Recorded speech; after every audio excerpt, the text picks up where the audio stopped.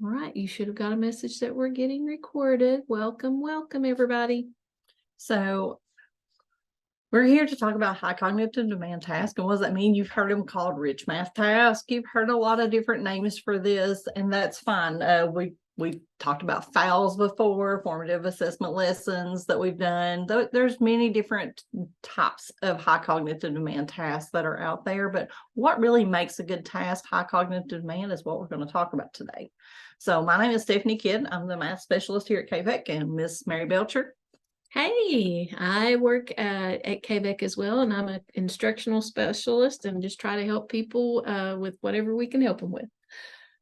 So we're so glad you all made it today. I always enjoy working with Steph. She has a wealth of information, and kind of one of the things we always kind of talk about with us working together is, you know, I was a general ed math teacher and science teacher, and how much help whenever I could go to my special ed teacher to ask me for some support, because I would have kids. I taught 7th grade math, and I had kids who couldn't do 3rd grade math or 2nd grade math, you know, or 5th grade. And so I would a lot of times depend on my special ed teacher. And I really wish I had Stephanie as a special ed teacher too. But I would go to them and ask them for strategies and for help of, you know, how do we, because we know when that end of the year assessment comes, that all kids, our general ed, our special ed, are going to be asked to complete things on grade level. And so just trying to make sure that, you know, work collaboratively with your special ed teacher, because they are a wealth of knowledge of helping us with some little strategies. And so just kind of like to always emphasize that with you all in our trainings, because we're better when we work together. Absolutely. Always. Absolutely. And guys, if you've got an FMD or what we call low incidence unit in your building, check with those teachers as well, because they're probably struggling with some of the math. And I know you're thinking, well, they take an alternate assessment, but that alternate assessment is still based on our standards. And so those kids in 8th grade still have to do the Pythagorean theorem. Those kids in high school still have to do equations and those kind of things. So check with them because you may have a task they need to work through so that they can understand and see what is expected for our kids when those assessments come out. So yeah, share the wealth, share the love. Yes, definitely. All right. So success is not the absence of failure. Matter of fact, we do better when we productively struggle at something, right? And sometimes we have to fail. It's the persistence through that failure. And so we're going to get right into talking about, guess what? Take a guess. Our math practices. That's going to be the first thing. This is kind of our roadmap for the day. So I want you to just take a quick look at your roadmap for the day. We're going to talk about the math practices and how that leads to task. And we're going to pull that in all day long. Okay. And then, of course, we're going to talk about math teaching practices. What are those teaching practices that I, as a teacher, need to be thinking about when I'm creating my lessons for my classroom? And then also, what's my right for my learners? What's their rights in all of this? And then what is those levels of demand that we want to make sure we're getting to in a task? How does vocabulary play into all of that? How do we modify a task that we may already have? What's those things that we can do? And then we're going to talk about shifts. And if you've never worked with Maggie Magatha or worked with a coach who works with shifts, this is an interesting way to start thinking about tasks. And I just pulled 2 of her shifts that we're going to work on. We might work on a 3rd one, but I definitely pulled 2 of them that I really want us to work on today. And I want us to think about how that's going to change the way I design my classroom, not just my classroom, but my tasks that I'm doing. And then how do I create or do a good task design, something you're going to do, and then you're going to work on your own again on a task. And so we're going to be here. We'll support you in any questions you have, those kind of things at the very end of the day. Our goal was to have this in person, and we would have you to bring in a task, and we would have conversations around that task. Here's the thing. Mary and I here have, I'm just going to say a nice round number, 40 years of experience together. That's a little less, but we'll just give that 50. There. It's 50. She giving away our good numbers here. Anyway, we're there, and I know that every person out there has many years of experience under your belt. And if you don't, and you're new at this, then find you a partner who you can share and bounce ideas off of, because many times in 6th, 7th, and 8th grade, I know I was this way. We're stuck on our own little pedestal out there, right? Somebody else is teaching science, somebody else is teaching whatever, but we're our own little person out there doing math by ourselves. So if you can find a friend that you can kind of phone or email or whatever to bounce thoughts off of, this is a great time to find that friend right here in this group. We always, Stephanie and I call each other critical friends, because we know that we will be honest and try to help make each other better. A little too blunt sometimes a little bit. But I'd rather have that person who's blunt and telling me exactly the way things are or how they see things, so that I can change things when I need to. So this is the part where, who am I? So we're going to do this, like I said, if we'd been in person, we would have done it a little differently, but you're going to jump on a Jamboard. And so Mary's putting that Jamboard into the link, or chat link, right? Dropping it in right now. She's dropping it in. You're going to see, and I should have brought up the Jamboard. You can hit the chat. Go to chat and click that. I sure will. And I'm going to bring up the Jamboard. We're just going to figure out who people are. And so get on the Jamboard. Here's what I want you to do. So in that Jamboard, as soon as it brings it up, you're going to see this is me, right? This is who I am. So I'm Stephanie Kidd. I'm the KVEC math consultant. I was born in the corner, but where you were born. I was born in West Liberty, Kentucky. Things I like: gardening, reading, crafting, board games. Love board games. Board games are so wonderful. The other thing that I love to travel to is a beach. Just give me a good beach, right? I can sit back, read a book, enjoy the sun, just a few minutes away from things, right? That's what I like. So Mary has went ahead and she put in, so create your little Jamboard. Just find you one and start creating. We've got 16 of them open. So find one and create who you are.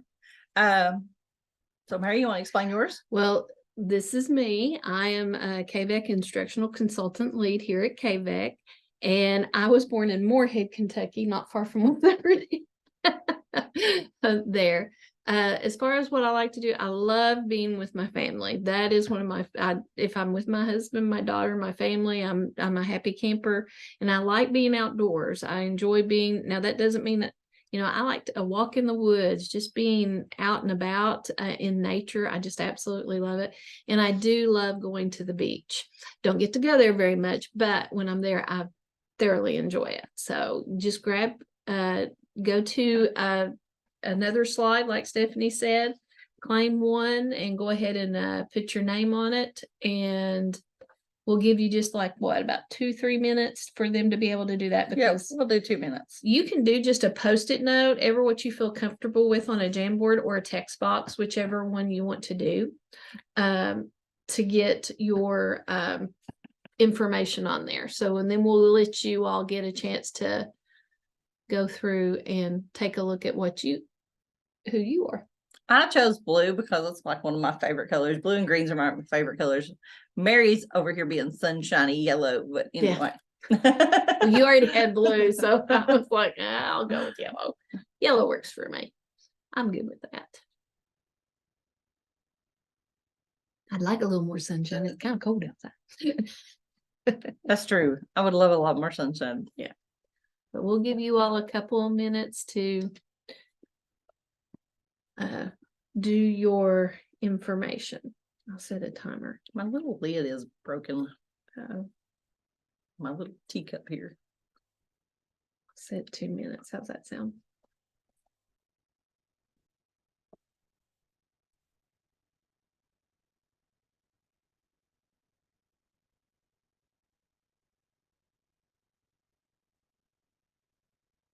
It's also just kind of gets them used to being able to work on another screen, and also working to get back to Zoom too, because that's a good practice thing. I lose myself so many times when I get on a meeting. I do too. I have to, where's the meeting? And so working on that. I'm getting rid of one of my little things up there so I don't get lost in the meeting. Yeah, that's easy to do.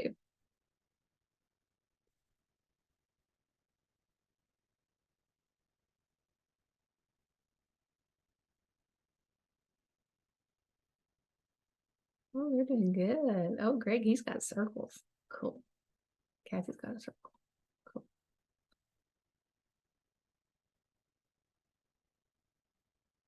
Oh, wait a minute. I think I'm making more.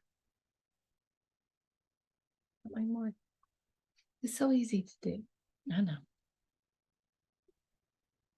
Right.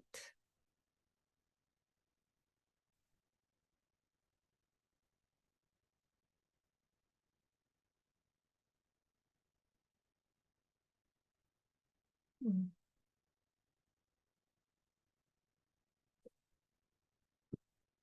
Also, make sure you've signed in today because your sign in is going to be how we actually get you your certificates for the day. So make sure you have signed in.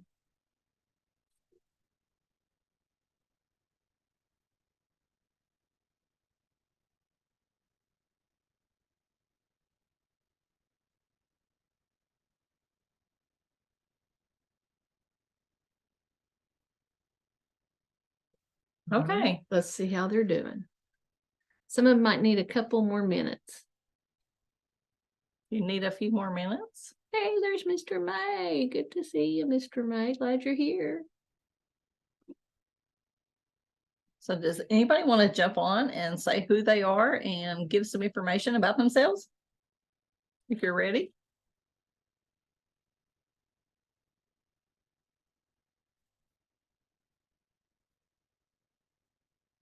It's nobody wanting to talk to us today. Look at here. Ashley Rowe has got it together. Oh, she's born in Pikeville. Not She likes Kat. traveling with family too. Look at there. Oh, yes, riding side by side. Oh, that's nice. I like that too. That's a good one. Love the beach and the mountains. She I likes the know. both. Okay. Chad enjoys watching basketball. Yeah, and playing golf. Cool. Are you good at golf? I don't know. I'm asking. I'm not. Sierra. Ooh. Awesome. Ooh, So she was born in Harlan.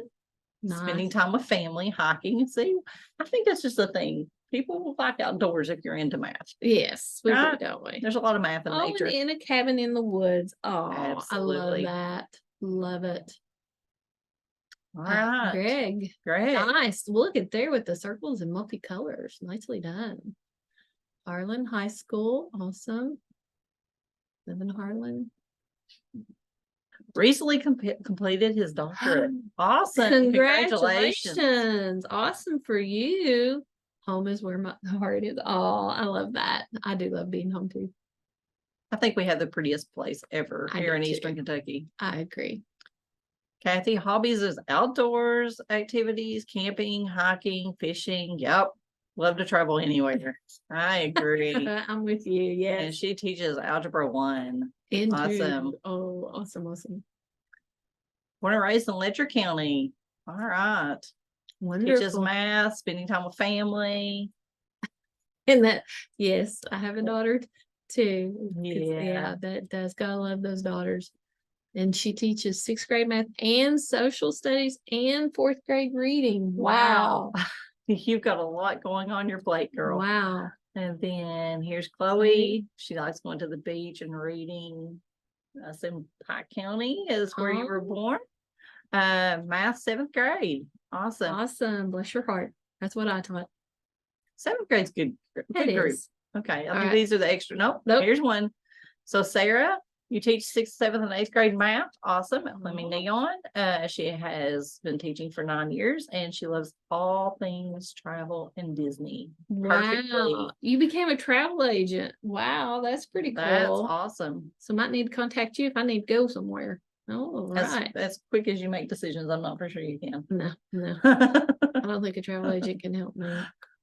Okay. So that's it. We went through these. Yeah. Let's see. So guys, thank you for participating. We're going to have different activities like this all throughout the day. So that we can get to know each other. Like I said, you've got friends out there. Okay. You just need to make sure you support them.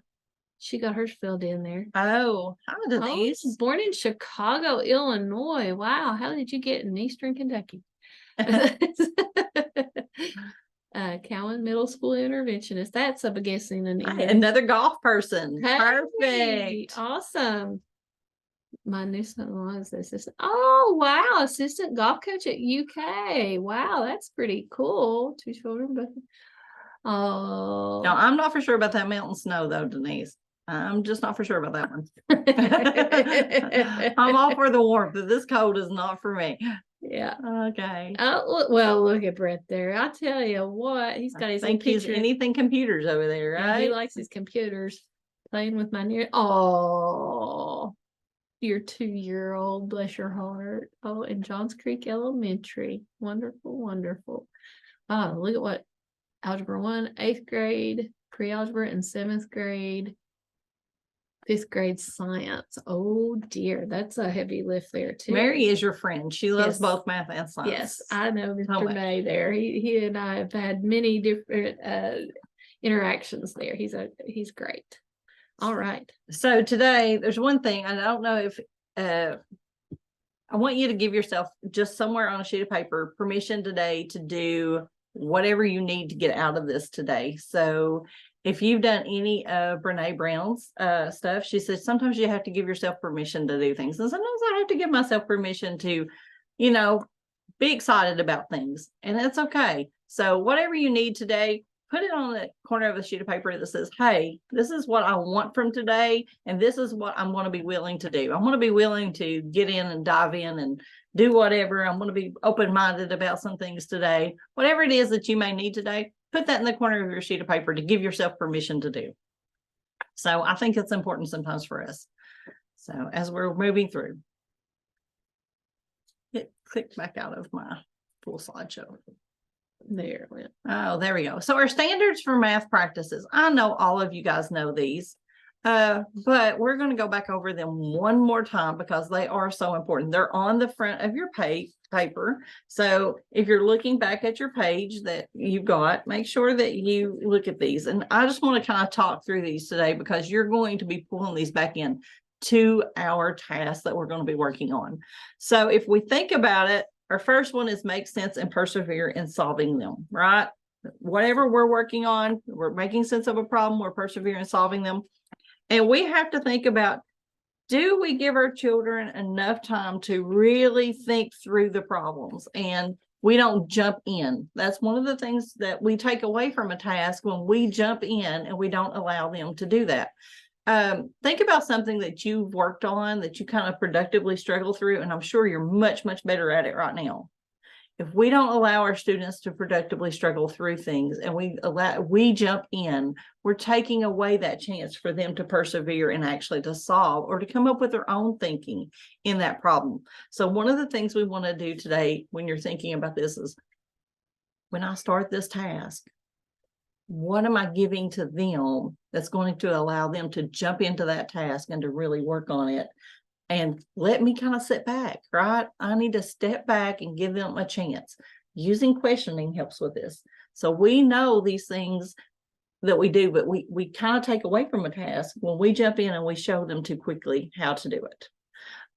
Or we give them hints, right? We think we're doing a great thing and we love our kids. We want them to do well. We do. But when we jump in there and we start kind of like giving them that hint, or we don't answer a question with a question, sometimes we take away from that or make them activate that prior knowledge they've got because they do have good prior knowledge. So think about that. Reason abstractly and quantitatively. That's our next one, right? So what are the things that we do that we get them to decontextualize the problem, that we get them to think about their abilities in that problem? And how do we make them start to reason? Do they have tools that they can use, like a table, double number line? Do they have the option of a different type of tool that maybe you've taught them, or a way to think about it? So giving them those kind of things is a great way for us to think about reasoning abstractly and quantitatively. Now, our next one that we're going to get into is constructing a viable argument. Kids need to talk. We just talked about, we have to bounce things off of each other all the time. So why are we not allowing kids to talk in mathematics? It's not just we're working the problem out. I have to speak, and many kids are like this, right? Mary, you and I are both one of these. Yeah. We kind of have to reason through it, and then we have to kind of talk it out loud, and then we may have to bounce it off someone. So letting our kids have that chance to partner share, letting them work in a group, those kind of things helps them to actually start to build, even in lower grades, starts to build that ability to create an argument as to why mine is correct or why mine may not be right, but I know that I'm on the right track. Right. Because there's so many ways you can solve a math problem too. Mhm. And how we each approach things is very different. But even though we might approach it differently, doesn't mean that we're not both doing it right too. It's just a different way of looking at it. So that's a very important point on this, I feel. I love math talks because if you do a really good math talk and you orchestrate, and we're going to talk about those 5 orchestrating practices today, but you orchestrate that you end up bringing in so many options. And so my way is not the only way, right? Mhm. The way I thought about it's not the only way to think about it. This is correct too. And so sometimes when kids think, well, we put one way up, right? Or Right. we talk about it one way and we don't give them that option to, Mhm. and this would happen when we were in school because they gave you one way to do it, right? Mhm. And you followed that exactly. And so it takes away from that so many times. Yeah. So if we do a good discussion with multiple ways, Mhm. then kids can understand at that point it's okay if the way I'm thinking is a little different. Mhm. Like your bell work, I think that, a lot of us do bell work at the beginning of class and letting the kids each share, if they got the same answer, but did they do it a different way?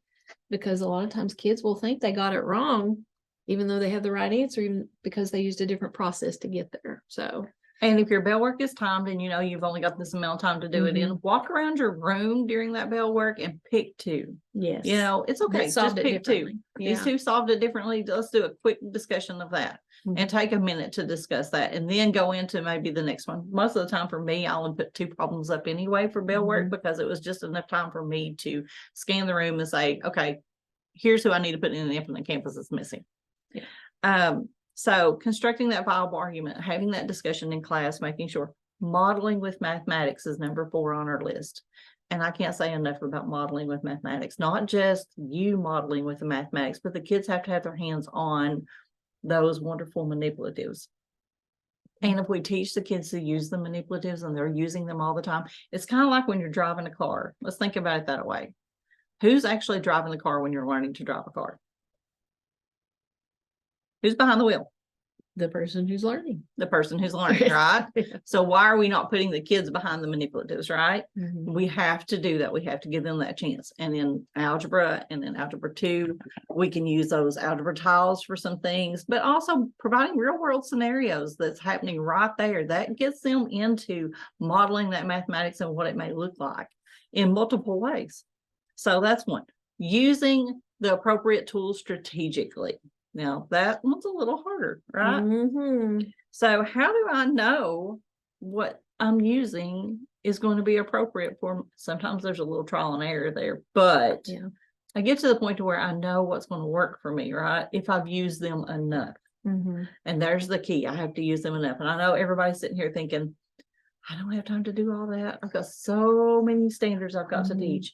But with each of those standards comes a ability to use appropriate tools, to reason through that, to think strategically, and then think about how can I use this, like bringing that prior knowledge back in there, right?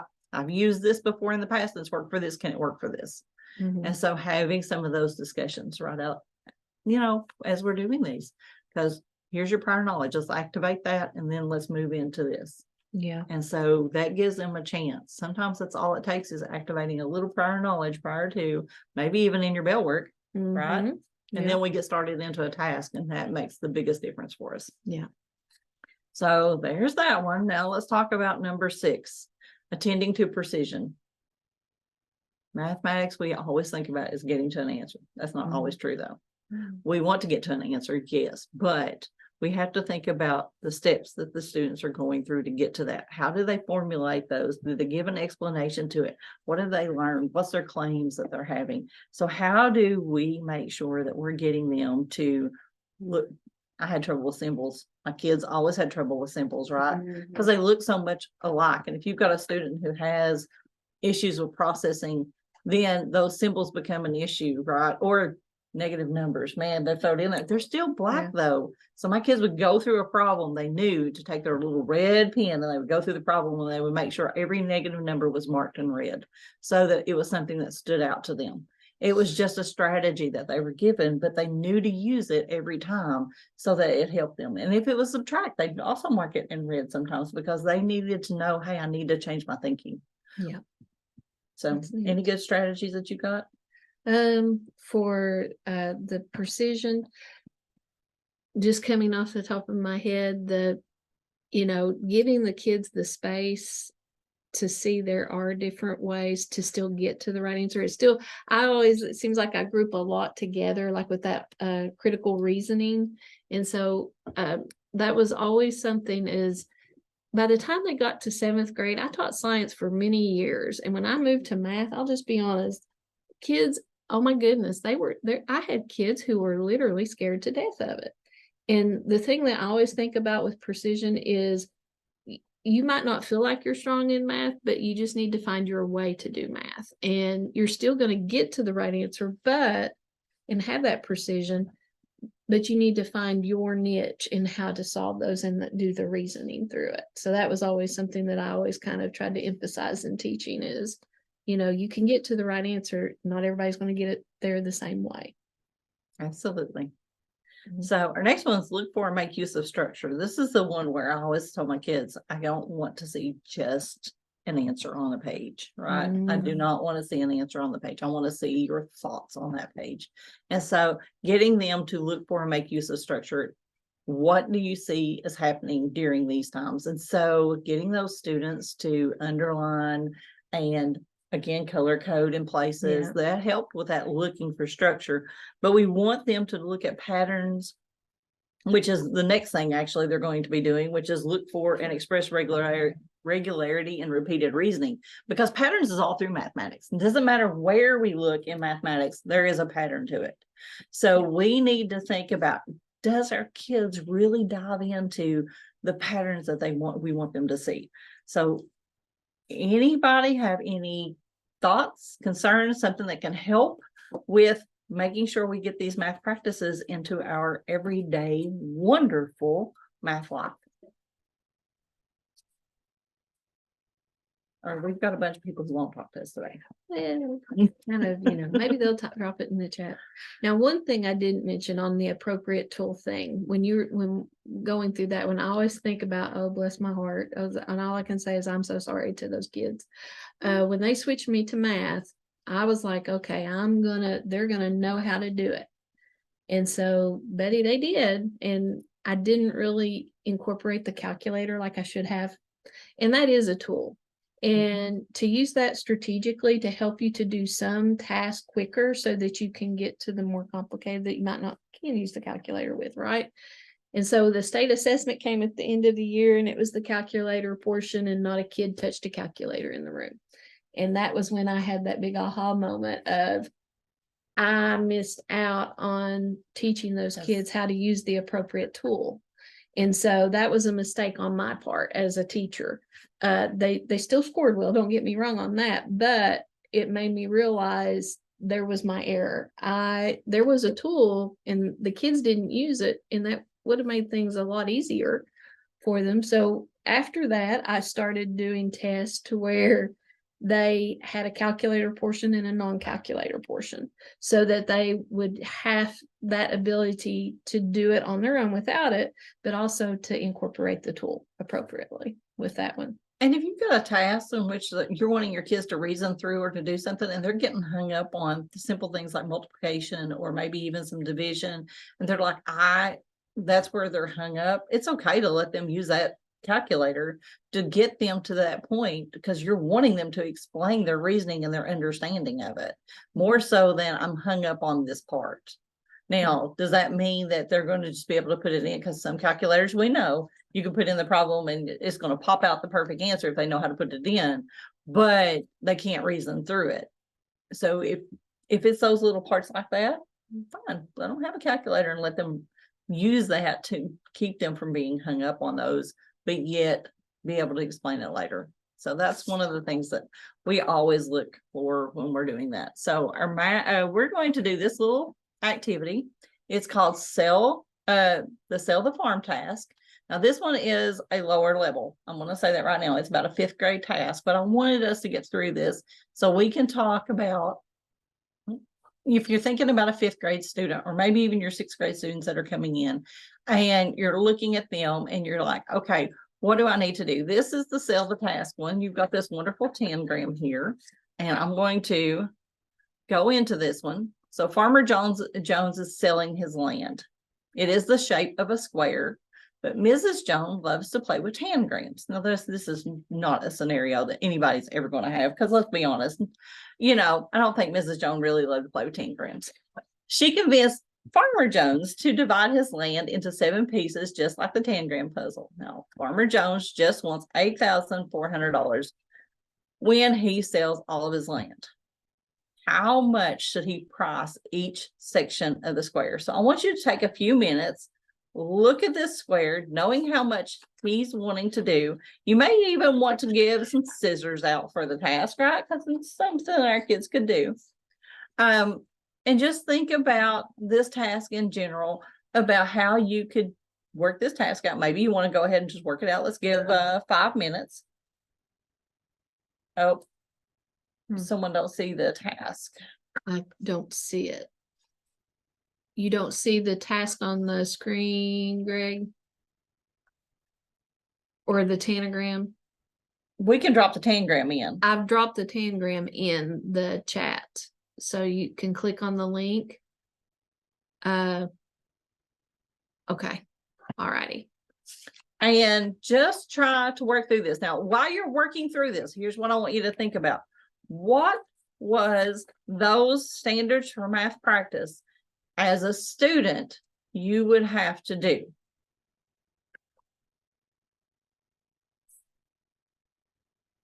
So set the timer for 5. Set the timer for 5.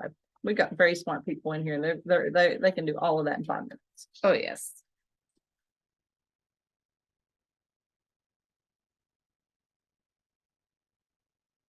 It may take me 5 minutes to cut this out. Mm-hmm.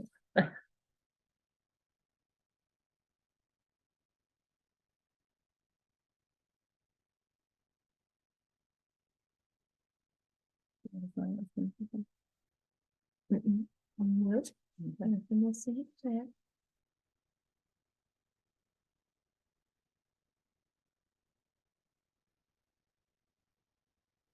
Anybody say any more time?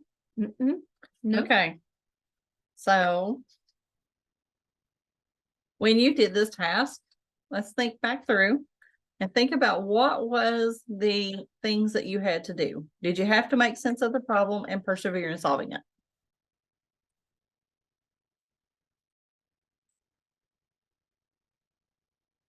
Did you have to reason abstractly some?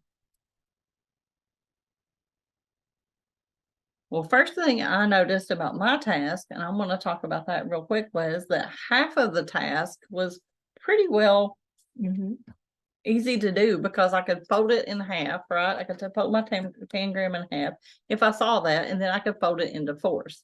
And so I could very quickly see that that was half of it. So if I could take 8,400 and I could divide that into half, I knew that that piece was going to be 4,200, right? And then I had to think about that task in, okay, now I've got to divide it in half again, because 4,200 is both of the 2 pieces. And so did that, right? And then I had to think, well, how much is left? And then I looked at those sizes of those pieces. And what I did was I noticed that this one here was actually half of that one. So I went through and I was like, okay, so that means this is 2 of this, and this one's still just 1. It's the same size, and this one's 2, and this one's 2. So then I had to think about it that way. And I was like, oh, well, that makes 8 pieces. And so if I take 4,200 and I divided it by 8, what did I get? I got 525. That means each piece. And then I could go back and I could decide how much I was going to sell these pieces for.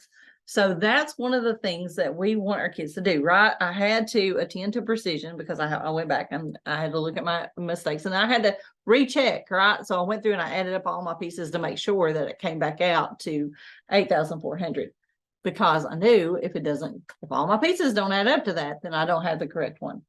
So I had to think about that in that part of it. So I had to attend to precision. Did I look for and make use of structure? I did, Yes, you because I did. had to look through each one of these See a pattern too. and I had to see a pattern. And a model. You used a model, which I like. I think that's great to cut it out so that the kids can manipulate those too. And that's letting them do the modeling too. Yes. And so if I have this task, I have looked at the structure of it. I've attended to precision. I've reasoned abstractly. I've had to persevere in solving this problem and may had to do some things. Can I tell you about it once I've done this? Like I can construct a good argument with this. I could talk to Mary about this if I needed to. Did I model? In this case, I did. I pulled it apart and I actually cut it apart and looked at it. And did I use appropriate tools strategically? And so that may be one, but I did use my model and I cut it up and I looked at it. And so I did use my model as kind of as a tool in itself. So many of these, one thing I wanted everybody to see was that we used most of these during this little task. Now, I'm going to click out of here. Some things that we talk about for task is if students are stuck, right? What happens when they're stuck? And so I kind of have to think through a task some of the time and I have to say, okay, I have to anticipate, right? I have to anticipate what some problems my students may have. Now, remember, I don't want to give them a way in yet, right? I don't want to give them, I don't want to do it for them. So I have to think about questions I may have. So if I go back to this is a problem that we had. So questions I'm going to ask when they're stuck. This way it doesn't give them a chance. So I'm going to give you just a few minutes to read that. And then when they're done, because we had those early finishers, we know, like that's going to do it long before that timer goes off that we've given them. Are there some questions I can add to? Doesn't change the task that they're on, but is there some questions I can add to so that they can continue on with that same task and maybe incorporate some different things. So here's what I did for what we've done for this one.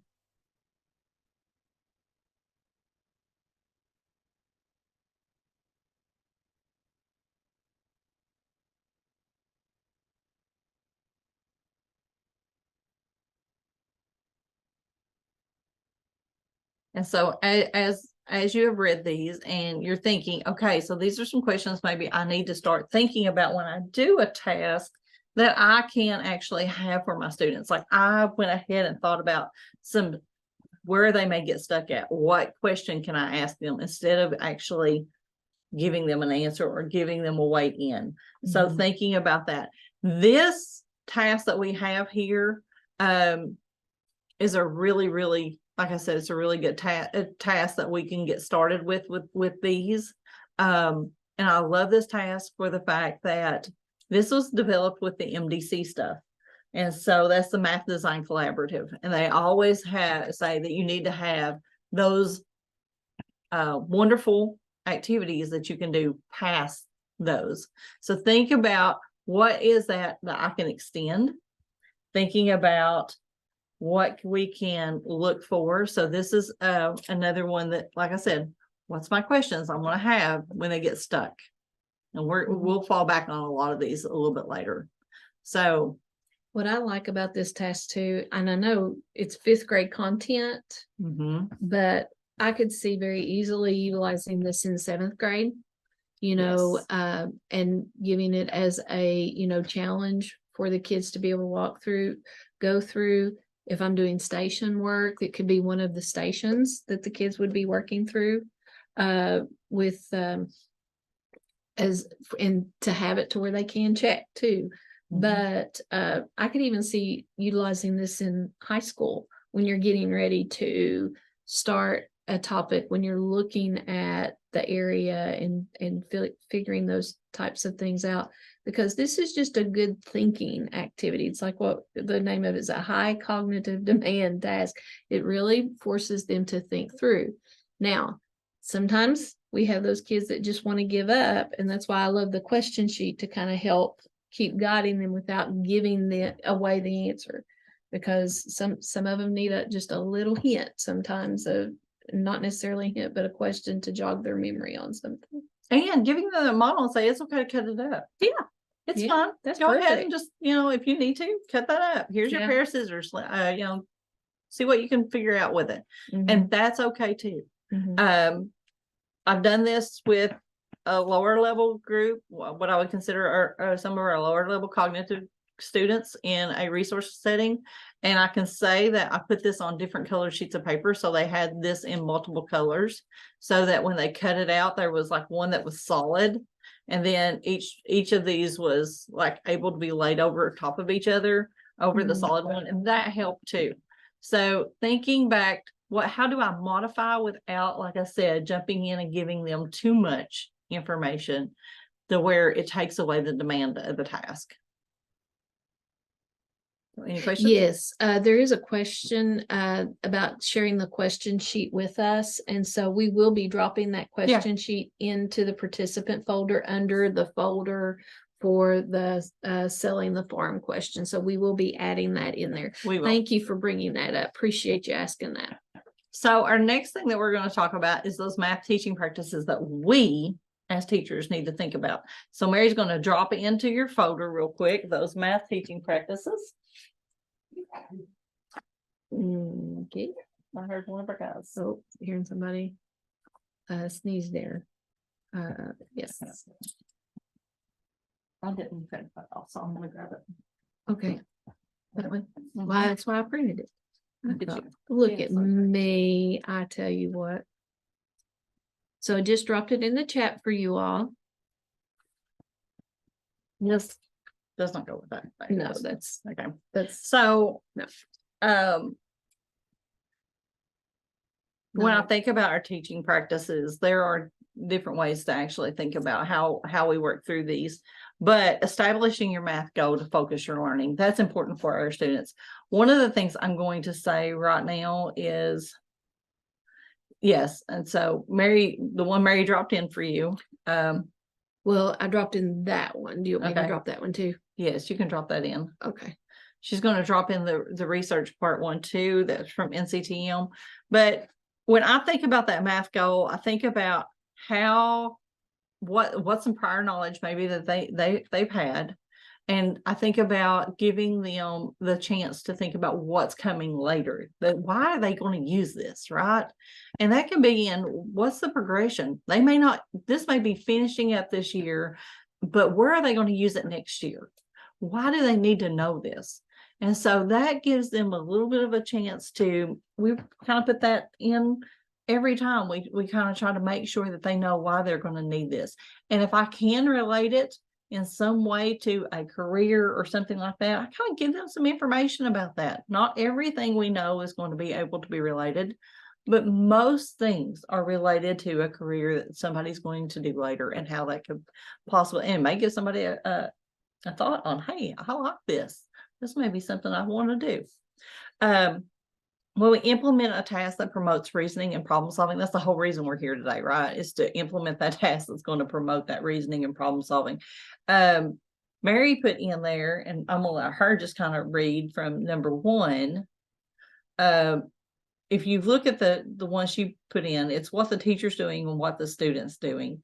And so with that focusing our learning, that success criteria too is important when we write that goal. What do we expect our kids to have that day at the end of the day that they should understand and be able to walk away with? Not at the end of the unit, but that day.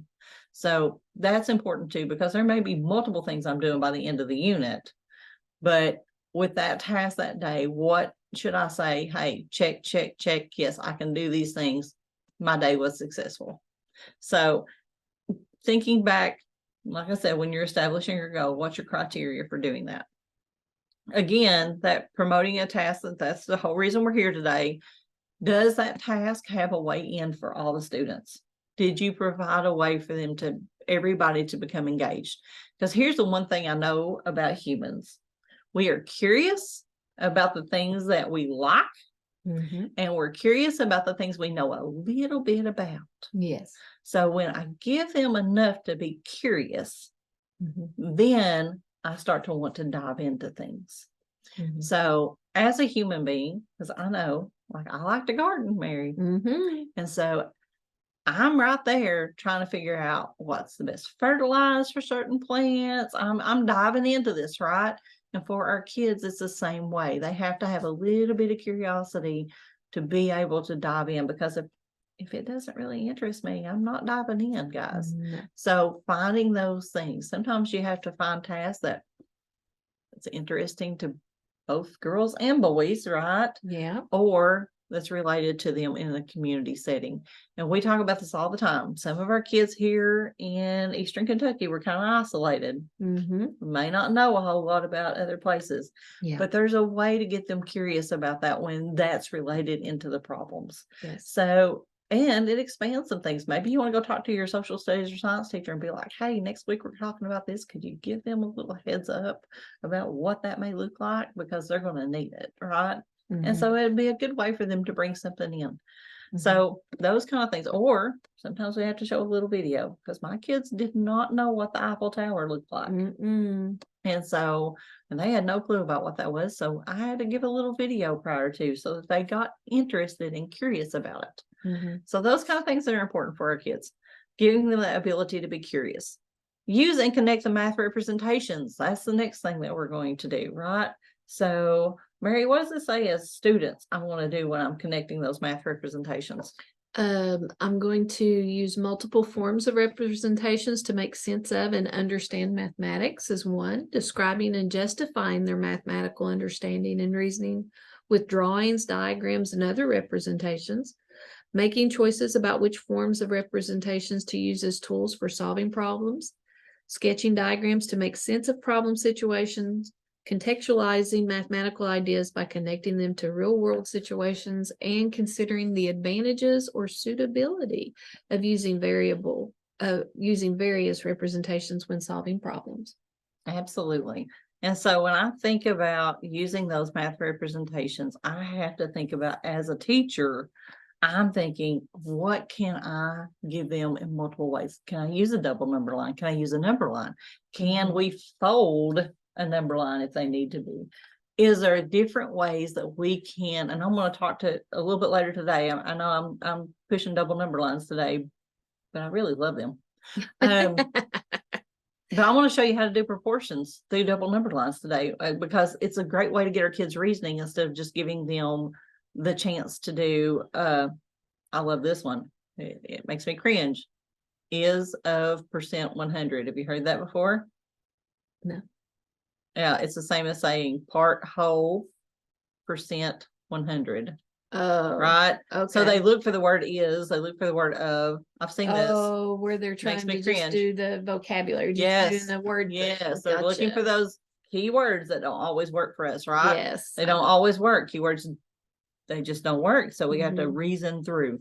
So anyway, I won't get off on a tangent. I promise. All right. Facilitate meaningful math discourse. Getting our students to talk.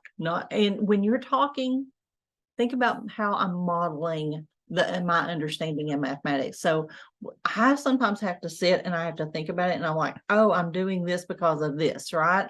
So when we model that understanding and getting them, and we model our thinking, that helps too. But we want our students modeling also. We want them using that double number line. We want them using that table. We want them using whatever it may be that they need at that time in tools. So that's another one. And they're talking about it, right? They have to be talking about it. That's the whole point of math discourse. Posing purposeful questions. We can get in that all day, but now they're on KDE's website. There's a great reference that you guys can go to, and we'll drop that in too. That's got those, it's the look fors. Have you guys seen has everybody here seen the look fors on KDE's website? Let me go find them. It's the look fors in mathematics. I have some yeses, noses, nothing yet. Not seeing anything in the chat yet, but I'll go pull them up. So if you have not seen the look forwards, it's got some questions with it that are great to get you back to all of this. The next one you're going to think about is building procedural fluency from conceptual understanding.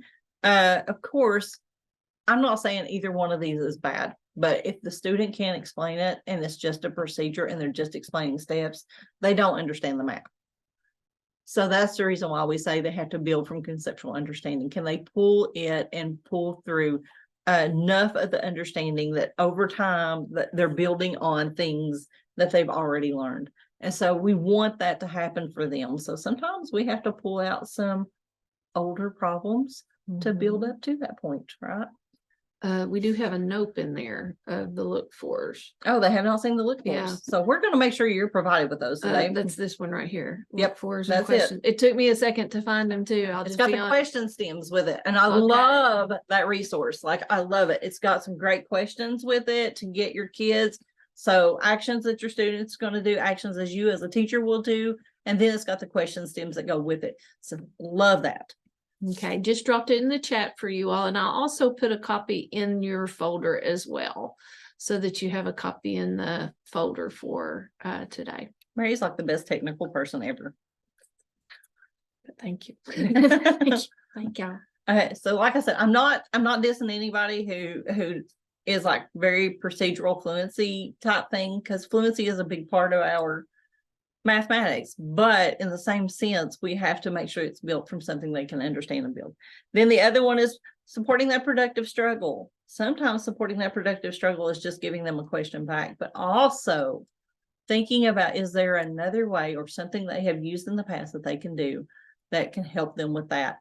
Another thing to think about productive struggle is handing them a model. Let them take that model apart. I don't know about you, but I was curious as a child. I wanted to take things apart because I wanted to know what was in them. Now, sometimes they got me in trouble. That can.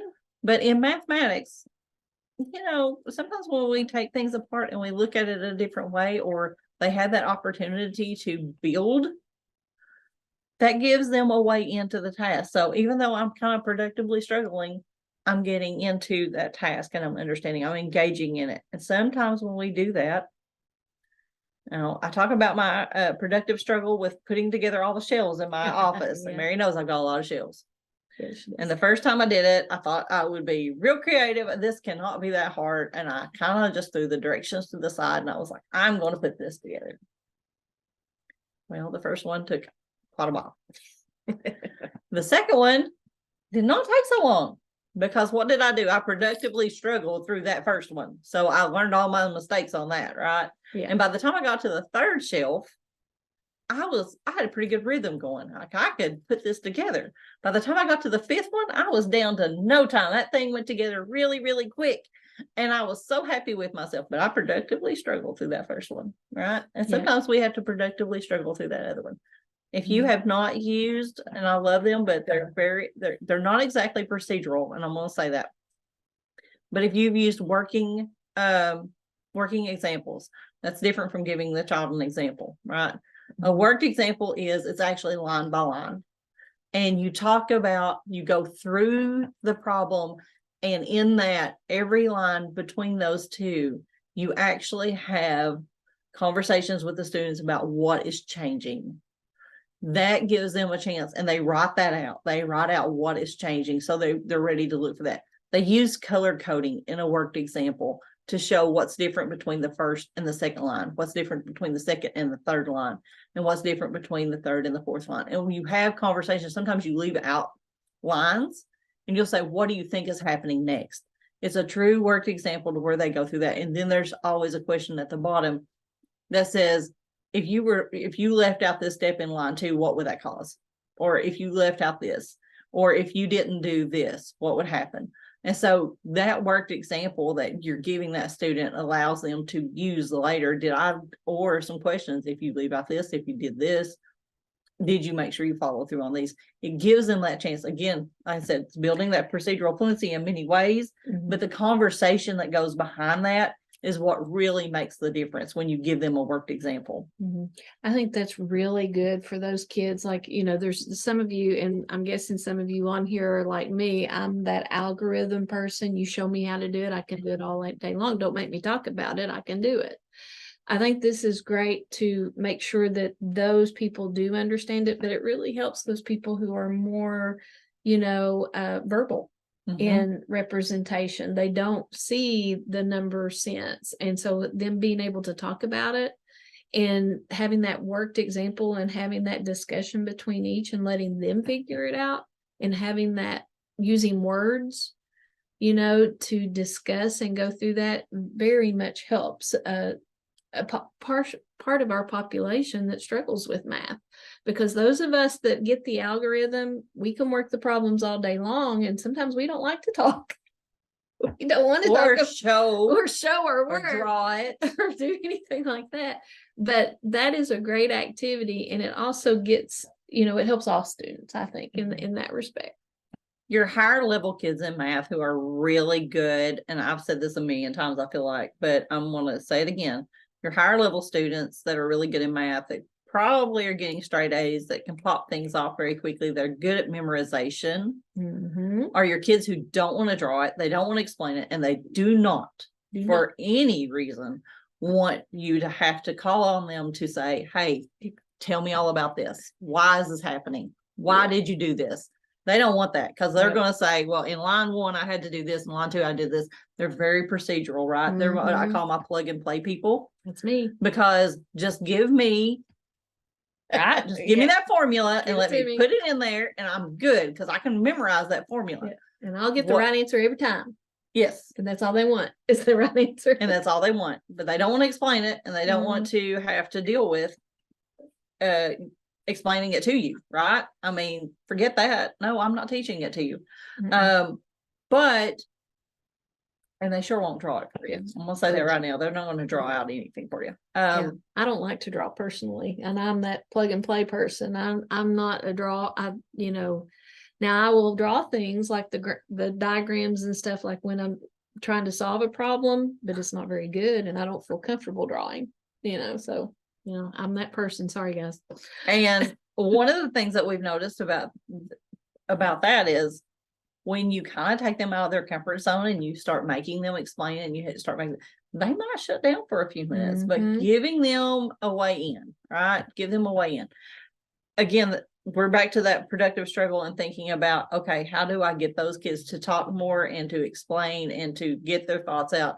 Again, we're building in on that conceptual understanding that they may not have, because they were that kid who just shot their hand up and gave me an answer because they were able to just pop it in there and they were able to memorize. Yeah. The kids that really productively struggle are those kids who have to work it out, who have to dive into, but they're your best explainers.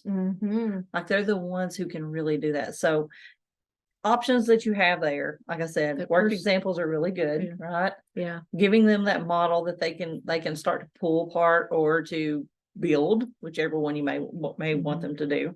And then giving them that just opportunity to engage in that productive struggle and sometimes just walk away. Vonda Adams talks about a little girl that she had all the time. And she's like, we all know we're pressed for time. And she's like, it was the end of class. She said my timer had went off, that she needed to be going somewhere else. Vonda needed to be getting a new class. And she was sitting there and she was like, okay, come on, let me just show you. And the little girl like stuck her finger right up in her face like this, like, give me one more minute. And she said, if I had not just walked back and said, okay, dealt with the rest of the class and come back to her, she would not have had the answer she had or the understanding she had. And she's like, many times I have done that to students. I've taken away that ability to productively struggle because we're on a time crunch, or we're instead of saying, we'll come back to this tomorrow, which we think we don't have time for. And sometimes we don't. I mean, sometimes we know we're having to, but giving them time to productively struggle, build it into your schedule for them to have that time. I like that phrase, go slow to go fast. Yeah. Because if you get them to where they get to that conceptual understanding and can work through it, it will allow you to be able to go faster later instead of having to go back and reteach and reteach, which I know in math we do that all the time. We're constantly revisiting things because we are so much building on past skills is what we have to do. And many times we say, oh, I don't have time to get those manipulatives out or whatever. You don't have time not to because of what it's building. You're going to have to reteach it if you don't allow them to build that understanding. So sometimes, yeah, like you said, we have to go slow to go fast. Yeah. Because otherwise we're reteaching, and nobody wants to have to reteach because we really don't have time. Right. Yeah. And then of course the last one is elicit and use evidence of student thinking. This is what we're going to talk about later on today, about orchestrating that to get that thinking out. So we're going to do those orchestrating those 5 practices that we want to do. And I've talked about one already about anticipating some questions your kids are going to have, or anticipating what they're going to do or where they're going to have some problems at. But we're going to really dive into that a little bit later and talk about that. And I think that you're going to really appreciate that part. But using our students' understanding, and it doesn't have to be the student explaining. Mary's got a good thought. I'm going to probably be walking around writing that down, and then I'm going to bring it back, and I'm going to give Mary credit, right? I'm going to say, well, look at what Mary had today on her paper. I'm so happy to see this, and I'm just going to explain it real quick, right? It doesn't take all the time that maybe she would have taken, but she's getting credit for her thinking, and I've given everybody an opportunity to see that kind of thinking. And maybe somebody else did it a different way, and I really like that, so I'll bring it back and give them credit. So that's just some of the ways that we can build this in. We've been sitting for an hour. Do you want to give a break or not? I am okay. If it's a good breaking point, I'm good with that. Let's go over the right of the learner, and then we will. Okay. So we're going to give you a break right after this right of the learner. So on your paper that I gave you that I'm not good about referring back to, I'm getting better about it, but I'm not good at referring back to it. We've done the sell the task, and we've talked about the practices that fit, or I feel like I've talked about it. You guys have not. Come on, guys. We're going to do this. So what do you feel like is the right of your students as a learner? What do you think that is? And this comes from the rights of a learner, and it's a framework for promoting equity. So we want to talk about what is those rights that the students have. And I've covered these up, but what do you think may be a right of a learner? Put it in the chat.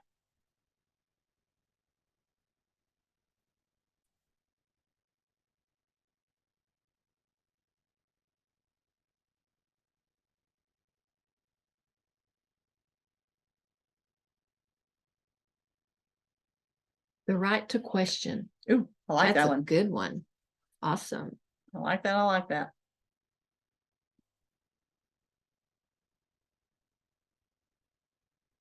I know Sarah's not the only person paying attention. Maybe I am that boring. I don't know. No. Some of them are probably just sitting there. Okay, what is the right to high level instruction? Ooh, nice. Yes, that's a good one. The right to high level instruction.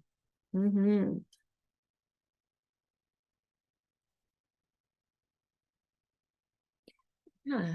Come up with their own problem solving methods. Nice. The right to share ideas. That's a good one. Absolutely.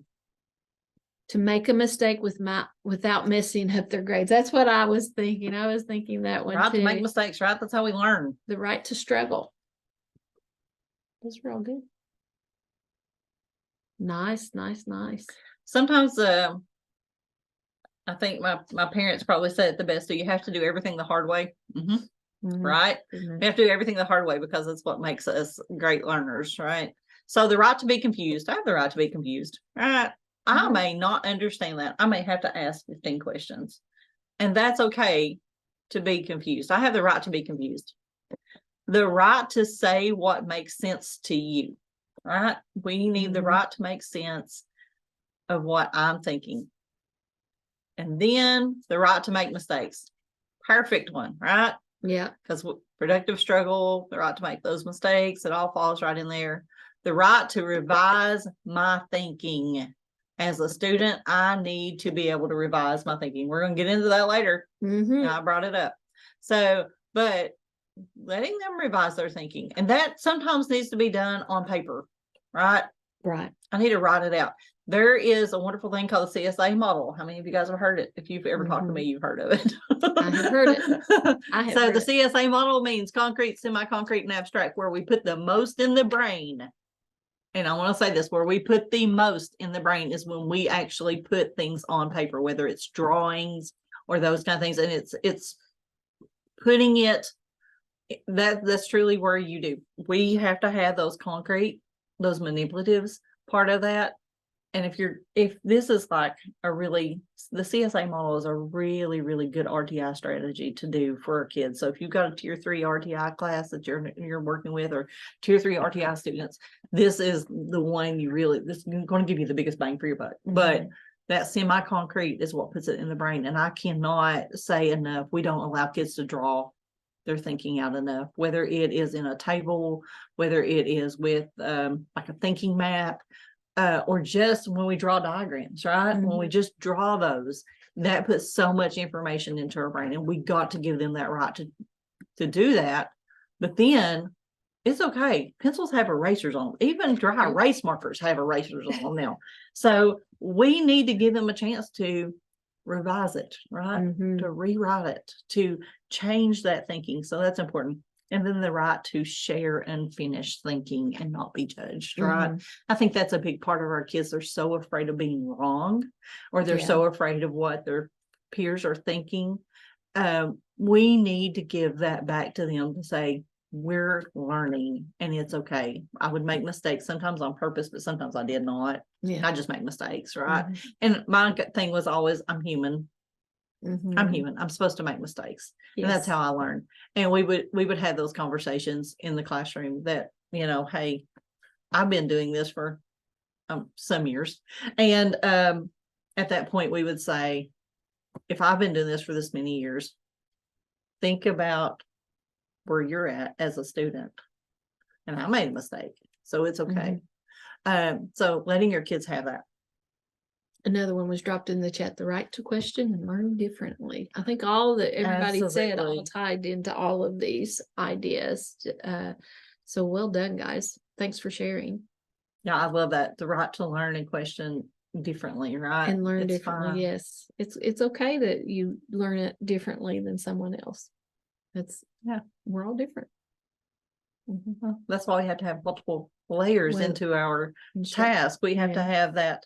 Oh, how do I get started, right? And so again, building that curiosity, but yet learning from it a little differently. That's the reason why I'm a fan of the bead string. I use a bead string for a lot of things. I'm a big fan of anything number line, and I'm like any manipulative. Like, guys, if there's a manipulative out there, I am all curious about it because I love the way they work. And you don't always have to use them in the same way that they were intended, because as mathematicians, as we get curious about things, sometimes we realize that, hey, they can be used a different way.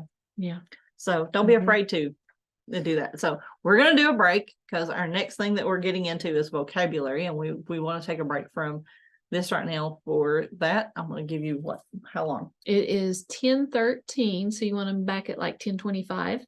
Would that be good, like a 12-minute break? That'll be perfect. Let's do that. It gives everybody a chance to refresh your coffee, use the bathroom, that kind of stuff. So we will be back at 10:25.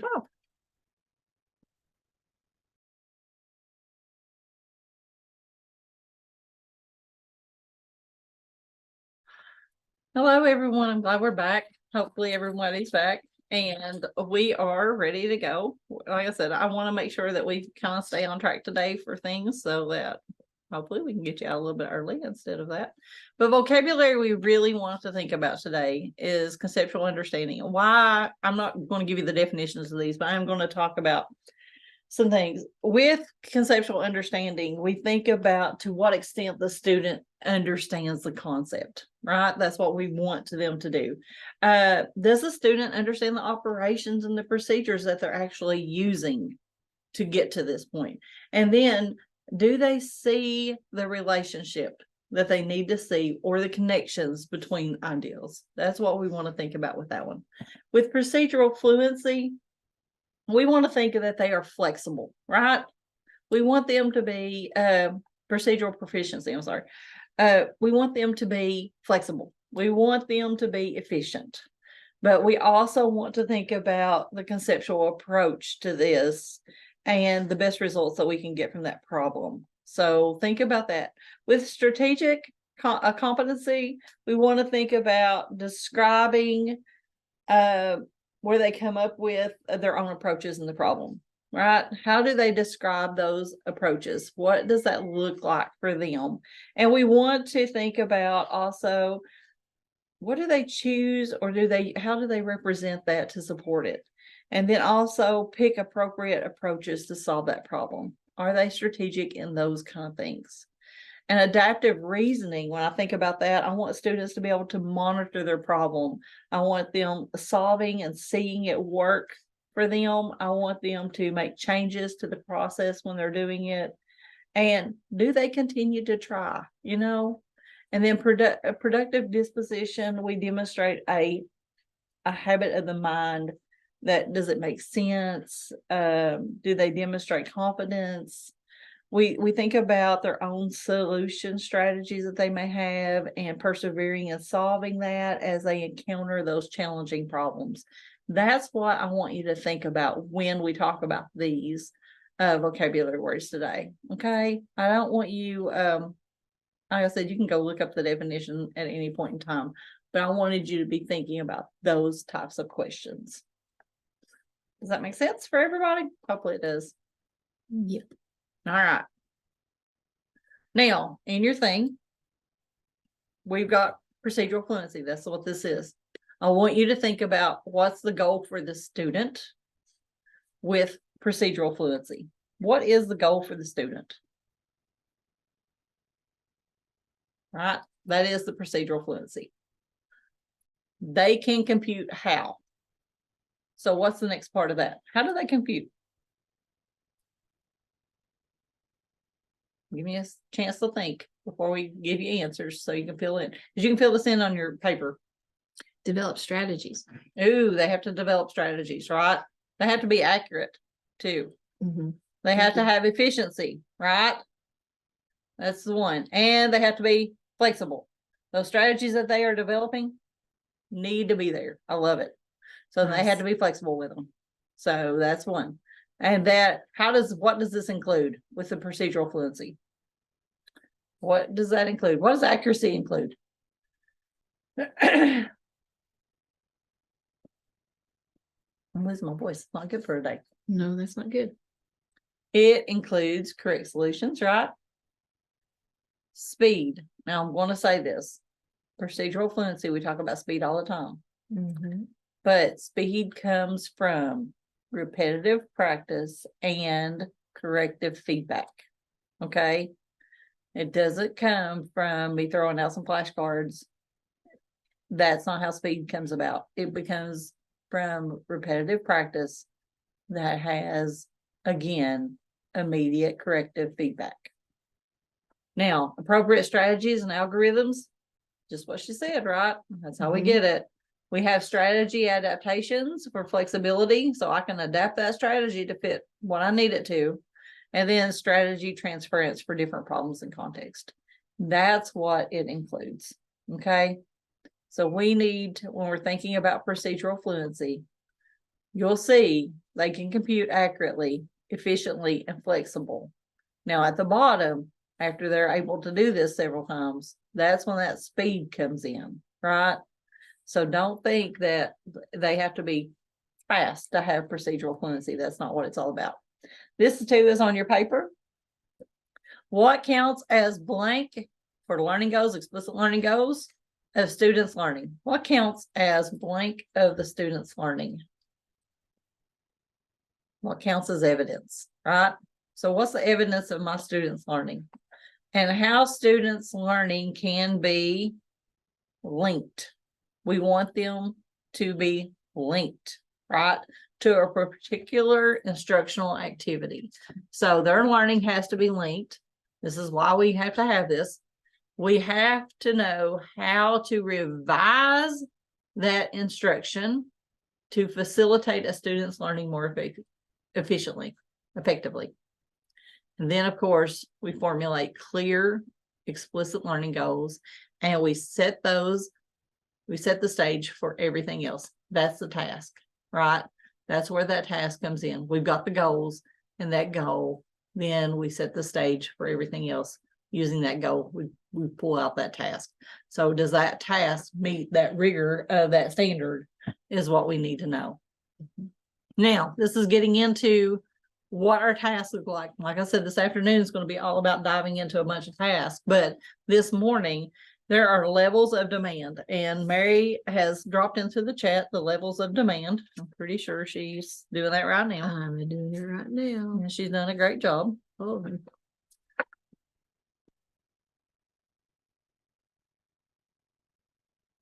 Now, if you get into those levels of demand, that task guidance, I've lost my levels of demand.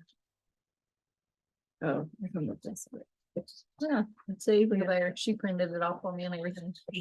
Like, I've lost my levels of demand. The low level task is memorization, right? There's nothing connected to that when there's memorization going on. I'm just expected to know it. Then another low level task is there's a procedure, but there's no connection to mathematics. Yeah. But when we get, those are tasks that we may see to get them started sometimes. That's just going through the steps, But it's just going through the steps. And sometimes we want to not even use those till later if we have to. But for a high level task, this is where we want a high level task. And we really want high level tasks that's doing the math, right?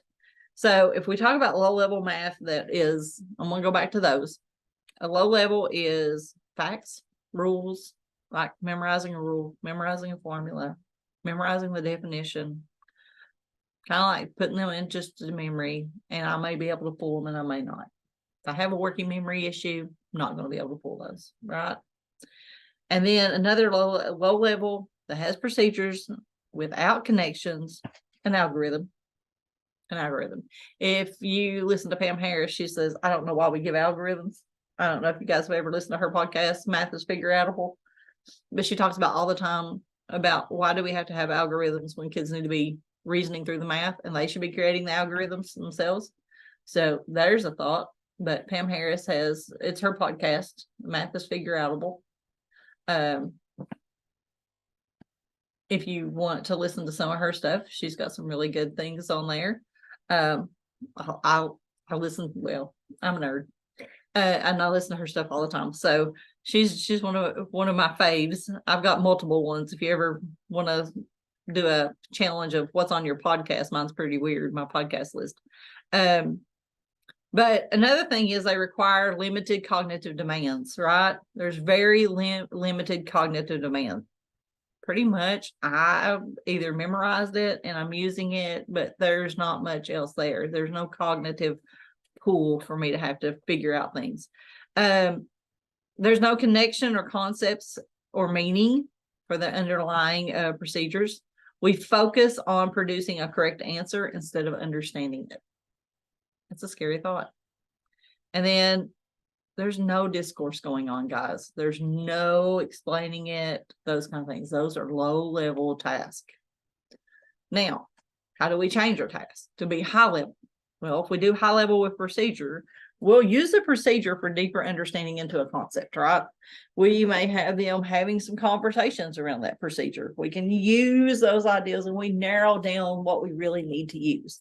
And then we'll also have different ways that we may represent that. That's a plus because we talk about we want different ways for them to have it. And we require some degree of cognitive, right? But again, it's still a procedure. My plug and play people like these. Right?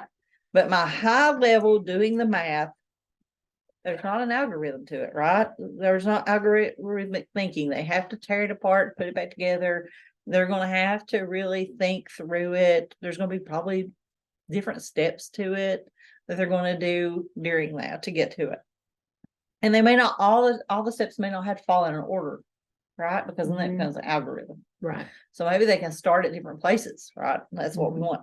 We require students to explore and understand that mathematics. So they're having to really dive in and to explore and tear it apart again. Like I said, put it back together, maybe even bits and pieces of the problem at a time. It's having them to self-monitor, right? They have to self-monitor during that task. It requires a considerable cognitive effort on them. And here's the thing, Mary said, this is a good one. It may cause some anxiety because it's not always clear where this is going.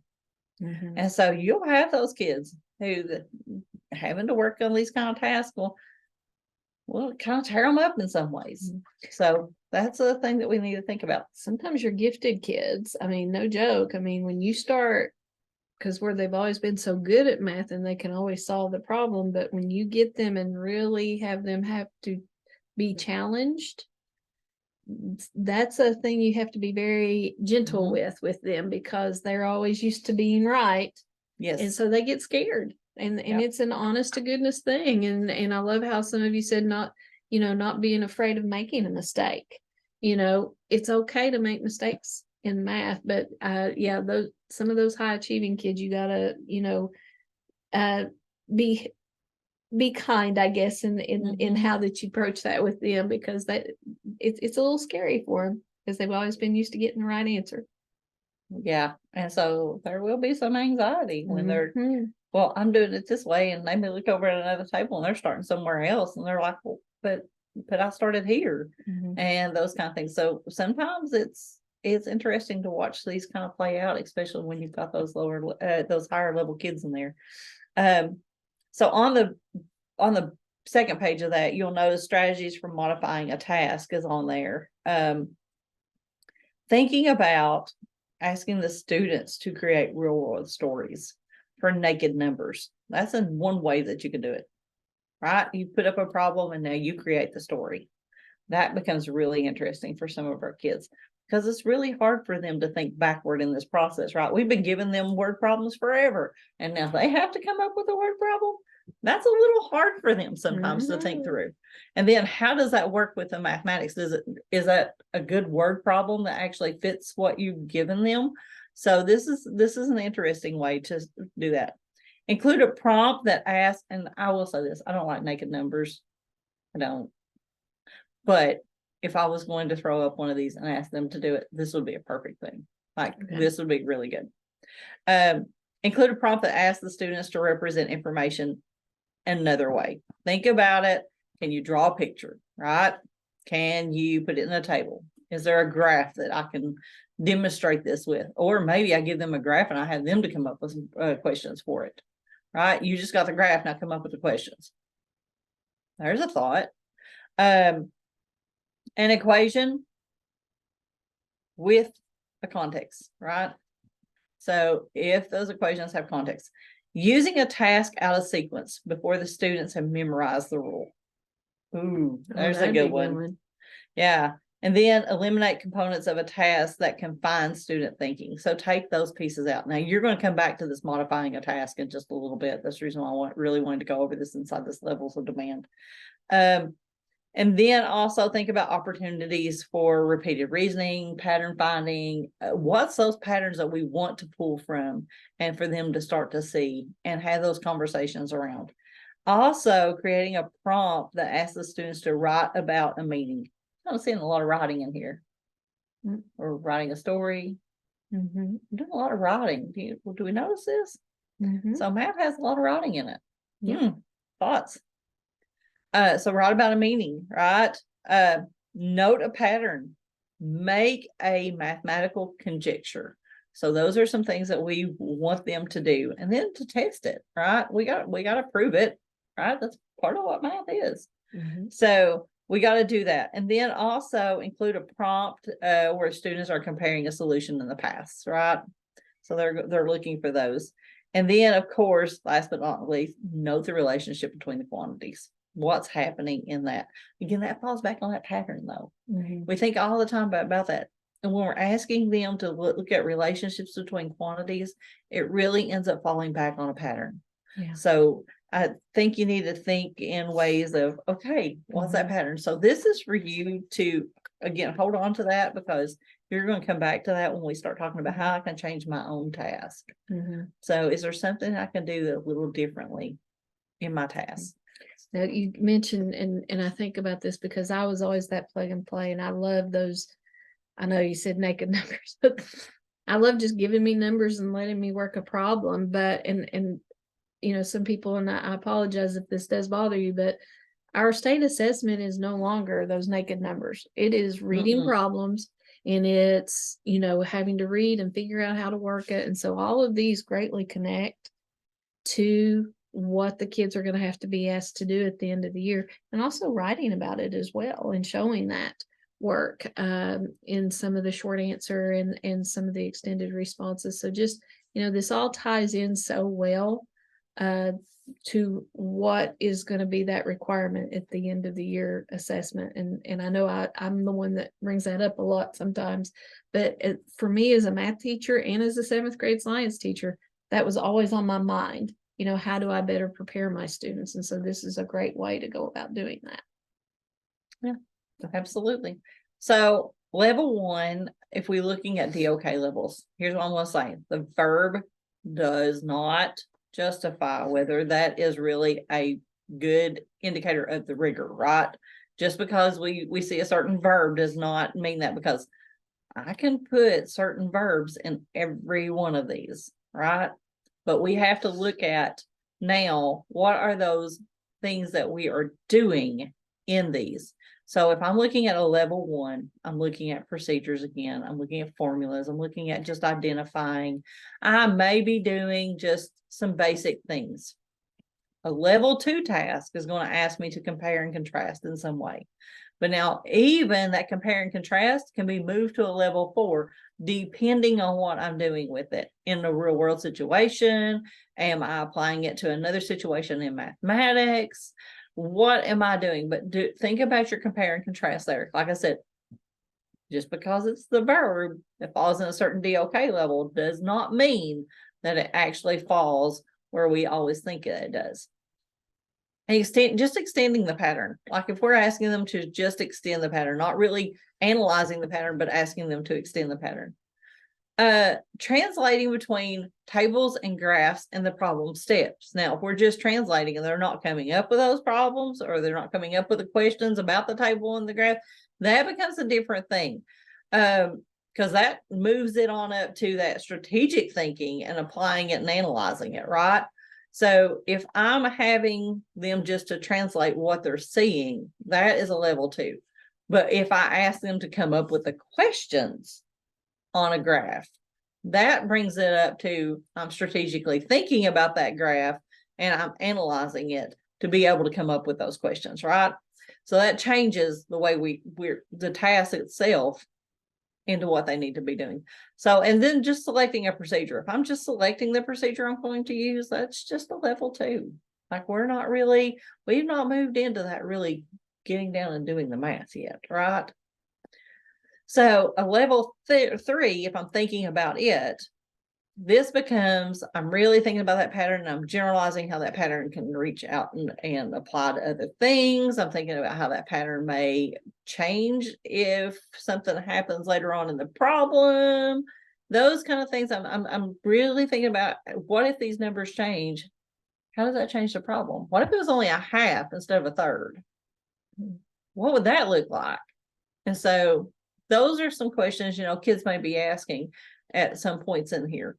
They have to explain their thinking, all right? Again, that may be written, not just verbal. So they're going to have to explain their thinking. And on the state assessment, we were talking about this. They have to explain their thinking. It has to be written, right? Yeah. There's no option. So we can't take that away from our kids earlier on. Now, if you've got a student who needs a scribe, and you can't always get around to those kids that need a scribe. I know, because we've all been in the room and you can't get around. Maybe you've got 3 kids in there who need a scribe. Let's just say that that's an option in your room, that you've got 3 kids and they need a scribe. What can I as a teacher do? Well, I can actually get them a peer tutor, right? I can get them a peer tutor. It's going to help. And in that process, they're doing 2 things. That peer tutor is only writing what they're telling them, but they're having to verbally explain exactly what they want on that paper. Wow, what does that do to my thinking? And sometimes they revise that thinking, right? And so they have to go back and tell the person, no, hold on, that's not right. Let's change this to this. And then many times when that's going on, if they're really good and they just write what's there, but many times what happens when they're writing that is they'll actually ask the peer tutor, are you sure that's right? That gets me thinking. I know peer tutors aren't perfect. for that, because Mhm. when we do the state assessment, we can't ask if that's right. No. We just get to write what they tell us. Mhm. But it gives them a chance to start putting that on paper, and it gives your peer tutor a chance to start thinking about different ways that they may see it. So giving them that peer tutor sometimes, but making sure that they get their information on paper. That's That a can be good an option. practice. You don't want the first time they do it on a state assessment by no means, if that's, if they're not always being able to have that scribe available for them. That's a great workaround. That's Yeah, what I would look at And it I as. usually always said, guys, I always told my other teachers when I was working that we can't change the state assessment. They still have to do that. Mhm. So how are we changing what's in the classroom? Because if we're modifying in the classroom instead of just accommodating, that becomes a problem too, because they're not getting access to everything, or they're not being made to do everything they're going to be required to do anyway. They're not going to get to the river. Yeah. And my boss is not going to let me show up at 9 o'clock because I want to sleep in late. Sorry, Mhm. don't happen. That's just not how that works in real life. And so we don't need to change the rigor in our classrooms. We need to provide an access. And Mhm. sometimes that access is as simple as saying, you're going to dictate to so-and-so because they're an early finisher, right? Mary's an early finisher. She's got those equations down. She's written her little thing out. That's the perfect person for me to put with her. And so I can do that. So keep in mind when we're doing those kind of things, don't give your special ed kids a way out. Mhm. Give them an accommodation in that classroom so that they are also having to do the math. And I know we've got kids who they find a way out because, well, I can't write, or I can't, don't give them that way out. Just Mhm. don't, because they're not going to get that out later on in life. Right. So we got to think that way too. We are Mhm. building independence for all of our kids. And when we do that, or here's an even better one. Our iPads, most of our computers have a text to speech. Mhm. Guess what you're doing? You're going to put it there and you're going to drop it in Google Classroom. Because then I'm really giving them a way to make sure that they've got everything they need. And the good thing about text to speech is it's going to underline every one of those little mistakes I've made. So I can go back and look at that. Mhm. So another way to do that. So what about recordings? Like sometimes I would even just let a kid do a recording. Like I would have I had a little recorder that if for whatever reason my instructional assistant or my special ed teacher wasn't able to be around to do a scribe, or I couldn't do it for them, sometimes it would just be a recording to let them record it, and then I could listen to it. But I like the idea of the buddy, because that actually makes them have to go back and make sure it's written down correctly. It's good practice. And you've got those earlier finishers in your classroom. You've got those high achievers that are going to be done pretty quickly sometimes with certain tasks. And so it's okay to pair them up for them to know, hey, listen, I only want you to write what they tell you to write. Okay. Yeah. You're not going to give feedback. You're not going to do anything. You're just going to go over there. You're going to sit down. You're going to be very friendly, and you're going to say this. And they're going to give you that information, and then you're just going to leave that with them to turn in. Because again, what am I doing? I'm putting that responsibility back upon them. So giving that to your kids, please think about those kids. Yeah. Formulating an original problem. We're there with that one. Explain, like I said, explaining your thinking, making and justifying conjunctures. You use concepts to solve. We want all of that to be happening in that level 3. Now, when we get to this level 4, that's the one where they're doing the math, right? They're really diving in. They're applying the math model to a situation. They're relating math concepts to real world. Now, there's going to be some real world in this level 3. I'm not saying there's not, but in this level 4, we're actually having to dive in. There may be multiple paths they can take on that level 4, and they can find different ways to find a solution. And I love it when we pull this level 4 along with those 5 practices for discussion. You'll see in a little bit, like I said, we're going to bring that 5 in, and Mary's getting us the book. Is that correct? Yes. Mary's getting you the book. Show the I book. said Show the that book.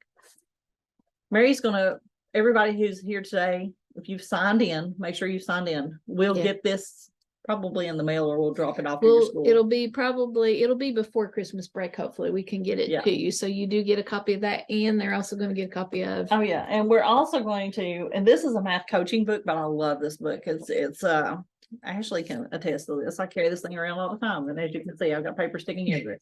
Anyway, so this is the math coaching book, and this is Maggie McGath's everything you need to need for math coaching, but it's got some great tools in there and the processes for basically not just instructional lead, but as a teacher, if I go through and I'm like, hey, this is where I'm at, but this is where I need to be. And there's a lot of good stuff in there that we love. Yes, thanks so much. I always like a book. What I like about this too, it's K through 12. So if I am a 7th grade teacher or a high school algebra 1 teacher, I can go back and look at some things and to help me to maybe get some ideas where some of my kids are maybe lacking with some concepts, because it might not be what I've been teaching. And so it gives me some really good things. And this one, it's really not a grade level. Like I said, this is for any grade level. Like you can do this for every grade level. Like it's just teaching you how to go through and really get that good discussion out of your classroom and what that could look like in every classroom. So I really like this book. It's a really, really good book. I haven't marked that one up as bad as I've marked up my other one though. Well, if you don't get those, if you don't have those by January 1st, we will please get back with me and just shoot me an email and say, hey, I haven't got my books yet. But most of them we will either deliver to your school by hand and just drop it off in your office with your name on it, or we will put it in the mail to the school to your attention. So just to make sure that you get those. Okay. I'm excited about them. I am too. I'm really excited for them to have those books. I think you guys will really, really like those books. So just to know that those are the two that you're going to get. And I reference those all the way through as we're doing this, right? So there's a lot of places in here where we will reference those. And Mary's thrown in some websites. Like I said, Pam Harris's website she's thrown in. And we'll throw in also Leslie Texas's, because she's got those MDC tasks. Like the one that you saw for sell the farm. She does a great job with a lot of those. And so it's Leslie Texas. Just like Texas? Yes. Math? Yep. Okay. And so it's her consulting there. Okay. So there's some free stuff on her site that you can do. And then there's some things that of course you have to pay for. I'm always going for free because we're broke teachers. Yeah. But love some of her stuff, and she's got a lot of books out there if you want to get a couple of her books for creating good tasks. Like I said, she's worked a long time with MDC, and so love some of her stuff. If you've not got to look at any of her stuff, I definitely suggest it. So let's talk about those cognitive levels. Like I said, I'm going back to Bloom's. We cannot say due to the verb, this is this level of task. We can't, right? But if we want and evaluate the level 3, which is evaluation and to construct, and I'm not saying anything is wrong with these first 2 levels. Don't go back and tell somebody. No, I said you can't do that. You do have to have them. That helps to scaffold too. I think it's a good thing to give kids confidence as they're starting to answer questions. So you still use them. It's just, that's not what we're talking about today though. Yeah, but that's not our but main we're focus. not going to say don't go back and don't do any of these. Yeah. That's never what we're saying, because if you throw kids into a high level task, especially some of our, like I said, even our gifted and talented kids, if you throw them into a big high level task at some point, you're going to cause some math anxiety you did not expect. Yeah. So, and you might have some parents coming, my kid's crying because of math class now. Not saying that at all in any way. I'm just saying today we're talking about how do we create high level tasks. We do need to give those kids a chance to work through Bloom's, right? Yeah. We do need to give them the chance to have that knowledge and skill, because otherwise if I don't have that curiosity, Mhm. am I going to want to get into that task? No, I'm not. So we have to feed them with some of this knowledge and skill, the understanding and comprehension that falls in there. But then how do we get to that evaluate and create, right? And that's where we're at today. Comparing different algorithms, like, right? I mean, that's hard for our kids to do, is comparing algorithms and what does it look like? Constructing a new algorithm. Because maybe I don't know. Maybe I wasn't given that. I was shown some steps and procedures, but I wasn't really given the algorithm behind it. Tessellations is a good place to do this. I Mhm. love doing tessellations and having them to create their algorithm. It's a great place to do that. And then generalizing that, what does that look like, and how did this come about, and then looking for those patterns, right? They're going to do that, and then maybe even creating some of their own problems to have kids to do. I love giving my kids a chance to create problems. When we were working in a co-teaching classroom, sometimes we would have them to create the problems, and then we would pick some of those problems and we would put them up around the room, and the kids had to do a walk around, right? It's a Mhm. great way for them to get some understanding, and then they could do those problems, and they loved it because, oh, that was my problem, or oh, that was my group's problem, Yeah. and so they like that, and giving them time to, and then seeing the different ways that people solved them. Like they would take them all back and then we would post them around them. And Mhm. how did everybody solve these? And it was okay if some of them was wrong. We would talk through that. And everybody knew, but it was a wonderful way for us to be able to give the kids a chance to see multiple problems and work through the problem. Also, we learn better. We actually work better when we're standing up. Did you guys know that? Mhm. Like, this is useless information I have in my head, but anyway, we actually learn better when we're standing up because more blood actually flows to the brain. So we're not doing real good right now, Mary. No, we're not. That might. I'm just saying, we're sitting too much. We might be in trouble. See, that's why we should have had this in person. Oh, We could have all been up and moving around. yeah. So that's another one. So levels for each grade level, key concepts for each grade level. What do you think these are? Multiple what? Because there's two of those. Productive what? What do we need to encourage? And what's the math that we need? So that's on your paper. Took my paper. Took Mary's paper and my paper. How you like that? Taking my paper. In other words, don't sit beside me because I'll take all your papers. Take on the stuff. Okay, no, I'm kidding. So key concepts at every grade level. This is every grade level. Okay, what do you think they are? You can throw them in the chat if you want to. Put them on your paper. I'm just going to give you a few minutes. Thank you, Denise. We appreciate that. Multiple what? Productive. Multiple what? Productive what? I bet we're going to get productive struggle on everyone. Well, that's what I was thinking. That's where I was going. Productive struggle. Multiple entry points. Yes. Ah, There you go there, Mary. You got the first one. Multiple entry points. Productive struggle. See, you guys have been listening. We were talking about it.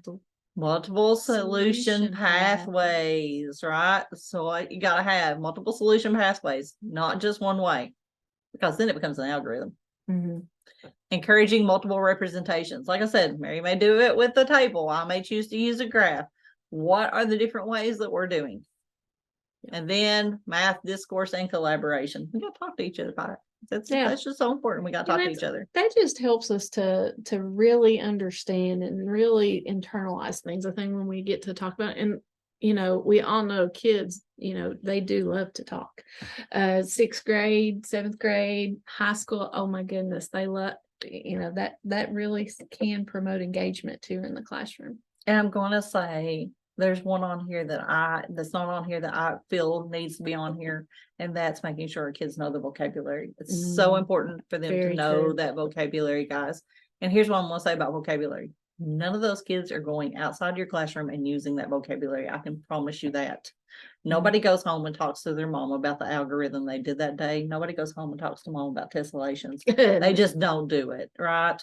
They're not going home and say, wow, you should have seen that equation I did today. And wow, those coefficients that were in there were really interesting. They're not doing that. Okay. The only place they're doing that is in your classroom. And so we have to make sure that they're using that vocabulary. And so I really feel like key concepts at each grade level, we need to put on there. math vocabulary because it goes right into that discourse. What about, should we not share that math vocabulary website with them? Would that not be a good one? Yes. So Granite's math vocabulary. Has anybody seen Granite's vocabulary, math vocabulary cards? I'm gonna pull that up Pull real that up quick. for him, would you please? Because that's phenomenal. I love that. Mary's got me off track. It's I'm her fault. sorry, y'all. That's It's my all her fault. fault. I'm sorry, but I think this is a great resource. I love it. I'm going to drop it in the chat for you. So But watch Steph as she pulls it if up. you go just to Google and you type in Granite, this is, well, if I can spell, it would be great. If I'm on a different keyboard, so you guys it's cannot not blame her, me. It's not her normal keyboard. She's very techie. So right here, Granite math vocabulary. So watch The her as she goes vocabulary through it. cards is right here. Now here's what I'm going to say. When you get to this, it's got all of these. Do not go to the first one because that's just the word list on your grade level. So I'm going to tell the Holler boys that I'm not comfortable with theirs anymore. Anyway, so I'm going to go to 8th grade is all I'm going to say. And I'm going to choose A through L. What I love about this is there's some notes for teachers, but what I really, really love about this is look at these cards. So it has the word. What I always did was I ended up pulling this last one for a word wall because it was so great to use, because here is my word. Here, if you notice, is what? It's a visual. I got a visual. And then on top of that, we have the definition. Now, if I had known about these things, let me assure you, I did not know this even existed. But I'll tell you what I would have done with these things: word sorts. I would have taken like that bottom line and I would have cut them up and then let the kids be able to work in groups and put them together and do a card sort so that they could pull and have discussion around them. I love doing that. And then I would put the right answers up on the wall so that they could just go and lift the answer up and see the answers underneath to make sure they had them correct. But I think that that's another great way to use these. And it's just a good review too, to let them go through, and it's fun for them to get to talk through and to have, connecting that vocabulary to the visual to the definition. So I just love these. These are one of my great things. And so if you haven't seen them, this is a wonderful thing just to pull in and to have as an activity. I also would make, I'm a color coder. And so I would make one set on a blue colored paper and one set on another color and another set. So that way, because in 7th grade, they never get things mixed up. Oh my goodness. Oh my lands. It was like herding cats most days. And so I would put them on. So what was in one bag was all blue and in another bag was all pink. So if they got mixed up, I could easily visually put them back in the right place.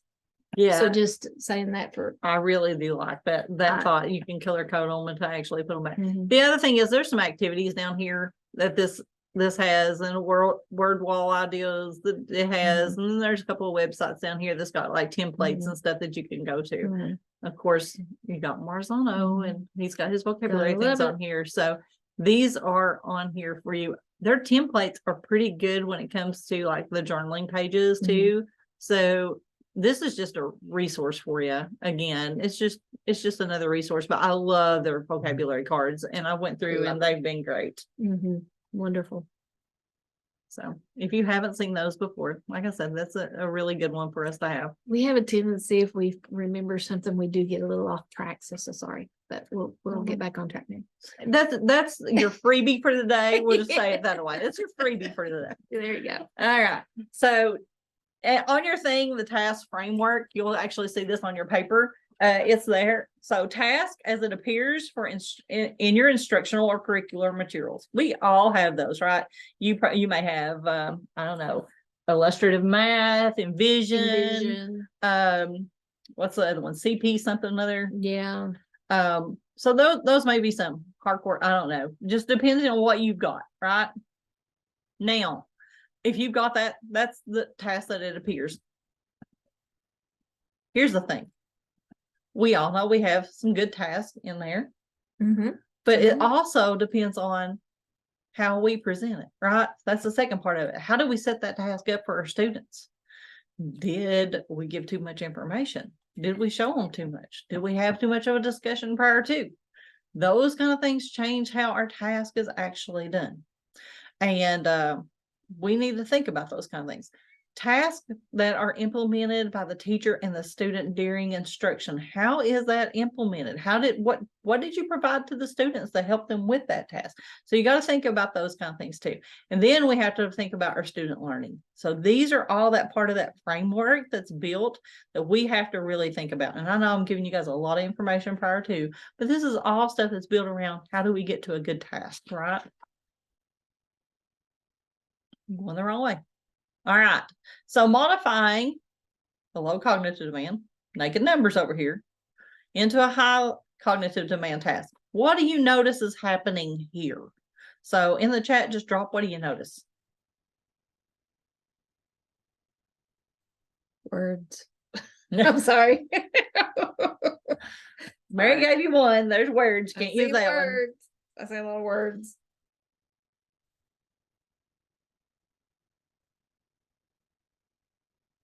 Create. That's a good one.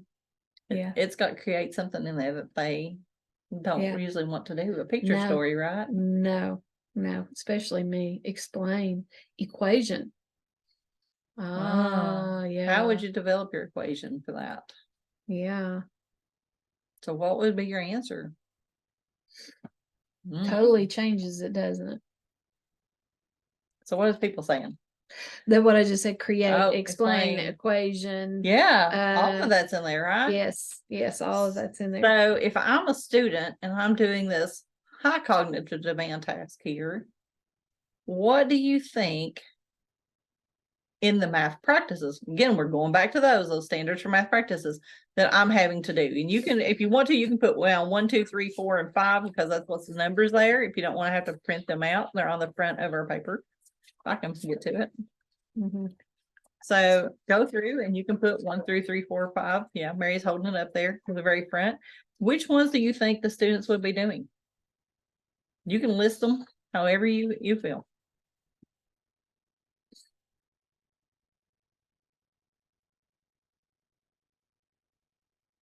So 1 is like make sense of problems and persevere in solving them. 2, reason abstractly and quantitatively.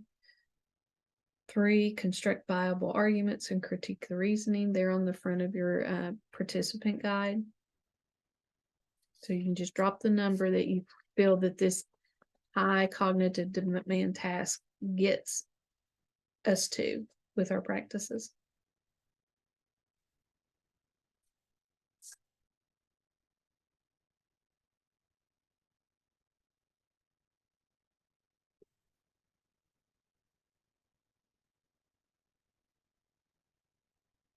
Do you have any?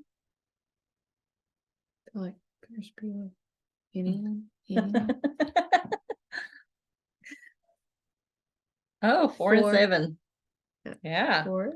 I can see that. We're modeling with mathematics. We're drawing that picture. And 7 says we're looking for and making use of that structure. 2 is another one dropped in. Yeah. They're questioning, they got a little question mark, is that? Yeah, reason abstractly and quantitatively. If we think about it, here's my thing about naked numbers. Sometimes I don't see the magnitude of the number. Does that make sense for everybody else? I don't understand the magnitude of a number. So this is, we've got a fraction in here. So this is 4th, 5th grade in this one. And if I'm thinking about it, do I really understand what 4 and 3/4 is? Right? Do I understand that? One has I may not. one we've got 7, 2, 1, 4, 7 is the ones that they're thinking it relates to. So making sense of problems and persevering and solving and definitely, not giving up. That's a great skill we want kids to have. Reason abstractly and quantitatively, they dropped in the chat. We already said model in mathematics. And 7, look for and make use of structure. So by changing this task to being naked numbers, and the only thing I'm doing is plug and play, right? just solving it, that's it, to creating it, that makes it totally different. Now, we're going to get into those shifts right now. Okay. So we're going to talk about our first shift is our shifts in understanding. And this comes from actually from Maggie McGatha's book here, but it also comes from selecting and creating math tasks. So we're going to talk about how do we move from a routine to a reasoning, right? We want to think about that. Now, if you look at your, well, I'm trying to find it. Routine to reasoning on your paper, right down below the math task framework that we had. It says that a routine is the teacher shows the students how to create a representation or a draft. Like we are the ones doing it, right? That's how we get into routines. But how do we move to teachers using a lesson go to determine what to highlight particular representations and to have the student to select that representation? So going back is how do we make the student, how do we put that back on the student? How do we say that the kids should go home more tired than we are? Right. We're pretty tired at the end of the day. Yes. So how do we make sure that the student's going home a little bit more tired than we are? And having the teacher provides those students the ability to compare different representations and how to connect them to the key math concepts. So that's what we're looking for when we're talking about shifts in our understanding. We want to go from those routines that we have often to making our students reason, right? We want to pull that in and we want to make them reason. And so how do we do that? So we're gonna go through this last little bit, and then we're gonna start diving into a couple of tasks, okay? Or maybe, well, we'll go over this one. So why do we have a decline in high cognitive demand tasks? Why do we have that? Well, we make it into a routine.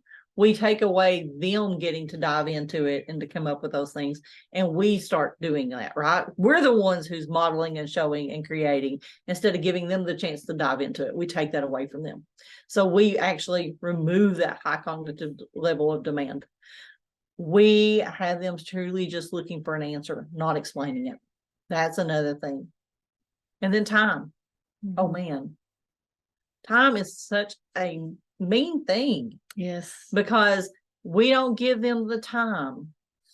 We think we don't have the time, so we don't give them the time to reason through and to think through a problem. I would rather have students working on a problem for students themselves working on the problem, not teacher. The students themselves working on a problem for 10, 15 minutes of your time and them coming up with good thoughts and ideas than seeing a teacher going through and just reasoning through it, because then I know all the learning's back on the kids, right? It's not just what's in the teacher's head. The other thing is management. How do we make sure that we have, the materials ready, all the things that they may need? But again, have we given them the opportunity to use these wonderful little tools in the past? Do they know how to create a graph? Do they know how to? And some of this we may have to start with, right? Have to start with it. So we're going to go back to what some of those lower level demand tasks where we're putting those in. Yeah.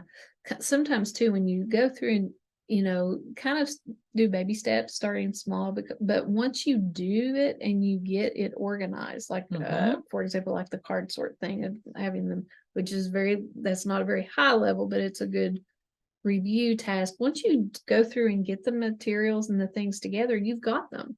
Yeah. And you can store them back and then be able to use them the next year. And so it's just kind of building your repository there that you've got of activities and things you can pull from. I used to have some tasks that I had they were on graph paper, right? So I'll point back here. There's no graph paper back there right now, but on a size that was like this. And so one of the things that I did was I laminated it.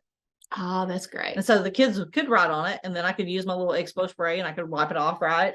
Right. And so they could write on it, but then I put it up, right? Because it was laminated. It's important to me. That's why I used to tell the kids, if it's laminated, it's important to me. Yeah. Don't you mess with it. Yeah, don't mess with it. That cardstock, right? Because that's important stuff. Yeah. So anyway, I would laminate those. So I had them year after year that we could use. And that was so valuable because it after 5 years of teaching, I had quite a bit of stuff, truthfully, Right. that I had really put back that was like good tasks that I knew my kids enjoyed. Now, some things I ended up throwing away because it was not the task I wanted it to Right. to be, You but found a better one. I found a better one. Mhm. And so what I would do is I would laminate those and I would put them up, and I had a box in my closet that I literally had slid my things down in, and they were kind of color coded by clips as to what section they belonged in. So that helped me to be able to go pull and say, you know what, these are the tasks I'm going to do. They're ready to go. I can put them in different corners of my room and do stations with, Mhm. you know, I changed it up all the time according to that, because sometimes I found out that it was better for them to just all work on that same task instead of having stations going. So that kind of changes as time goes on, and that's perfectly fine. But think about your management. I know when we first get started, guys, it's hard. It It's is. so hard to make sure what we've got, Mhm. like, things created. And if you've got a buddy system, I'm going to say this. I had a BYOS party. It's called Bring Your Own Scissors. And my family got together and I provided the snacks, and we created all kinds of stuff for my classroom one year. So maybe you need to have a BYOS party with some of your friends that you really, really like, that will come over And help you cut and out help you stuff. cut out stuff and do things. Only thing you have to do is have it ready to go. Maybe you need some laminating and a laminating Mhm. machine, and you can just sit there and do that kind of thing, and somebody cuts for you. But BYOS parties, maybe that's what you need. And maybe you need one at your school. We did a math make and take. I'm sorry, excuse me, I'm voice is going. But we did a math make and take at our school one year, to where everybody came and everybody brought a dish and we did a math make and take. Now that's something you can, think about too, is how do I use that time productively, but yet we're getting a lot of stuff done for our schools. Mhm.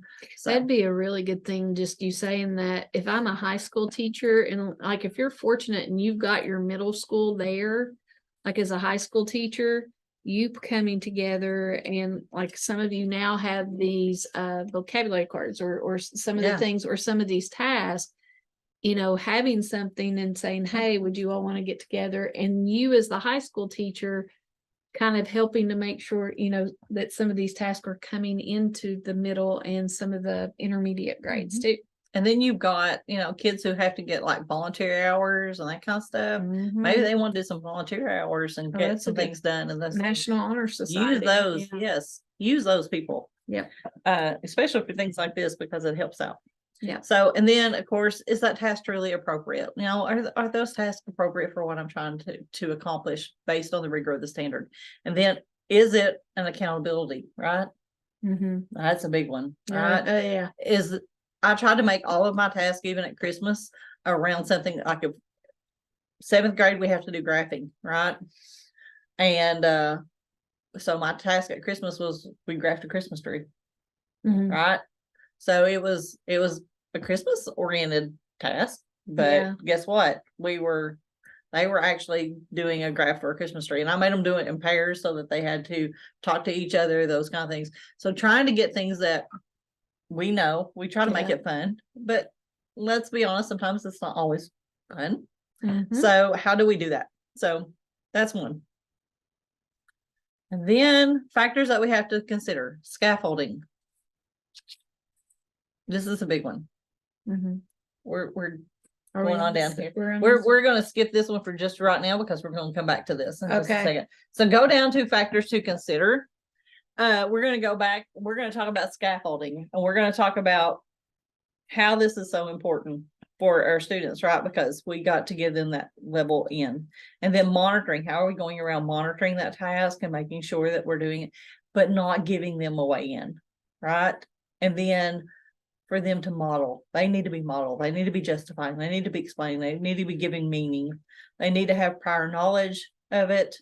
We need to have a conceptual connection. And then here's the big problem: time. Right? We always talk about that. Yeah. Having the sufficient time to complete the task that we want them to do. Mhm. And so, because some of our kids, let's be honest, they have trouble with getting started on a task, or they may even have trouble with reasoning through some tasks.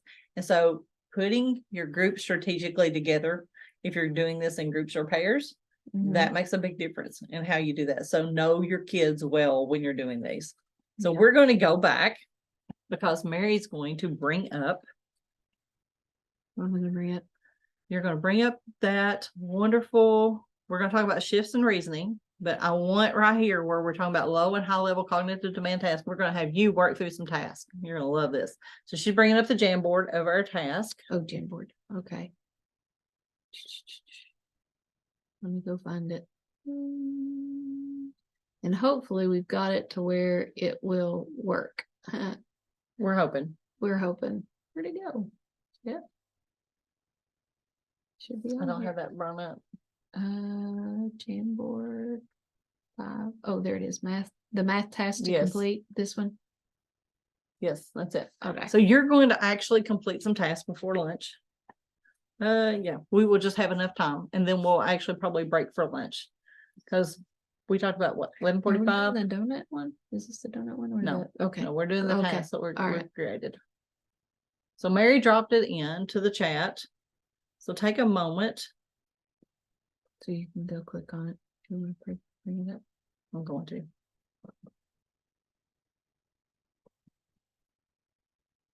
So she's got this task. So here's what I want you to do. Well, apparently we're moving around. Yeah. Okay. So here's what I want you to do. There are 4 tasks here. And our goal was to give everybody would have time to walk around. Now, here's what I want to talk about this task. It's 2 short tasks. I'm gonna have to get up and move around. Now, in the classroom, I would have this on the wall somewhere and I would have the boxes available. Like you can see, I've got all the boxes here available, So right? this is stations. This would be like a station, Station. right?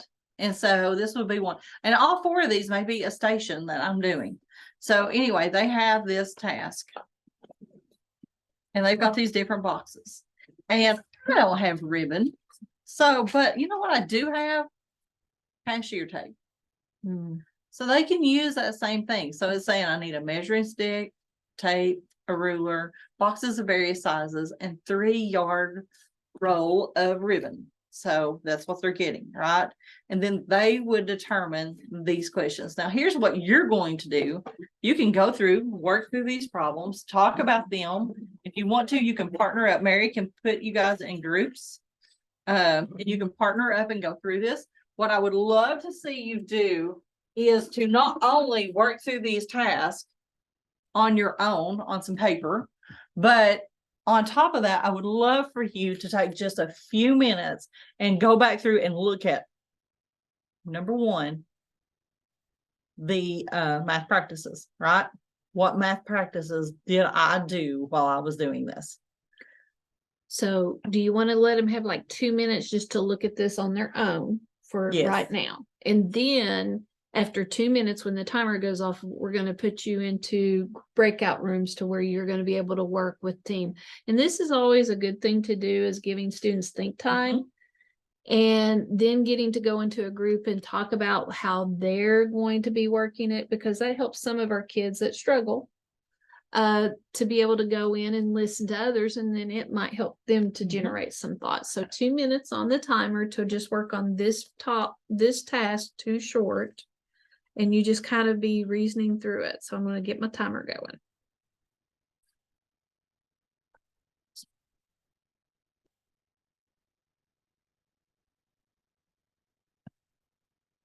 And then are you going to put them in the groups? Yes, I will put them into groups. Got it.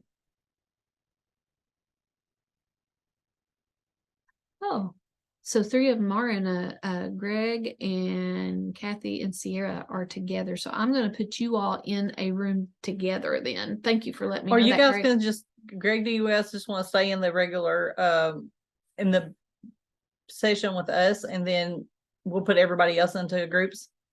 You are Chloe. Who are you in a? Yeah, that's fine. We said we are in a room together. Chloe, who are you in a room with? Michael, Brett, Courtney, and Chloe. So you all just can stay in the room and then just work together as a task. All right.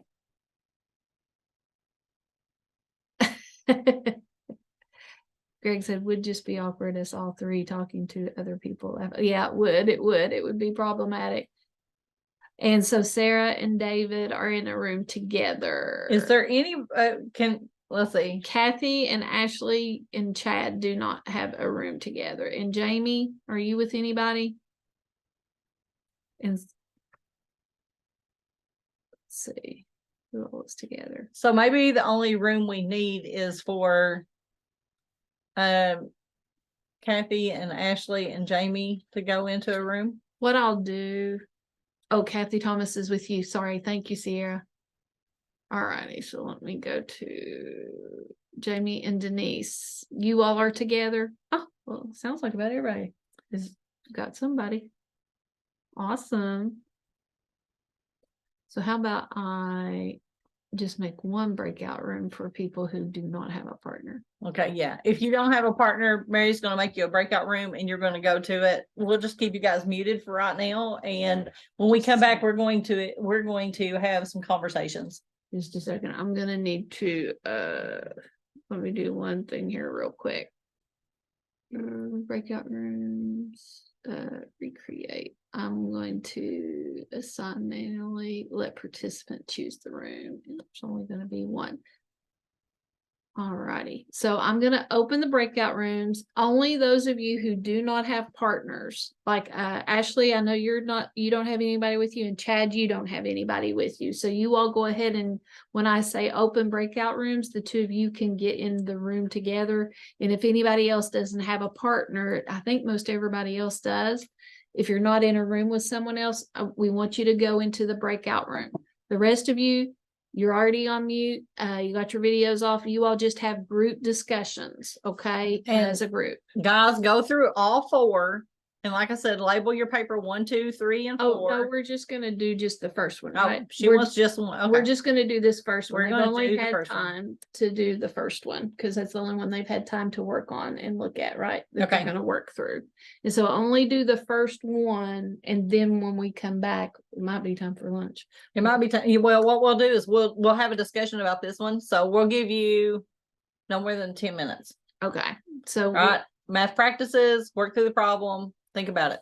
For 2 short, work through 2 short. And then once you're done, go look at your math practices. Which ones is it? And then we'll come back together and talk. So 10 minutes. And if you're in a group, somebody needs to be the speaker. So assign a speaker.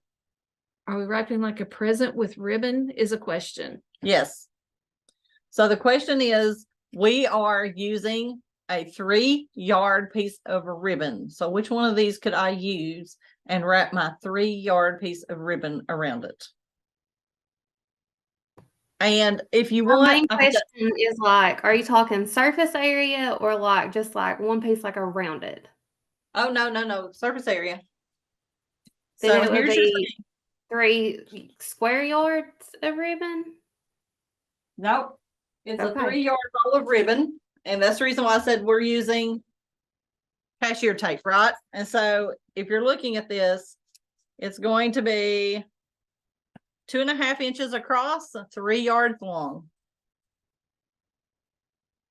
Are you all good? Any more questions?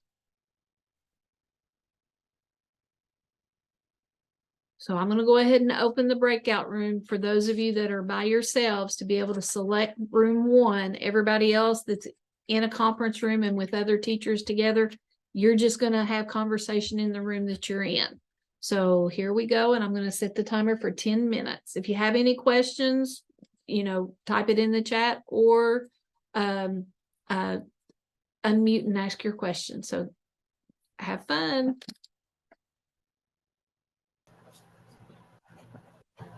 Okay, yeah. Hey everyone. Okay, so your time, we're back and we were wanting to talk about what did you notice about this problem in particular?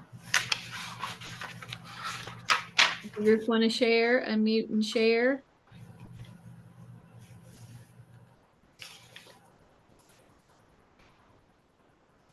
Nobody wants to share? I think we need more ribbon.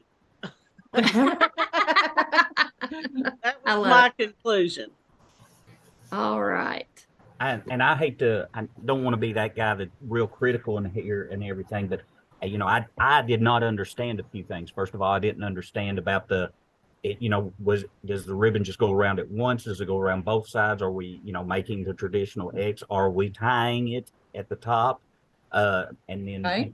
one of our group members had a question is, you know, are we talking about, of course, total surface area, or are we just talking about the linear dimensions of it and everything like that? And then I had a few questions about like where some of the numbers come into place. Like if you look in the bottom right box had Oh, 8 3/4 is just kind of out there somewhere.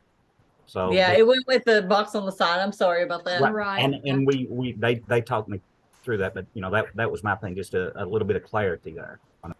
Yeah, that's why I was hoping to do this in person, because we actually had the boxes and we had the stuff, and we were going to do this in person, and then I had to go back and measure these and try to put them in.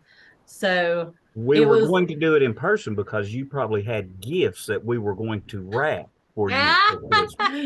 Yeah. Yes. That's what Yes, that was the whole point. Yeah. We actually had, like I said, I had the boxes here. They are exactly those size.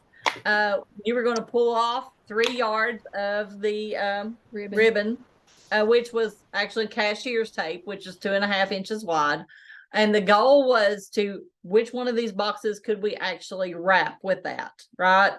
And so having that conversation about surface area, of course, if the kids knew surface area and they could figure out that, then they could do it. That was one of the things that we wanted to have to happen. But if we're thinking about this in that terms, like I said, this would have been much better in person. We knew that going into it. But thinking in terms of this problem in general, if you were in your classroom, you had those 5 boxes there. They were there in your classroom. You had the ribbon or the cashier's tape, and you gave that to your students, and you were like, okay, which one of these, in this case, if we want to waste as little as possible, which would you choose to wrap with this ribbon? So what does that lend for your kids when you're thinking about those math practices? Just that question in general. I think it's problem solving, the first one. Persevere and problem solve, right? Yeah. That's one. What's another one?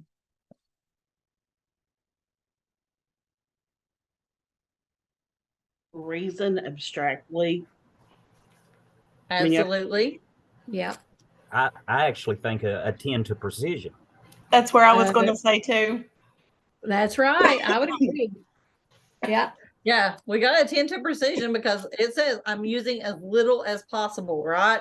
And so that there's a conversation to be had about, you know, my grandmother used to save every little piece of ribbon and whatever else she could save. And we could have conversations around why we would want to save the ribbon or what we may want to do with the ribbon. A good thing to do right before you give a problem like this is to give it to the kids. Has any of you tried to do a QFT? We do QFTs with social studies all the time, but do a QFT prior to the problem, right? So you give it to them, you give them a chance to look at it, and which we probably should have done. And then say, okay, what's some questions you have at this point in time? Right. And so giving them a chance and write down those questions and then have a chance to answer those questions. So what's some questions that you have about the problem at the time?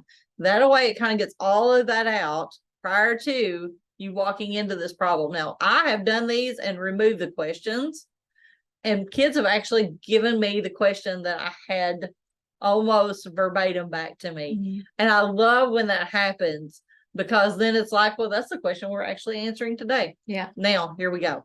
And so maybe only thing, suppose you have these 5 and you only have this, and then all those other questions are gone. And you say, so what's some questions that you would have? Yeah. And allow them to jump into that. Kind of like how Chad had his questions when he came out of his room, because you had things that you needed clarification on. Yeah. You know, that would be good to start and to let that clarification, you know, having that time to clarify, you know, well, what exactly, how much, you know, how to wrap and those types of things would be a good thing to do as well. But it's a great task, you know, it really gets you thinking too. So attending to precision is definitely one. I would say model with mathematics. Modeling with mathematics, because like I said, we actually had the boxes today, and that would have been a good one for you guys to model that, what that looks like and how you could done that. Um, in this also, that bottom part, explain your reasoning and defend, that gets into that discourse part, right?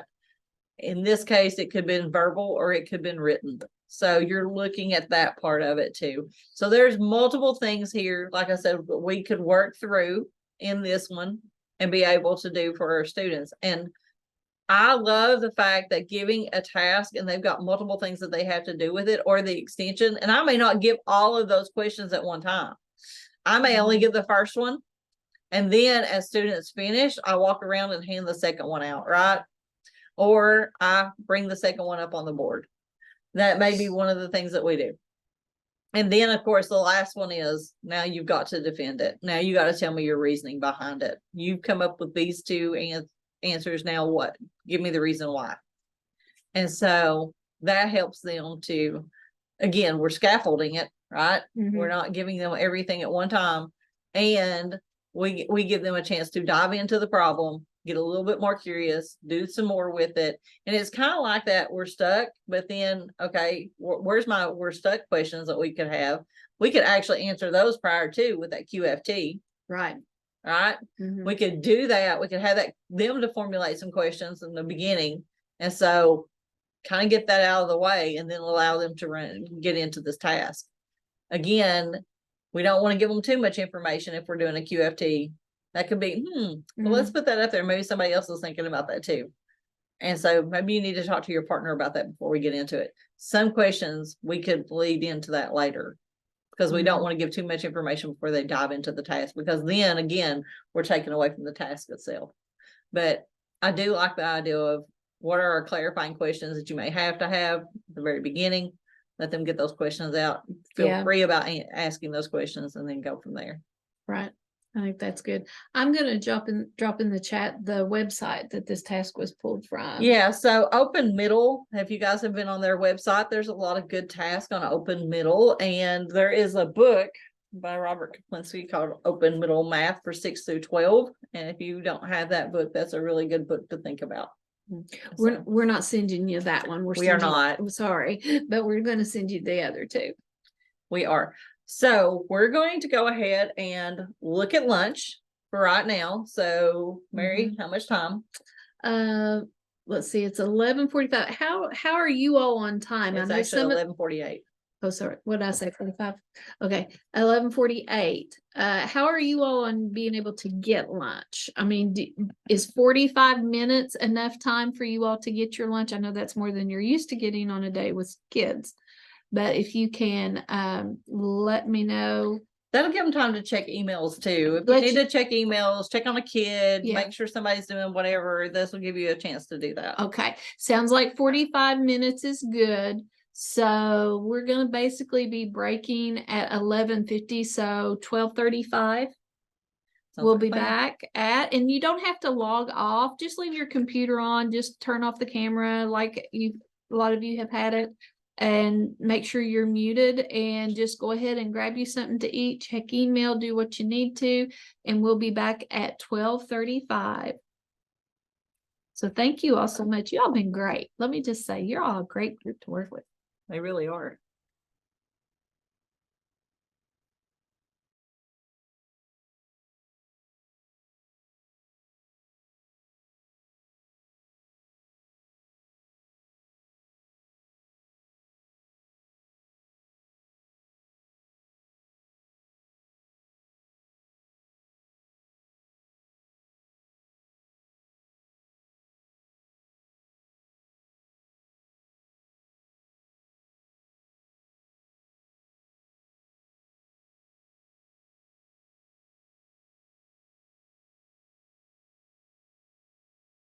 I don't have a glasses on, but they're colored.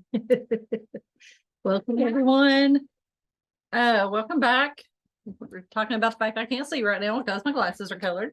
So it's okay. Still gonna manage through.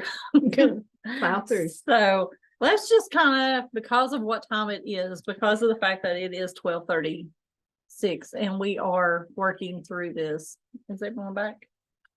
Do we know if people are back? It's kind of hard to know where they don't That's have their kinda hard to camera. know. Yeah. So I hope everybody's made it back. see. If you can, just put a hi in the chat. That'll let us know. Hey, yeah, we've got them. Okay, Yeah, good, good, yeah, good, good, good. they're here. We See, you got, guys are so prompt. That's awesome. Wow. I feel so wonderful. yes, So fabulous. looking for my Jamboard up here. Let's kind of go through these tasks real quick. That way we can just talk about where they stand and what they are. Like I said, some of these come from Open Middle. Some of these came from one of the books from Open Middle and those kind of things. So that's the reason why I wanted to make sure we give them credit for that. But this is the one that is figuring tips, and we've got that 6% tax. But it's 4 friends went to Pizza Hut. They ordered 2 medium pizzas, 1 pepperoni, 1 plain. They each ordered a soft drink, and the waitress brought their pizzas soon, really soon with napkins, and the bill was $11.90 without the tax. So if tax is 6%, what's the total bill, right? And so we could start there. If drinks are $1.89 and the cheese pizza is $5, what percentage of the bill is the pepperoni pizza? And so they, it gets a little harder, right? And they're looking at those kind of things. And then what percent tip would the party give each person left $1, right? And so we could go through and they would have to figure out different ways to get their percent. So if we're thinking and reasoning through this one, because we are reasoning through this one, which one of the practices would we definitely be hitting with this? And again, you can put 1, 2, 3, whatever, whatever numbers you think that's really getting into this task.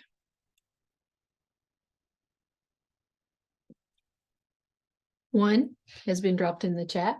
Okay. So make sense of problems and persevere in solving them. That's a good one. Precision has been dropped in. Definitely. Definitely. Attending to that precision, right? 6, such as the attend to precision. Yes, for sure. So definitely those two. If we had the students, and here's what I want to say, if we had the students to explain their thinking or explain how they came about getting that percentage of the tip, at the end, we could add that one level, right? If I was thinking through and I was looking for basically what is it that I want what do I want my kids to be able to tell me? And I had that, I would definitely add number 7. So we would have look for and make use of structure. So anytime we get to that part of explaining, that's the one thing that is left off of this one that we need to put on here to really bring this up to a higher level of a type of task. Because most of these, if we think about it, if they know an algorithm, they can do these, right? Yeah. If they know an algorithm, they can probably do this. Now, in some cases, some of them are multiple steps. All right. The first one is not. We know how much the bill is, and we just have to figure it out. The second one, though, they're going to have to think through. I've got 4 people with 4 drinks. I've got to remove that, right? I've got to think about the cheese pizza. That's $5. I also have to think about the percentage of the tax for that part. If we've already added that percentage of the tax in now, or I can remove that and think about it in just that bill part. That's some things that we can think about. The other one is what percent of the tip is left. They have to think about if each person left that $1 and with the tax, what is that percentage? And so that's important for them. And then you could break this down even further and say, so what percent, instead of what percent of the tip would the party give, what percent did each person give? And so that could be another thing that you could do. So those are some of those questions. Like I said, when we're thinking about a task, we have to think about what are those questions I can ask that when they're stuck, but then what's those questions I need to ask when they're finished. And that questioning is so important. So we're gonna work on through this, and we're gonna go to the next one. This is a full parking lot. So just take a moment to read this problem.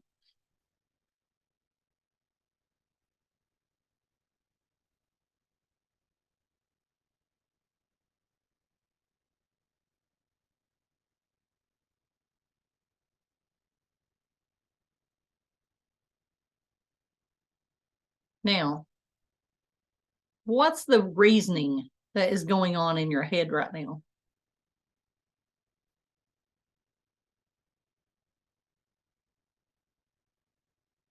You can unmute or type, either one.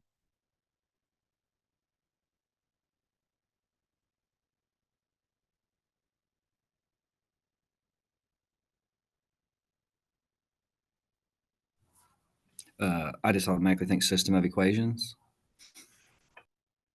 Absolutely. I can do systems of equations. What if I can't do a systems of equations? Like I can't put this into an equation form. Is there another entry point that I can use for this?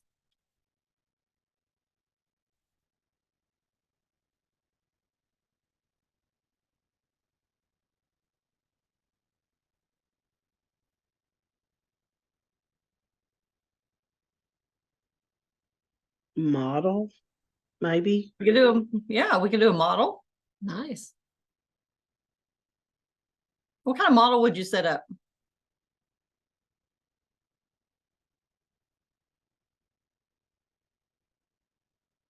I'm thinking about lower level kids actually, or IEP kids, but they could actually draw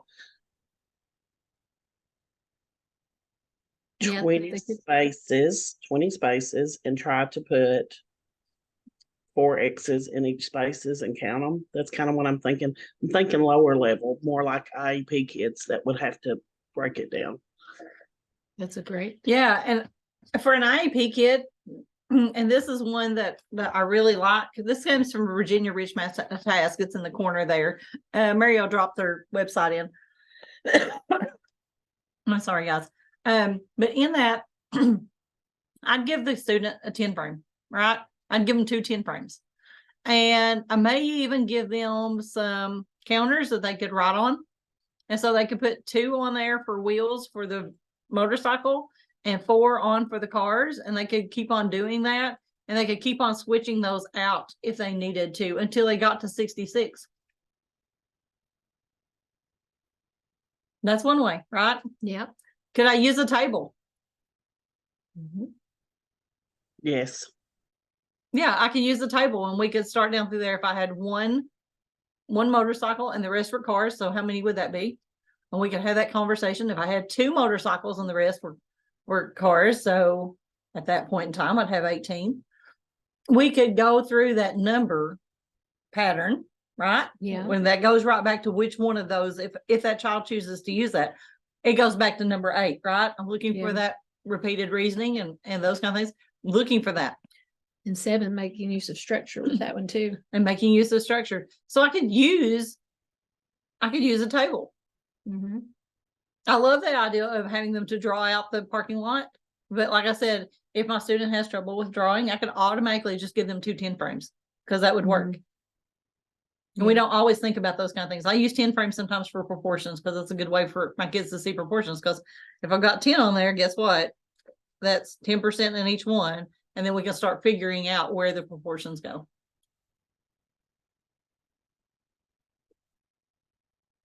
Any others? Anybody else have a thing they want to say? How can I make this task even more rigorous if I wanted to?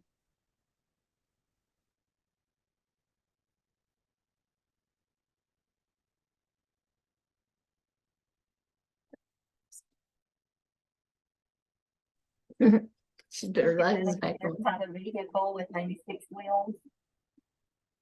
Oh yeah, if we had a vehicle, maybe a couple of vehicles with 6 wheels, right? Yeah, that would be good. Oh, nice. Unicycles was put in the chat. Yeah, Chapter. having a unicycle. Also, down here it says show all work and explain how you arrived at your final. That puts another depth onto that, right? By having that. I really like that it has multiple entry points and that you have a really low entry point. You could start with like, what would, if we had nothing but cars, how many wheels would that be? If we had nothing but, motorcycles, how many wheels would that be? And which one is closer? Are we closer to more cars or are we closer to more motorcycles? And just let them kind of start reasoning through that. Mm-hmm. Yeah. I like that. Awesome.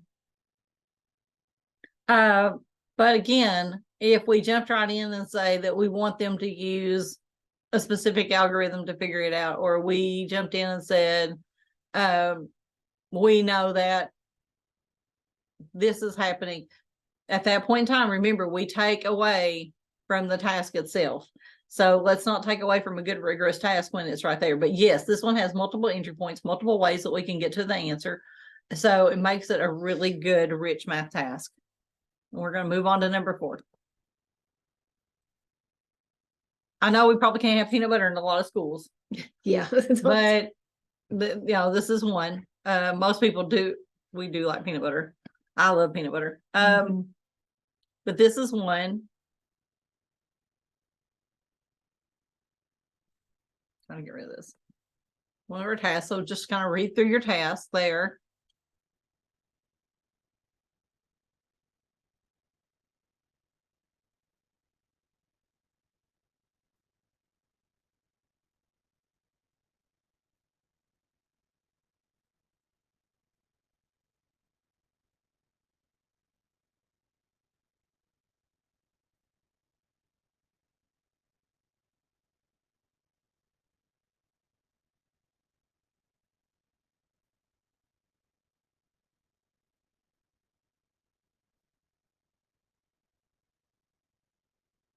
So what are some of the practices that you would be using for this as a student?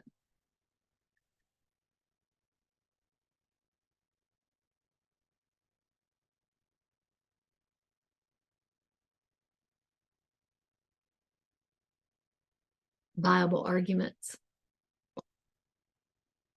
There's quite a bit of explaining, right? Explain your Mhm. reasoning. What else? Good. Appreciate you all sharing. You all been great.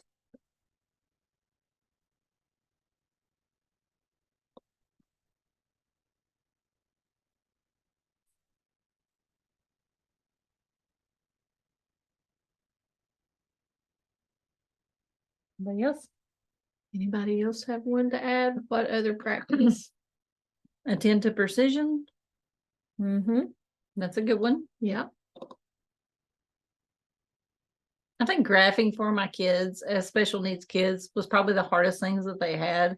Again, it's attending to that precision. Another construct the viable argument. Yeah, it's another one. Yeah, for Mhm. constructive argument. Absolutely.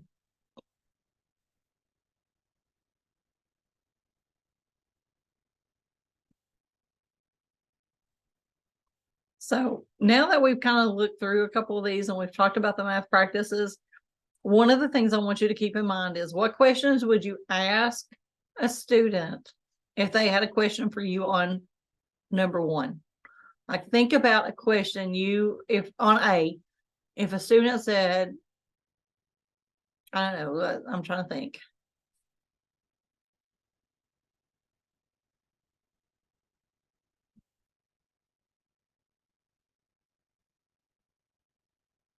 If this shows the distribution and maybe the student's asking you a question that is in order for you to,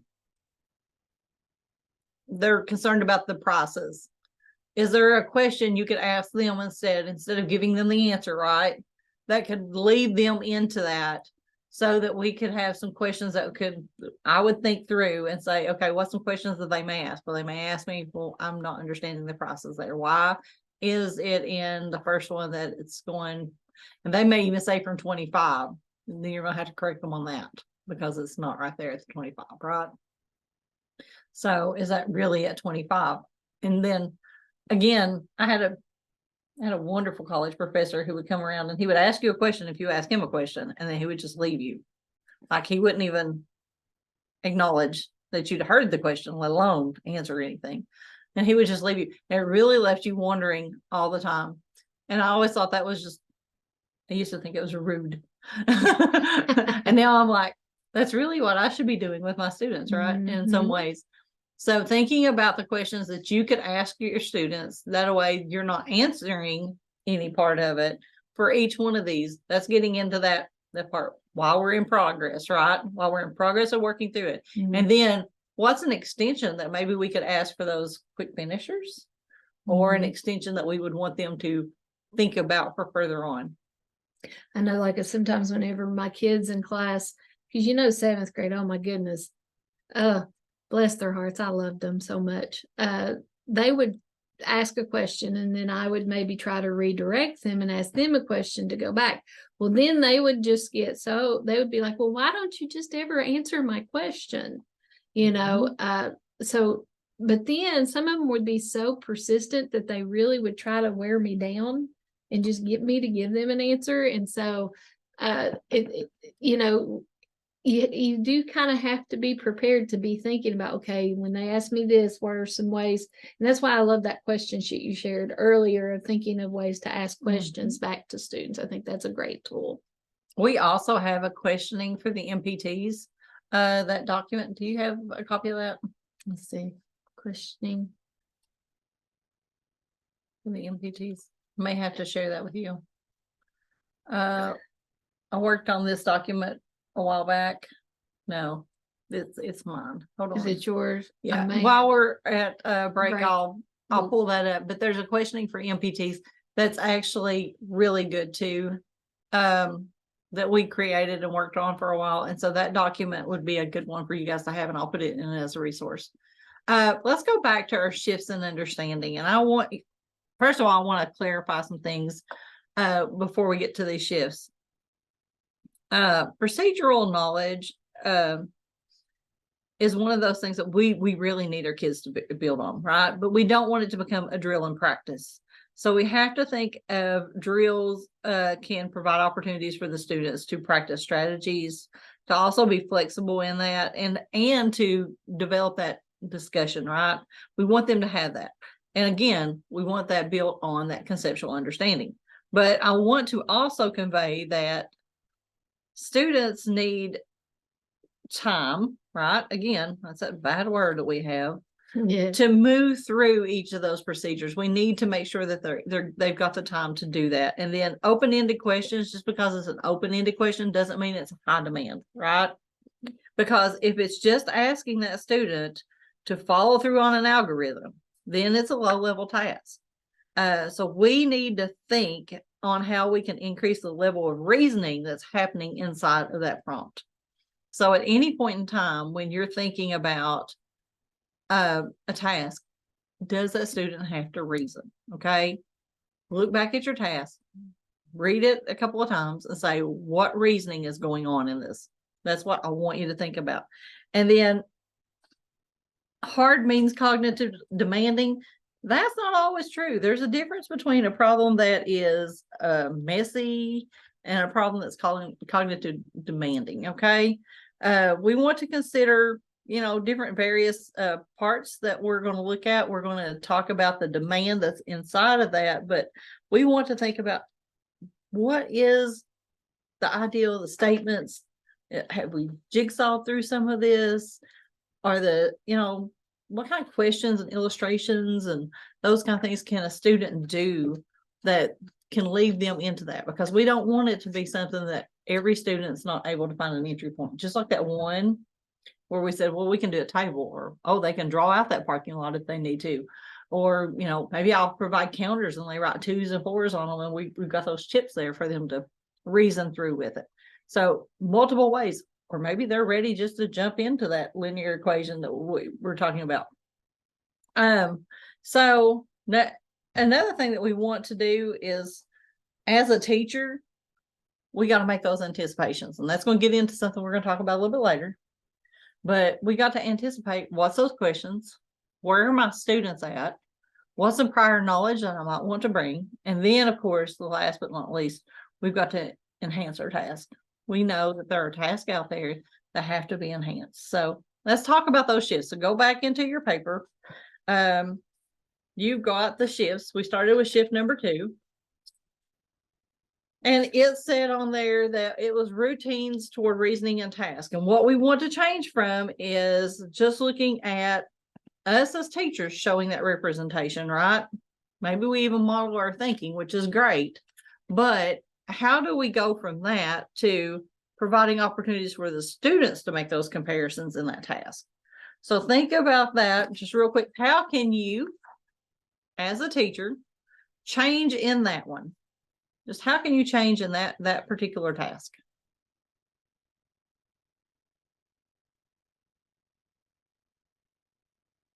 Or if you've got a co-teacher or a friend who's maybe having some trouble in that, how would you suggest? Like I said, we got some years of experience between Mary and I, but I want to hear what you would suggest for those people. For which task? Or if they're trying to get to the point to where they're going to highlight a particular, we're highlighting particular representations, but how do we get from the teacher to the teacher provides the students the ability to compare those representations? Mhm. That's what we're looking at. So how do I do that shift in comparison? Okay.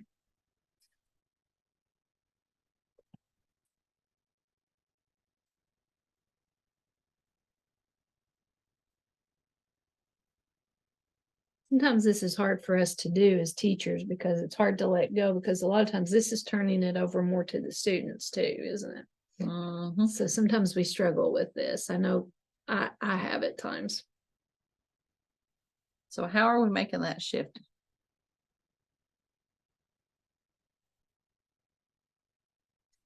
Questioning styles thrown in the chat I there. like it. That's awesome.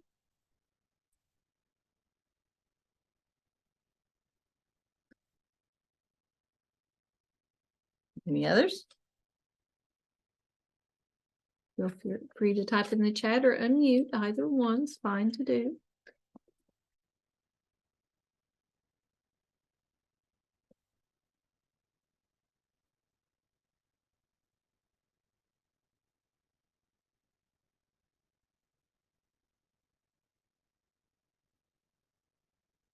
Yeah, I think we're all tired after lunch.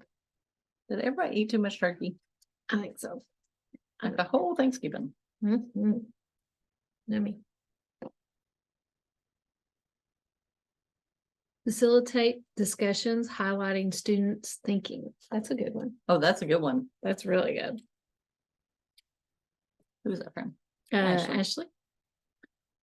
Awesome. Well done.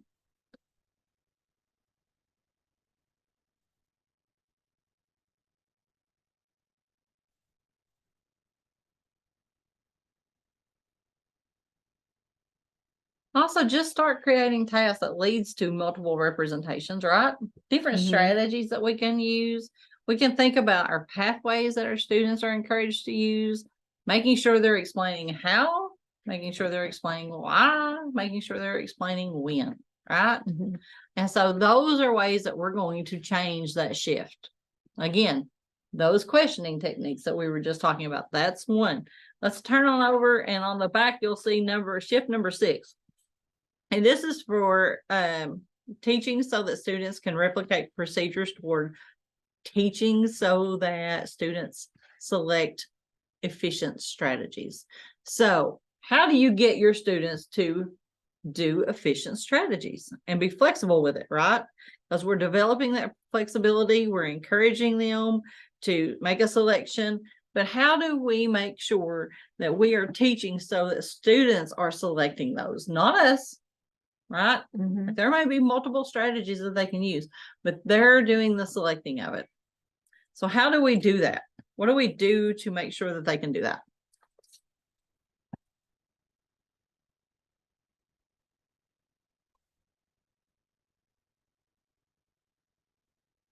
Any thoughts? You got thoughts?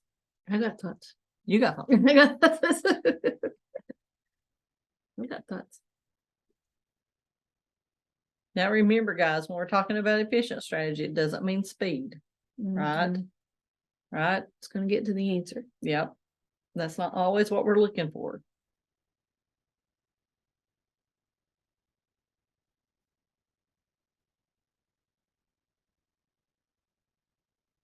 Class discussions before problem is attempted. That's Okay. a suggestion. Like that one. That's great. I like that. What was yours? I was thinking about you needed to have a problem that allowed for multiple strategies to be used. It needed to be something that thrown in the chat a couple more, give students opportunities to see one and analyze other student work. That's a good one. Model different strategies before giving the problem. Okay. Those are all great. Absolutely. We also have to think sometimes that when we're those strategies, like one particular, this is on my phone. Are you, did we lose you all? Did you lose us? Are you still there, guys? I still see you.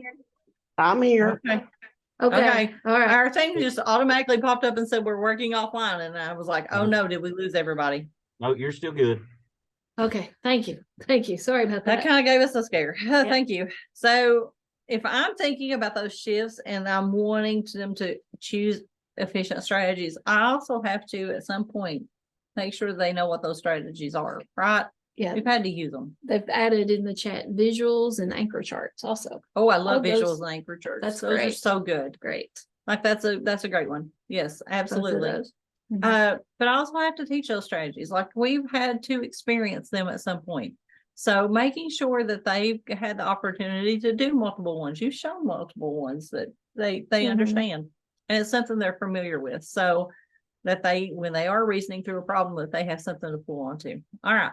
So that's the other one. The shift that we're also going to work on is from math made easy to math takes time. That wonderful word again, right? We have to worry about that. We have to worry about that taking time. Thing is, like we said, sometimes you have to go slow to get it. We want to value that part of grappling. We want to think about multiple attempts.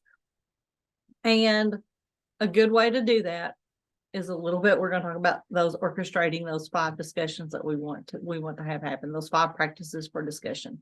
So we're slowly moving toward that. Like very slowly, it seems like, but we are. So we're going to kind of do a jump in our progression here because Mary said, well, you left out the donut task. How many of you guys have ever done the yummy math stuff? Has anybody here done yummymath.com?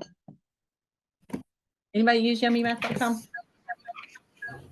No, but it sounds Nope. Sierra has. Okay, good. Somebody's in the room with them. Yep.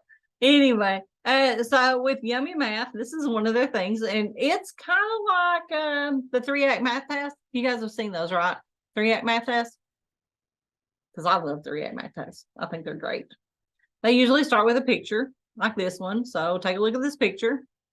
And this one kind of leads into like a QFT that we would have. So what is the first question that comes to mind, right? And so we would write those. The kids would throw them out there. We would write them up there. How many donuts is that? Maybe the first one. And then what information would be useful, right? What information here would be useful? And so we asked the kids about the information that they may have that would be useful for us to do this. And so the kids at this point are kind of like, they're working through the problem because they're thinking, well, I'd like to know how big the box is, right? Or I'd love to know the size of a donut. How many donuts are actually in that box because I can't see some of them. So that's some questions that they may come up with. Mm-hmm.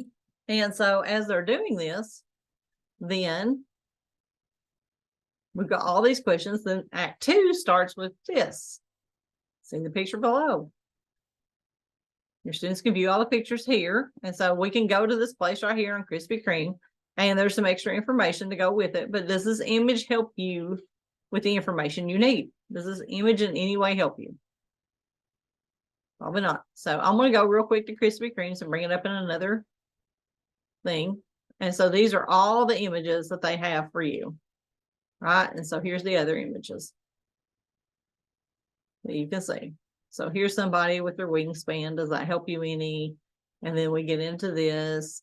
And then with that, oh, went the wrong way. Hey, her phone might help me with that. If I know how big a phone is and I can kind of see that size. Yes, really. Yeah. And so we start talking about what information, and then there's more to the thing, but these are a great way. They're very similar to a 3-act math task that we could see how they could get started with just some questioning, something they know. I know what a donut is. Mhm. And I may, as a teacher, have a picture of a donut. I mean, you know, we got sacrifice sometimes.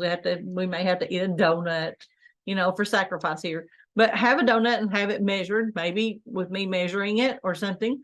Just some pictures that way so that they could again determine for this what sizes. And there's, like I said, there's all kinds of extra information for you to consider, and it's there at the Yummy Math Task thing. And so here's the next part of it that helps make it useful. There's the donut, and you can see it. And then how does this help you to figure out how many donuts are actually in the container? And so this is it. The price of this box of donuts is $2,600, by the way. Wow. That's a lot of donuts. That's a lot. Of So now donuts. that we know the price of that, how does that help us with this? And so we can go into a lot of questions. But 3-act math task, if you haven't done those, I love those. She's put those into the Is thing. it She's okay? got Graham Fletcher's up Is that here. okay? Yeah, that one's fine. Okay. There's others that you can do. Is there a better one? Robert Kaplinski has some. I love Graham Fletcher's. I mean, he's like a guru. Okay. He's a hero. He really is. He's a Oh. math hero. Hey, math. Here we go. All right. So she's got those up for the 3 math tasks. Down at the bottom of the one that she's got, this is a great place to go. At the very bottom, that she put into the chat. Did you put in the chat? Yeah, this one's At the very bottom, you will see the slide back down there. It's got grade levels, which I love. Oh, go up. Okay. Yeah, right there. So you'll see Robert Kaplinski's is already on there. I love his. Some others that I really love. Dan Myers has some really good ones, and those are really built for high school and middle school. And there's a couple. I haven't more done a for whole high lot school. of his, but I have done John's, and those are pretty good ones too. So if you're on that site right now, those are some really good places that you can get some 3-act math tasks that like I said, I really like. And it's a good way to get our students reasoning. Not saying that's all we have to use, but it is a good way to get our students reasoning. And it's a nice thing to have someplace where you can go and Mhm. pull from, because you can always tweak them a little bit and make some adjustments if you're not completely satisfied. But it's always nice to have something to go to pull from. And so that's a great website that gets you a lot of good information. So I did drop that in the chat for you. Now, I am going to say we got to remember the forgetting curve, because it says within 24 hours, most people forget 60% of what they've learned, right? Unless you revisit that information. So we have to give our kids time to revisit. But the big thing about revisiting, it doesn't have to be I'm reteaching, right? It can be students writing about it. It can be students having discussions at the very beginning. It can be a quick bell work revisit, right? Mhm. There are different ways to get to that point, but true to all humans, 60% within 24 hours you've lost. Look what happens by the end of the year.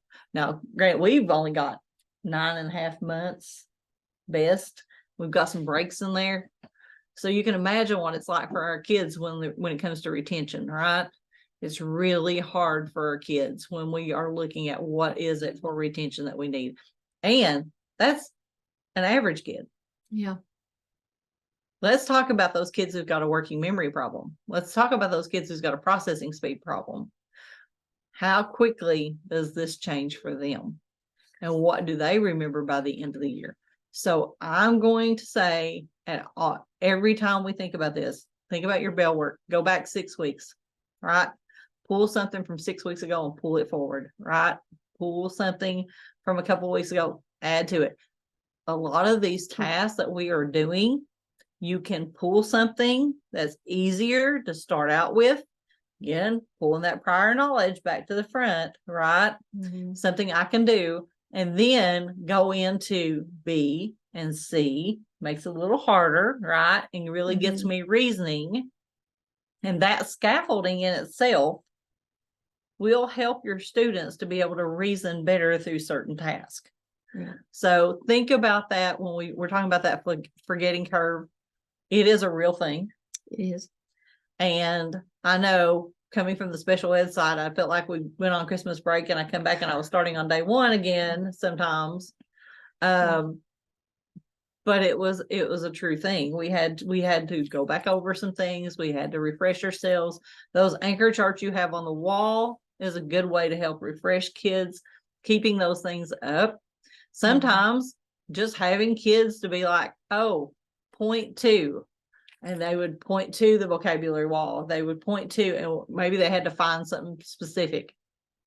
Believe it or not, that kind of thing holds in their brain for a while. So when you have to cover all that up for KAS, let's talk about that. When you have to cover all that up and they've had to point to a certain thing, they remember Where that, yeah. right? It's kind of stored in the brain that, oh, well, she always said to point to, it's over there, and this was what was on it. And I remember the colors. Yep. I'm really bad about doodling on the side of the page. You know, I'll be honest, I probably got in trouble for that because they thought I was not paying attention. But I have to doodle while I'm working a lot of the times, or while I'm listening. And most of the time I'm connecting a mental image to it. For our kids, that's true too. That's why thinking maps, if you've never done a thinking map, those are important for our kids to be able to flow through and put their thinking on.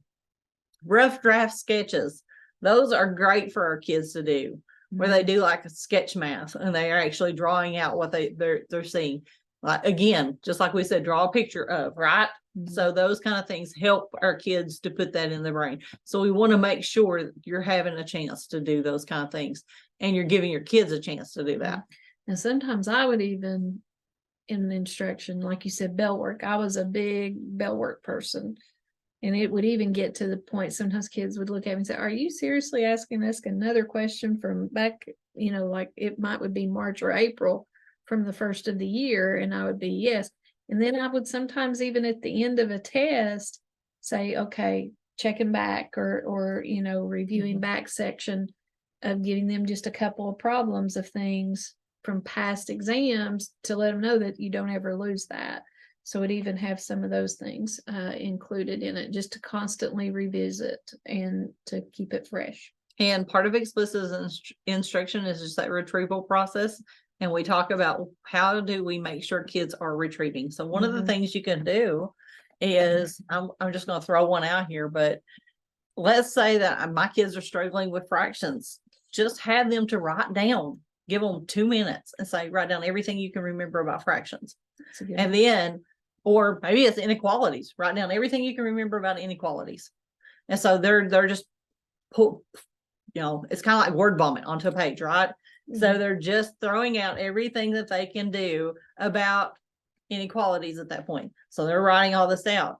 And then, did you have an example on there? And so you show them an example. And so maybe you created the page that you want them to see, even color coding it, so that it's remembered in there so that they can get it. So that's a good way. And it's just a practice test retrieval of, okay, how do I get out all the information? And then maybe I've done all of mine in pencil, and you give them green pencils or a marker of some sort, and they fill in everything they don't have, right?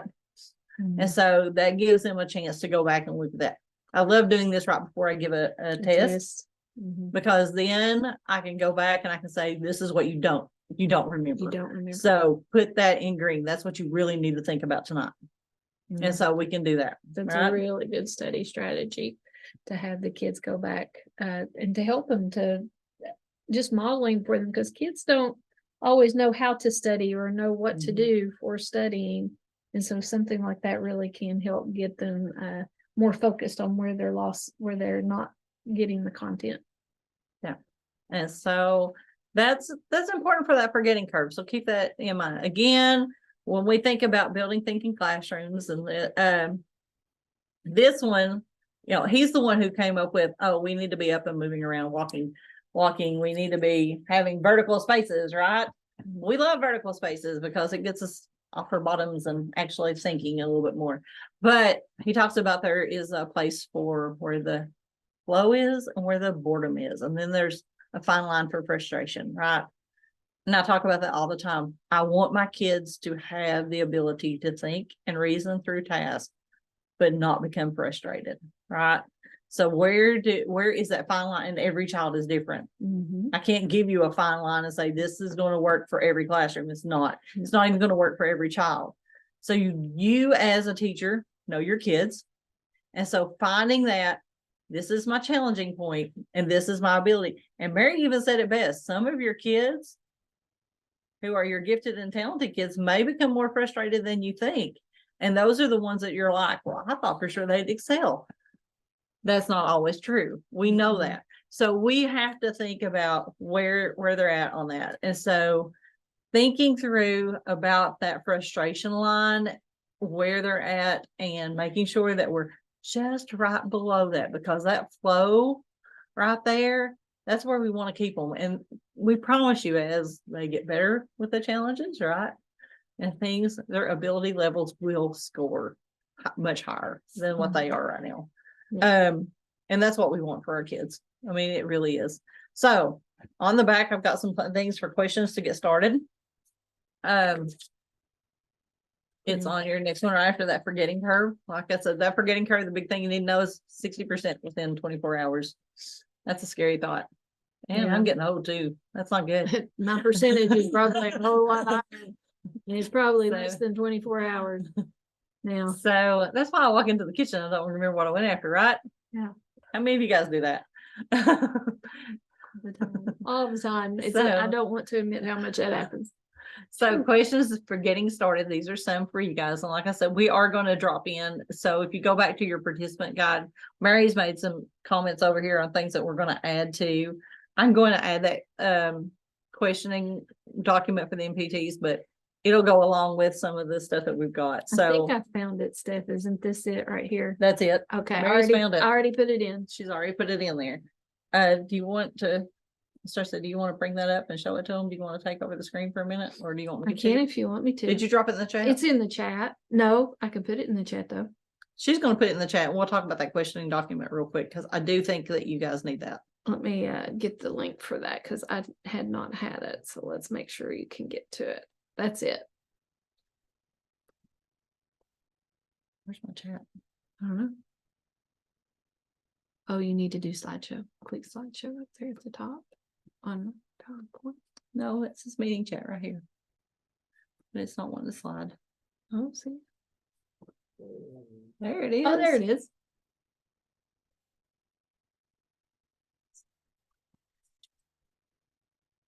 Okay, so I'm going to bring this up real quick for everybody to see. Okay. So this is it. This is the document. So I took this, and this is the math teaching practices of what the teacher's doing, what the student is doing. This comes straight out of the NCTM book, Principles to Action, right? But then we come down here and we did questions for the teachers to ask themselves and questions for the teachers to ask students. So this is based on that. Now, if you go down here, this is tied into those high leverage practices, right? And so you'll have that with this.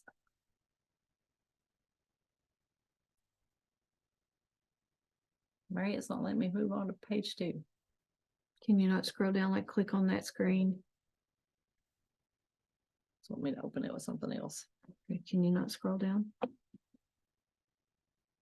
Nope. Oh, there Oh, it is. it is letting me with the mouse. you I go, mean, with the Jason. arrows. Huh. Okay, and then over here, like I said, this is 2. Oh, it also connects it with what standards are we looking at. So the standards for math practice. So you'll see part 2, same way, set up, and these are questions that you need to ask, that the teachers need to ask the students. And then again, it's tied to a high leverage practice. And there are videos with those high leverage practices if you want to, if you have the time to watch those. Again with 3, and it just keeps on going. So there's all. It's an 8 awesome document. You all. these. If you've not seen that, it is a phenomenal resource.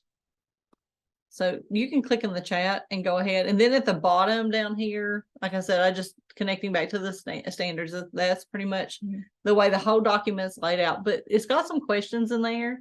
And so if you want to just take a minute, if you don't, we can continue on. But if you want to take a minute just to look through that document, please do so, because it's in the chat. It is in the folder, in your participant folder. Okay. But I would also say, guys, if you've not started like an organizational system, like starring things and making bookmarks, like for a training, like for today's training, make a folder just for today's training and like making sure that you add the different documents to it so that you can get back to these documents. I have a really hard time finding things at times. And so since I've been doing that, that's helped me tremendously in being able to get back to documents I don't want to lose or folders. Yeah, I will say Mary shamed me. Hmm. And so I started doing it. Sorry. But it does help to get, because I struggle with getting back to documents. I really want to make sure I don't. I will say that my bookmarks are now very neat and they're very cleaned up thanks to Mary. Sorry. No, I'm not. It just helped. Right. That's it. But it does help. And it just takes just a few seconds to do versus us taking 10 minutes to try to find a document at times. She's not wrong. All right. Questions for getting started. What is this problem about? You know, would you please explain it in your own words? These are just some that you can use. Like I said, they're very simple. I put on here, what do you see? Because here's the thing about my students and what I realized. Sometimes I'm afraid because I don't know what I don't know. And I'm afraid to really ask a lot of questions or to even answer you back. So my first thing is, what do you see? I can't be wrong with what I see. I see this on this page. And we start, okay? Then I start asking other questions because then I've got that student, I've got some buy-in, right? I've got that student to buy in. And once I get them to buy in, then I can start asking other questions. Let me move my chat. Okay. Now, so that's questions to get you started. I didn't read all those because you guys are good at that, so you don't have to worry about it. Let me go back to my slideshow.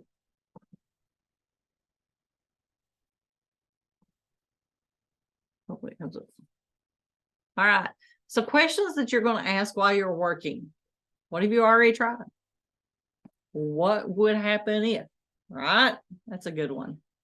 Can you make a model? Right? Is there a pattern that you're maybe seeing? Is there a relationship between this and the last problem you did? That's a good one because most of the time kids can relate back to another problem. That's a really good one for them. What do you need so that you can move on to the next part of this problem, right? What's some information you're needing? And so these are just really good questions to ask while the student is working. Questions for reflection. How do you know your solution is reasonable? Right? How do I know that? Kids who are good at estimating, we don't have a whole lot of kids that are good at estimating, let's be honest. No. That's a problem that we have for all of our kids. So anytime we're getting kids to estimate, it's better for our students overall, because then I'm kind of like, if I put something wrong in the calculator, I'm not choosing an answer, right? That could be wrong when, in all honesty, I know that that's not that's not right. Maybe I did something wrong in the calculator. What did you try that did not work? That's a thought, right? What did you try that didn't work? So, and is that the only possible answer, right?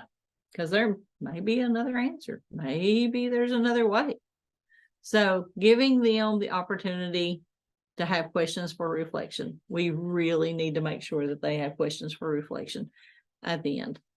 And it builds on that knowledge, right? It builds on their ability. Questions for clarifying their thinking. These are just a few. This is not an exhaustive list. I'm going to say that right now. And we will be putting a copy of the PowerPoint into your folder, into the participant folder, because it's not there yet. So just want to make sure that you all realize that you will be getting a copy of that in the participant folder. And I have at times went around with my students, and that number 3 helped me to understand this part. That's a huge one, right? Because you just help me understand. So they're explaining their thinking. Many times they'll correct their own selves before we get to any part of it, but giving them a chance to explain. Now, these are, like I said, a few of these, and I think they're important. Okay, so we're talking about rich math task, and my plan was for today was the afternoon we were going to be doing certain things, but you're going to get a chance to work on some on your own. But I'm going to go through the entire PowerPoint before I turn you guys loose to work on those. But using what we already have. Now, this is out of one of the books. It's Envision, right? This is Envision. So if you have Envision, this is one of the solving. No, this is an Explore It, not a solve and share. So if you have Envision, this is part of it. And so looking at this as a task, what are those math practices? It says here we're doing 1, 2, 4, and 7, right? Is there a way that I can change this task?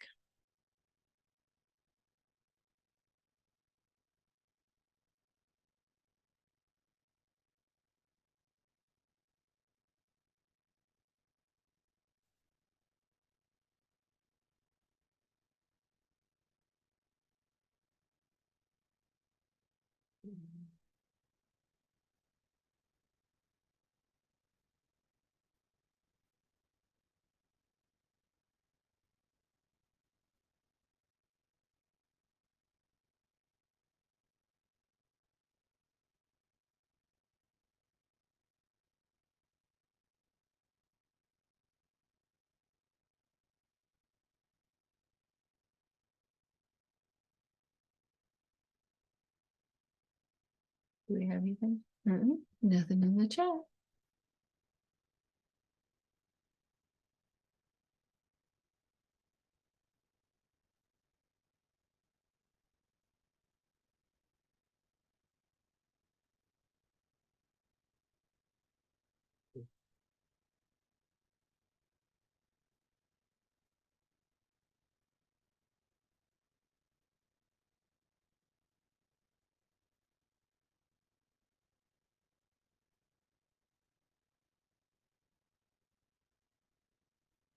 If you can think of an extension question to ask besides down here, why is it important to know that each laptop costs the same amount?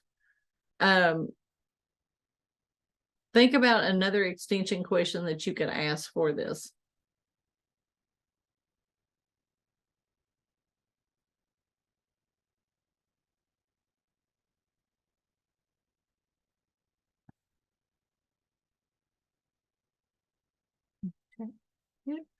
Need a little time to type. Just give them time.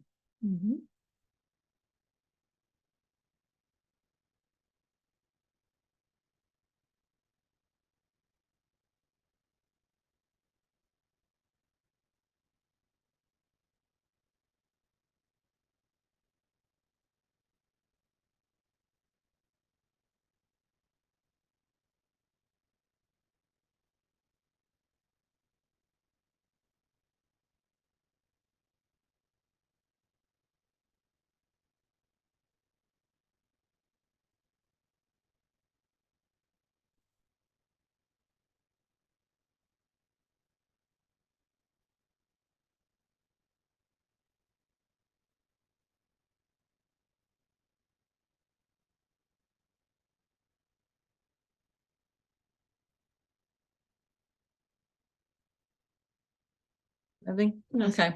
So I'm going to go ahead and I'm going to say for me, for extension questions, we've got up here, I love this task, by the way, because it says I'm going to draw the representation to show the relationships between the number of laptops and the total cost, right?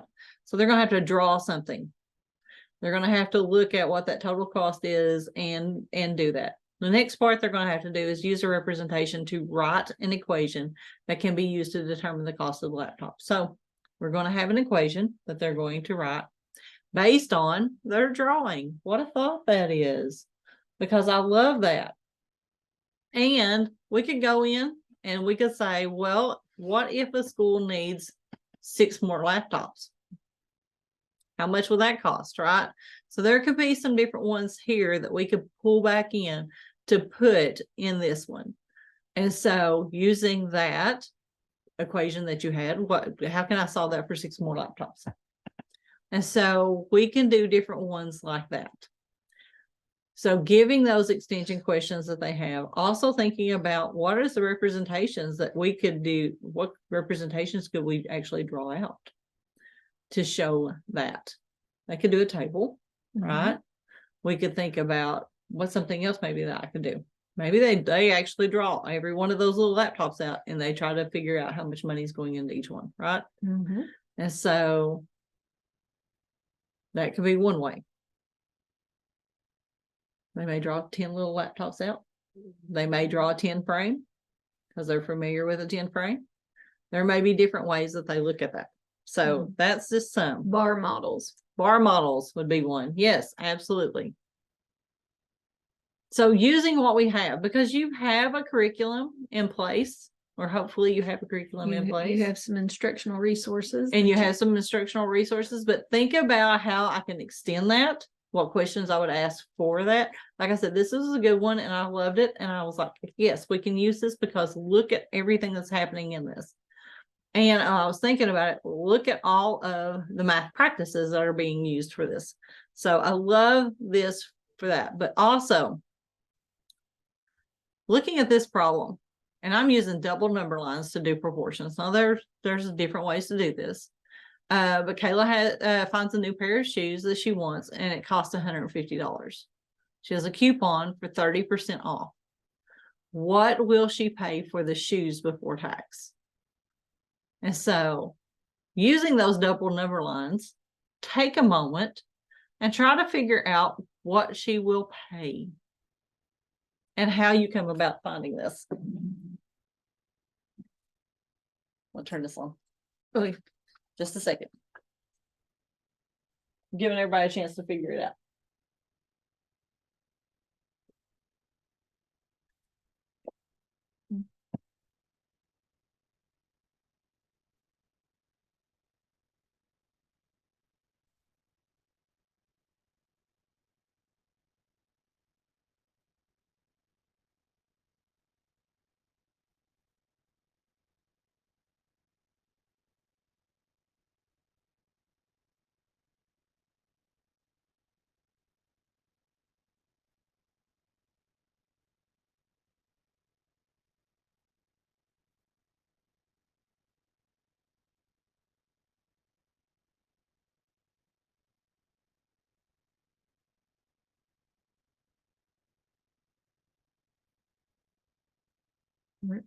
Nope. Try it again. Is the camera on? It did work earlier. Try it again. It was that first button, right? All right. Let's see if I can. That's okay. We'll annotate on the screen. Okay. Does anybody want to take a thought on how to do this and wants to annotate on the screen?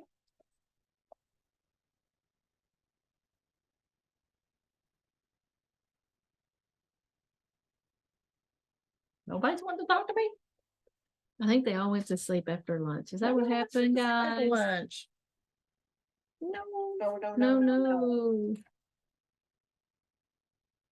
So how do I find what 30% off is for 150?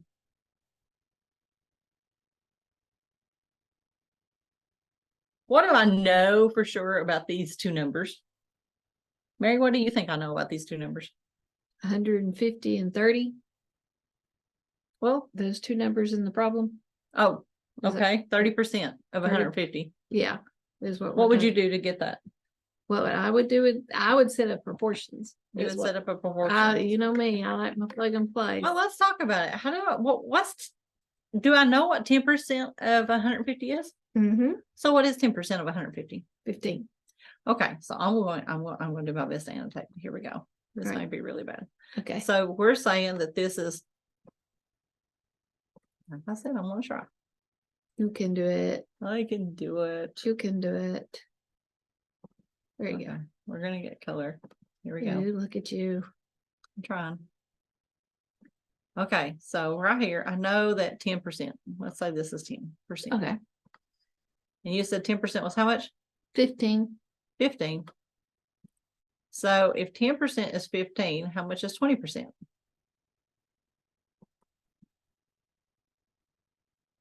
Wait a sec.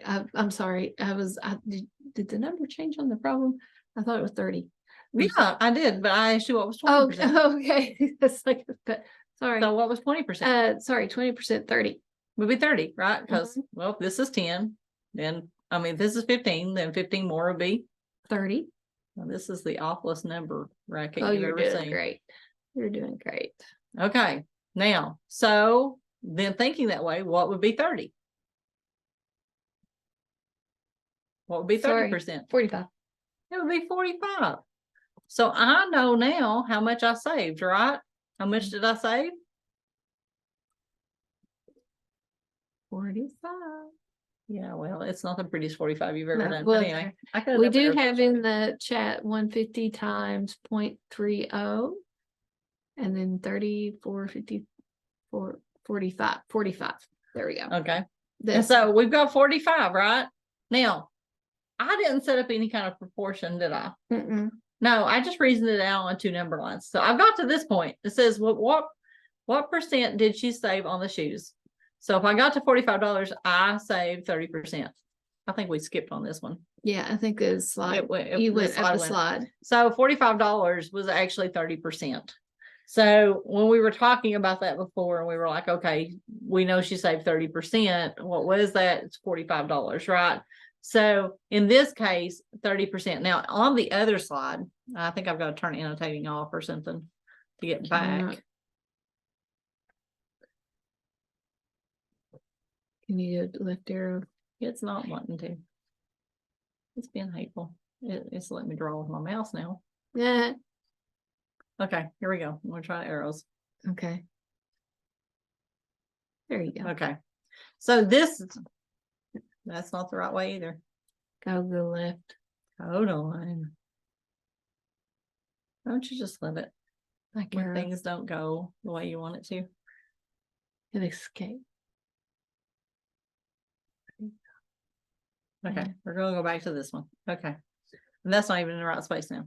Okay, but anyway, it was 45. But the thing about this one is, it asked another question, right? She had a 30% off coupon. What will she pay for the shoes before tax? So what happens when my kid writes 45? They missed a step. They've missed a step, right? And so maybe you go back and what's a question you could ask them? So did they only pay $45 for the shoes? For $150 pair of shoes? For $150? That's a deal. That's a real deal. Is that 30% Percent off? And so that could be something we could talk about. Does that seem, you said that on this line here, 30% was 45. So is that what she truly paid? Because there's another part of the question, right? And we could walk off. That's one of the things. So then that student would have to figure out 150 subtract 45. So how much did she actually Is pay, that right? what they paid or saved? Is in the chat? Yeah. Is what's been dropped in the chat. That's a good question. There you go. Is that what she paid or did she save it? So that's another one, right? That we can do. So we can look at it that way. I'm gonna see if I can clear all drawings. There you go. Look There at we go. you. I figured it out. Awesome job. So in this one, it says that, but she paid $45. What percentage did she save? So going back, if I looked at the other one and she paid $45, could I get to that point to where the cost is $45? And I could, right? Doing basically the same thing that we did before. Right. And then what percentage did she save? We're having to look at the percentage overall on the other side of it. Yeah. And so they're having to think that way. All right. So in this one, Kayla paid $90. You can use a table, was mentioned in the chat. I love a table. Yes. I do too. So they can use a table You can use the double number line here. I didn't know if people would use the double number line to think about reasoning through problems before, but I love this one for that because it makes them actually start to reason through. And so that's another one that we can do. All right. And so in this one, hold on, going the wrong way. Sorry, guys. So what do you notice? What do you wonder? Now Ralph's getting cheated. I'm just saying here. Poor Ralph is getting cheated so bad. Because he's only making $3.50 per hour. So what would he make if he worked? So yeah, that's about what I made when I first started working. I don't even think I made that much anyway. So anywho, we're not talking about how old we are. No. But thinking about that, this problem and looking at it, what else are we talking about here? We can discuss ratios, right? Mhm. So there's a big thing with that can be discussed. There's, like I said, double number lines can be used for a lot of things that we Yeah. can do. So don't rule out the reasoning that goes through when you have kids to do it this way instead of giving them the algorithm first. Make them really think through the problem. And that's the other thing. Okay, now here's the one. How many of you guys have already went to these? How many people have already went to your released items? Me. This is Jamie. It's me. Jamie, Good good. job, Jamie. So if you go Me, to those Chloe. released items, Yeah. and I'm going to walk you kind of through this because they're important, right? They're Mhm. important to us. So here's your 23 released items. We're going to mathematics. Take a moment to pick somewhere on your grade level. I don't care. 6th, 7th, 8th, 10th, whichever one you want. Pick one of those. Look at those about your released items. I'm going to pick 8th grade.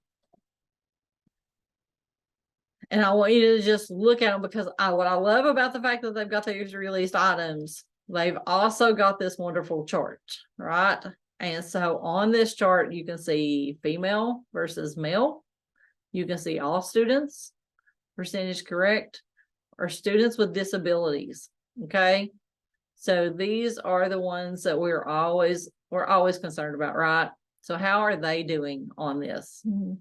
And so going back, looking at this task, look at all the things that student is required to do in just that one task. It's a lot of reading, isn't it? It's a lot of reading. I love to use these release items because they've used and given that percentage for years on some different assessments. And I always would show it to the kids and we'd kind of figure out the percentage that got it right in our class and saw if we did better than the state, because that was always because to me, a lot of times in math, we have to build confidence because a lot of times when a kid looks at this, just for a kid to have that perseverance that's a scary looking problem for a lot of kids. And to think, I can do this, building that confidence to help the kids realize, hey, you just need to take it piece at a time and you can get there. I think that's really important that we do pull these types of questions up and use these in our class if we're not even using them as our bell work or using them on our own test as well.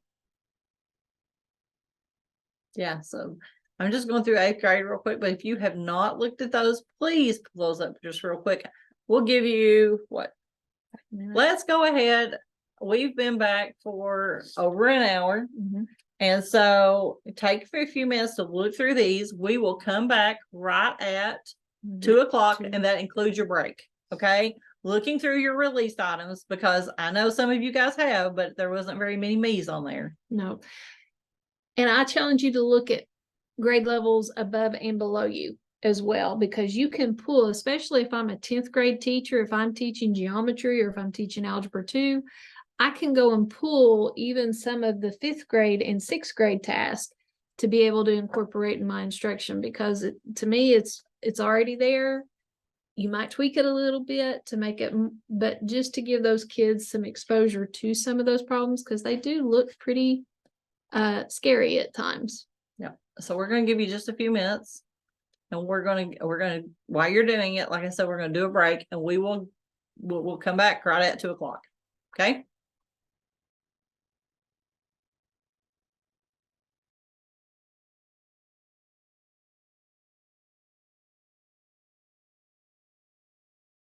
So yeah, I was just talking to one of my math teachers out in the hallway during break there, and I said I've got most of the links, but I just wanted to make sure that I would, especially the one with the, oh gosh, that had the definitions and like the word wall.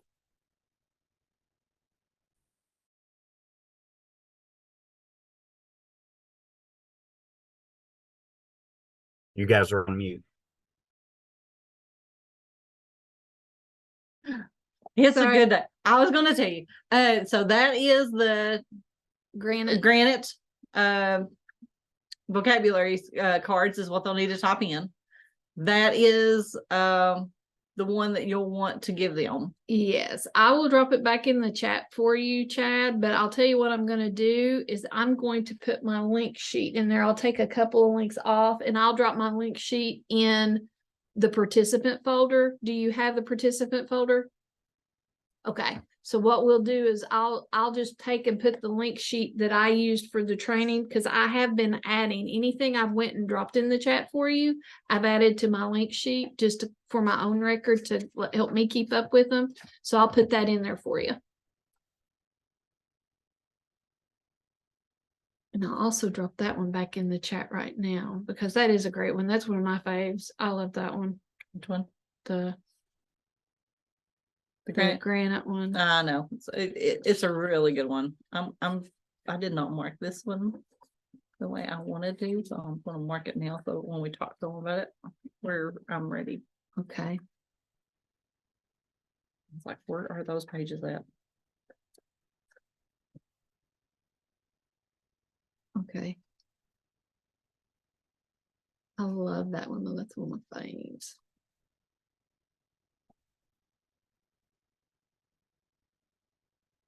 Boy. Okay, so we are ready to get started back. Mary told me I had a 2-minute warning. I gave you guys a 2-minute warning, so we're back. So this one here is the book you're getting. So I wanted to make you guys aware of this one, because when we are orchestrating these discussions that we're having and helping us to guide into a good task, things that we need to consider. Now, this is straight out of this book that you're getting. Like I said, it's the 5 practices. Mine looks a little different than your all's because mine's red, of course, at the top, but it's basically, this is 2nd edition. I think that's 1st edition, but you'll be getting this one is what you'll be getting. There is some really good stuff about this. First of all, it says in the book that we are going to anticipate. And when we talk about that, we say, okay, do the problem yourself, right? Work through the problem yourself, because then you know kind of what to expect. What are students likely to produce at the end of this? We talk about which problems will be most likely to be useful in addressing other things in mathematics. You want to have that. Now, as you're going through, one of the things it talks about is to have a little notebook available to you, right? That you're going through and you're walking around, because I had a tracker sheet. I'll be honest with you. Throughout my math career, I had a clipboard, and on that clipboard, it had a sheet. On that sheet, it was basically just a table. We always love a good table. Oh, we did. And in that table, I had my students' names, and I put information in there about whether they were on task with what we were doing. So we kept up with some on-task behaviors, because I'm special ed, so I had to talk about those on-task behaviors. But on top of that, was that student understanding that process? And sometimes it was a little bit more. I would go into details on what steps they were actually missing in the process. So some of my kids maybe could get through, 2 or 3 steps in the problem, but then they would get hung up. So where were they getting hung up? So when I brought them in, or I'm doing RTI with them, at that point in time, I need to really check with them on that part. So it gave me a chance. Well, in this one, it talks about we're going around and we're listening. We're listening for that discussion that's going on between students.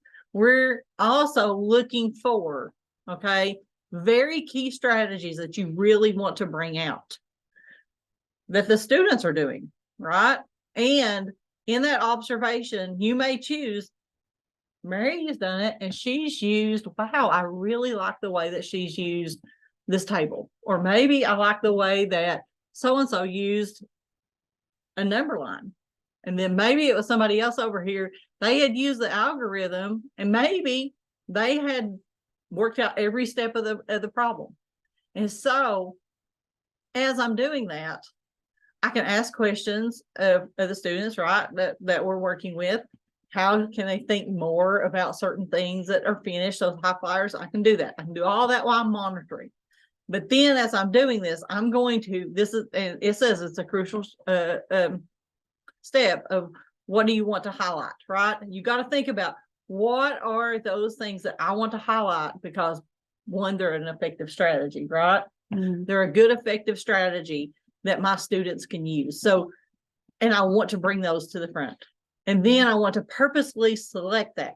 I'm going to give credit to that student. That's the other part of it. So when I come back and we're finished with all of our work, and I come back, I've got 3 at least, right? I may only have 2, but hopefully 3. And I can say, you know what? As I was going around the room, I saw that group 1 and group 2 over here, man, they were working so well. But I also saw on and give those kids credit. And that gets everybody else was like, oh, wow. Well, but they had a different strategy and she showed that one too. And it was okay. And it was right.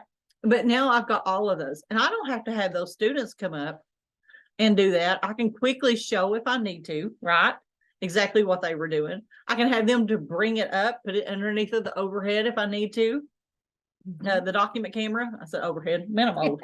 Okay. Anyway, the document camera, and I can say, hey, look what they did and look at these steps. And then if I want them to explain a certain spot, I can quickly, right? That's what I love about that.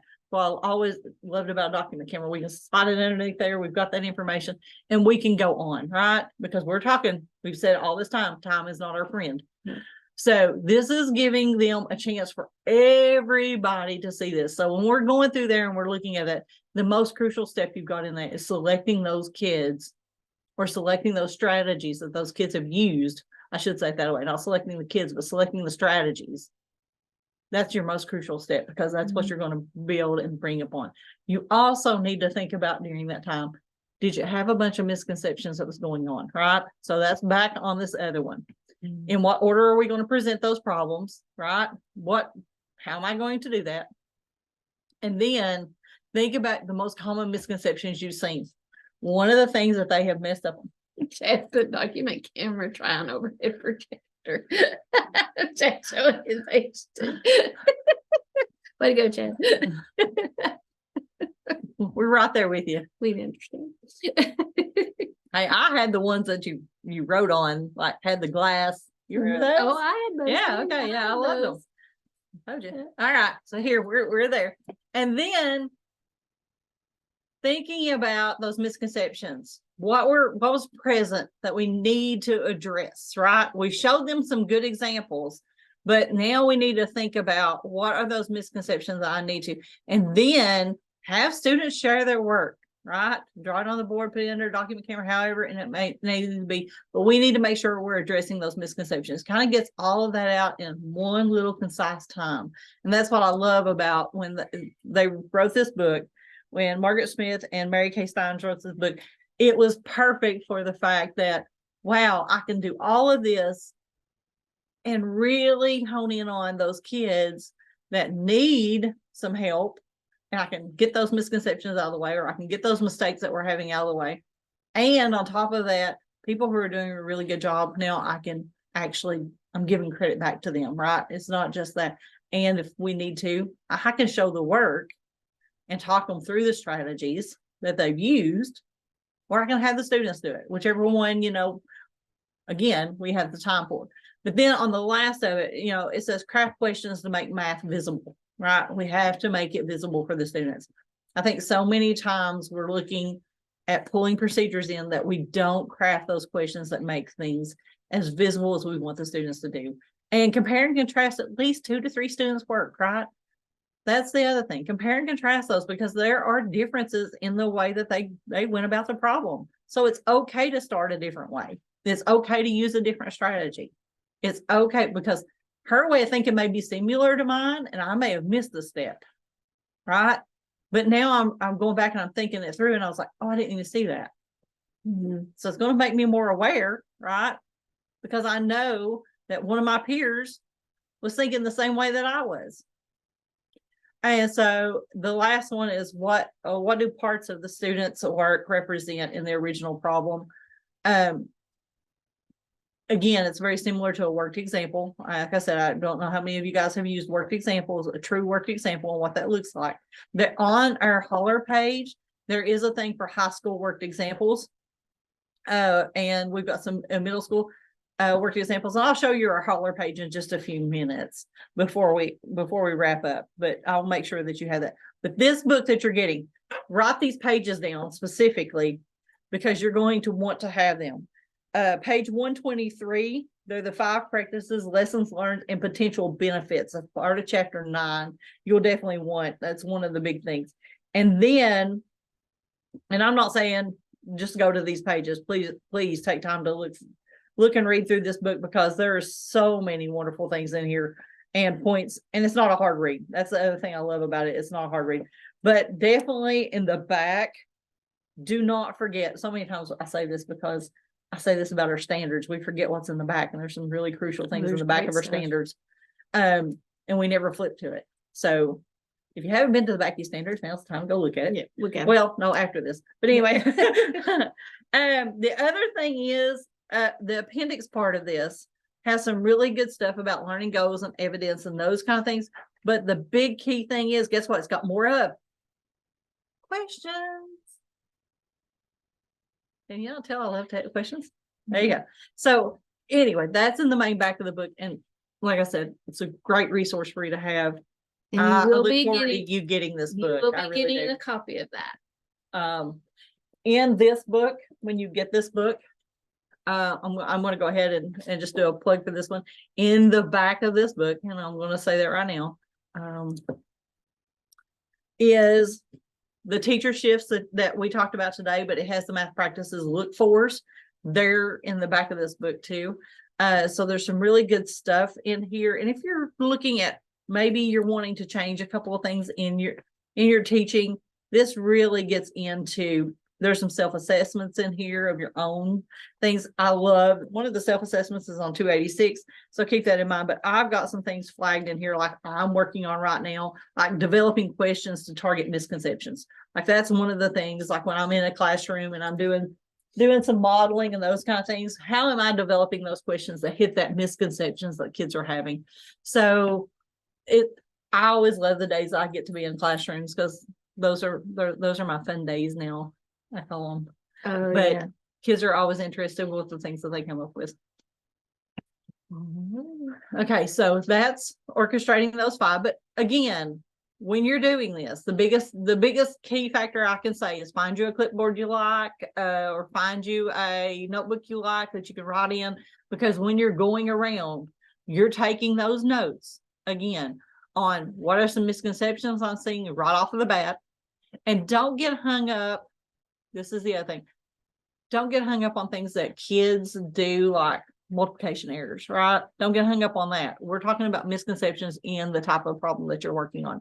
So if they're getting hung up on those, offer them a calculator and say, hey, might want to check some of your work. Simple as that. Go on, right? But think about the 3, like I said, it says 2 or 3, but I usually try to get 3. If we've got kids who are doing 3 different ones, pick those 3 different ones, bring them back in, show them, give credit where credit is due to those kids that are working hard, and the things that you saw, the things that you liked, even if it's a student who's not finished with the work, but man, their thought pattern is going somewhere, and you know it's going somewhere good. Give credit to them, because you're building, right? We're building that self-esteem for those kids to Gotta motivate, persevere, right? gotta motivate them, because they, bless their hearts, it's tough.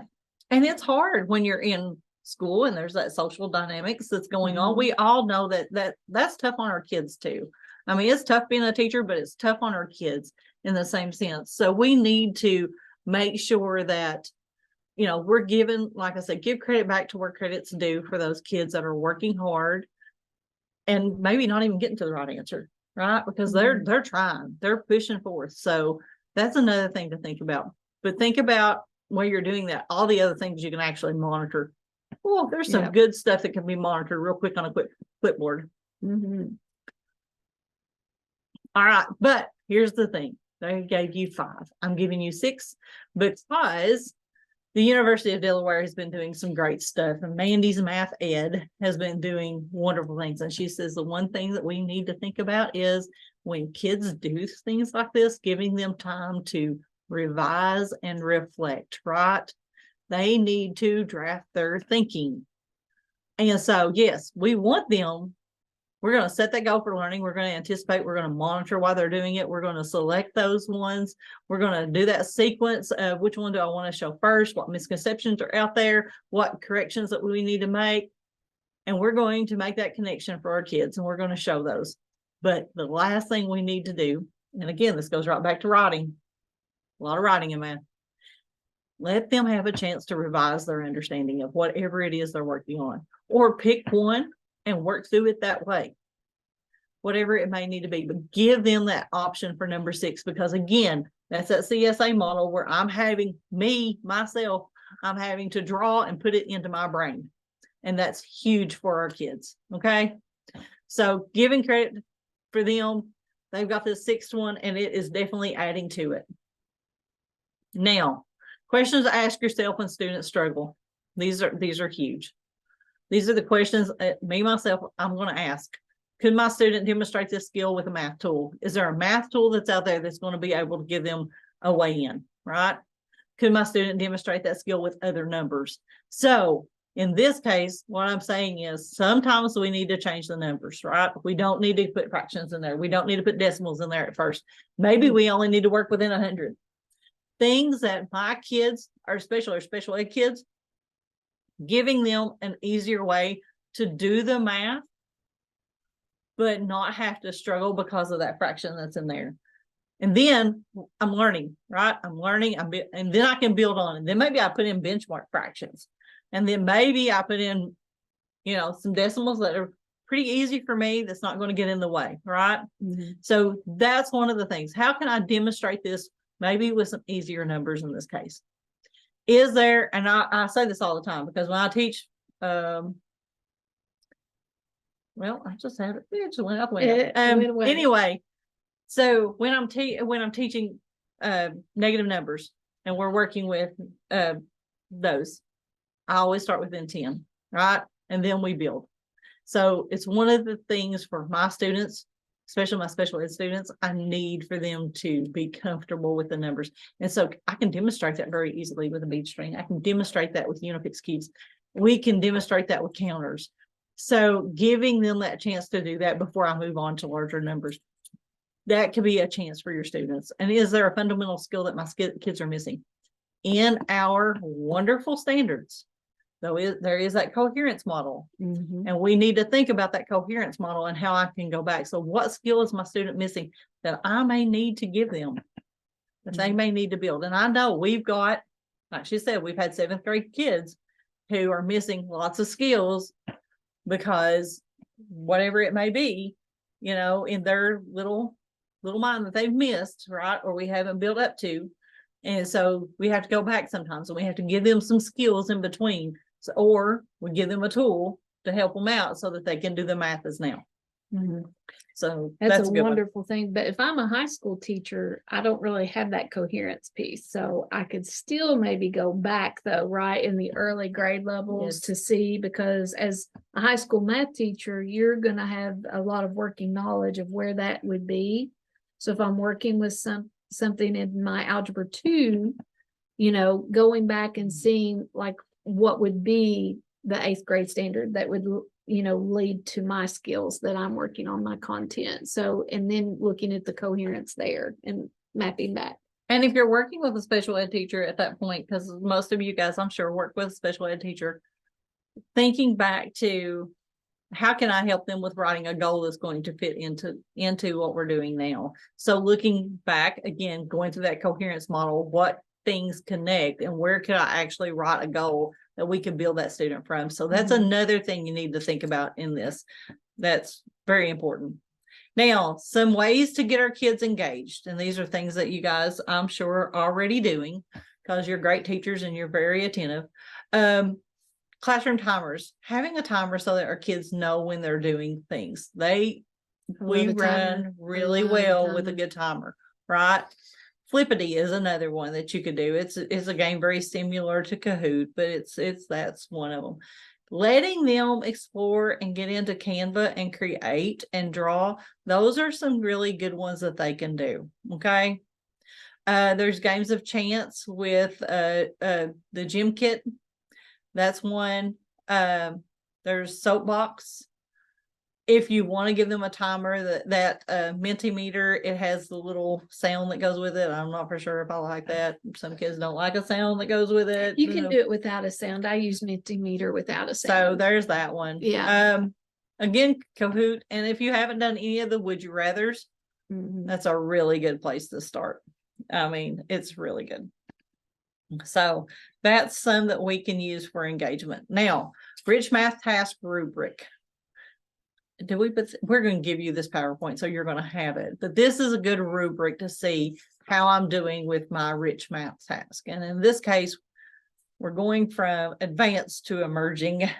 So it's kind of backward. I Yeah. have a problem with it. I do too.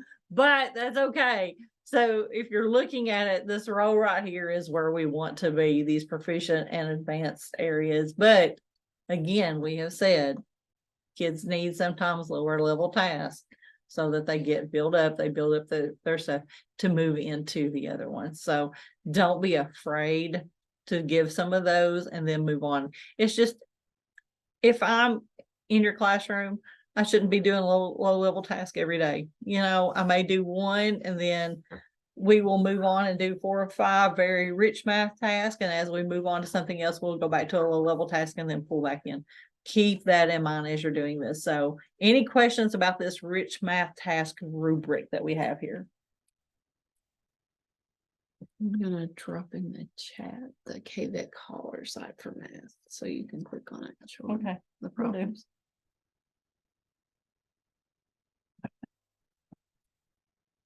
You got no comments? Nope. So we mentioned the holler, and I'm going to go to that really quick. I dropped the link in the chat. Sarah said no, but I wish I had access to the book. Well, you will get access to that book. You're going to get it. We'll Yes. get that to you. I promise. I do not want to create an account. Go home, hit the holler. Just click on that. Okay. So if you type in the holler.org and you get to there, hit the little holler button. You come up here, you're going to see these are different innovations of teachers, and our PL calendar is up here. So if you want to know any professional learning that's going on, please go there. You're going to see KVAC, and then you're going to see CRISA, and we've got a lot of good information underneath of both of these. And then you're going to have special ed. Okay. Click on the special ed because this is my part of the site. And you will see, I can't make it move again. Ah, why is it when Alex leaves, I have trouble? I don't know. Down arrow, maybe. I want to do this. So you're going to go down, just those are some upcoming trainings that are automatically there. Go down here, you're going to see different things. So mathematics is right here in the center. I think I'll change my color of my button. So using worked examples, you've heard me talk about this in the entire time. This is one of the trainings that we have done, and we just put it up on the site. But if you go on down, you will see there's all kinds of little areas down here. So statistics and probability. We have algebraic thinking, and underneath of algebraic thinking, maybe.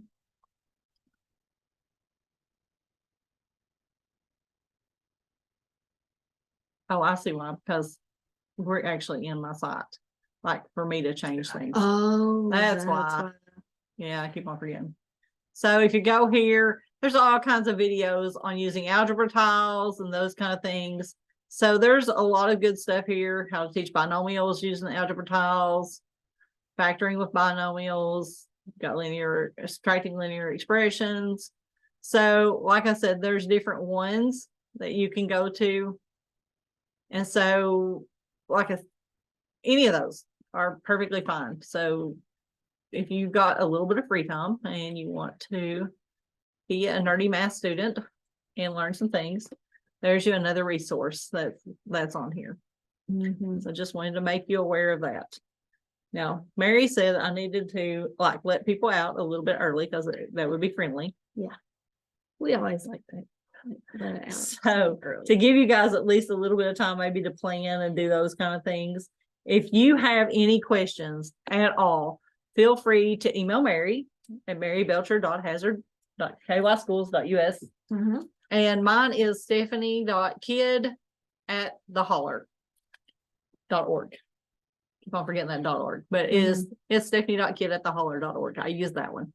And so if you don't mind, will you please give us feedback? I dropped it in the chat.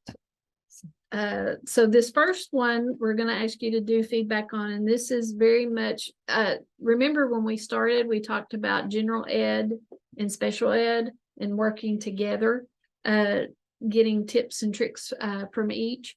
And so this first one, we both work through different grants. And as many of you know, when you work through grants, you need feedback on trainings you provide, everything you do. And so this first feedback is for Stephanie. So make sure that you fill that in and get that taken care of so that we have that information to help us with our special ed grant. And then once I'm going to give you just a minute or so to do that one, and then I'm going to drop another link in the chat, which is for the general ed side, the CRISA side. What she showed on there is funding that we get through another grant. And when you finish that second survey, it should email you a certificate with ELA credit. So for those of you that can turn this in, maybe to show verification that you attended the training to your principal or your PD coordinators, letting you have that as Mr. Edward, your assistant principal, that'll help you with your ELA hours too that you have. So we went ahead and got that credit for you. So let me go get that link since you're filling out that one for Stephanie. And like I said, this one is the second one. You should get a certificate from kvec.training@theholler.org. Yep. And that should take care of you. And it has some things pre-filled for you. Like I already put the name of the training. I already put Stephanie's name, my name in there, and the ELA number so that you already have that information. So it's got some pre-filled links. You just need to worry about your name, your school. Please make sure you put your district in your school because that's where we will be taking the book to. Yes, yes. Please put your name, your district, and school in there. Please, please, please, because, and everybody needs to fill this out, not just one person, because if you're wanting that book, we need to know, we need you to have this filled out for us. So I put the second link in there. They're getting 2 books. So if you want both your books, We please, scanned the please, QR please, code. The QR code didn't have anything filled out for you. Did it not work? Let's try the QR code. Oh, you know what might be the, let's see. I'll find the QR code. Let me try the QR code. Did you try it? No, I'm not trying it. I didn't try it. Sorry. That's my bad. Usually you do all those wonderful things. I for me. know I do. The second link did work. My internet has gone out and I switched to my phone and I'm afraid I'm going to lose you all. Can you email the stuff just in case to me? Is this Jamie Napier? It is. I was trying to figure out how to get the links to fill out everything in case I lose you. Will it still be on the Zoom if I log back in? If you're on your phone, you just need to go down. I have to think on your phone, look, I forget how it is, but if you look at your phone, you should have some dots that you can go to. And when you click on when you touch the dots, it should have chat, but let me re-put the links in there. My problem is my phone service is very sketchy at home. We usually use it through Wi-Fi. I'm afraid it's going to drop you. Okay. One of you could fill out the link. Okay. So they're saying that some of them can't get the link. Did the QR code work for you, Chloe? Which link are they not able to get? One said when they scanned the QR code, nothing was filled out. And I tried to do the QR code. You took it off. I can't see it now, the PowerPoint. Okay, let me see. Let me see if I can put it in. Hold on just a minute. Okay. That's what I was going back to. Okay.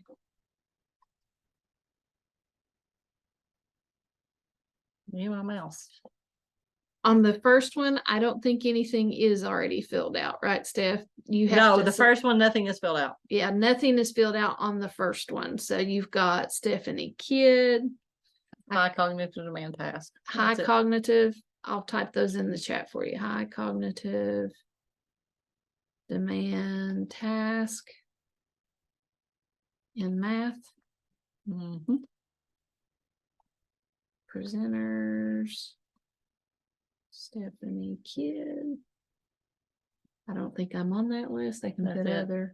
I think no, maybe you are. Not for sure. I don't think I am, unless Okay. y'all added me. I mean, I need to because of stuff we do with K-Met. oh, yeah, I guess so. Depends on the time. Mm-hmm. Can you share the feedback surveys? Yes, I can also do that and do the feedback survey. Stephanie's going to get me a link of everybody who signed in, and I will also let me also get I'm going to fix the links page. I'm going to have you all on links page with all the websites, like those additional websites that were not on the PowerPoint, like the Granite with the vocabulary cards. We're going to get that on there. We're going to get open and middle. What was some of the others? The Virginia Rich Math task. And we'll also get 3-act math task. I'll put all of those on one paper, which I've already done, and I'll get those in the participant guide in the participant folder, and I'll include that in your email too, so that you can have all those. So you got one for them. Good, good, Denise. Which one did you get, Denise? Do you need the one for special ed or the one for the certificate?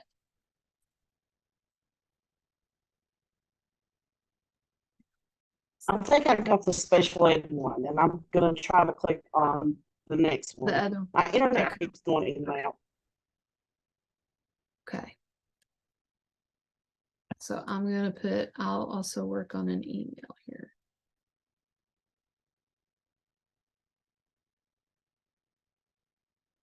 Because I'll have to check my original to see, because there's a couple of people I think in the meeting that was not on the registration, so I need to make sure and get the sign in.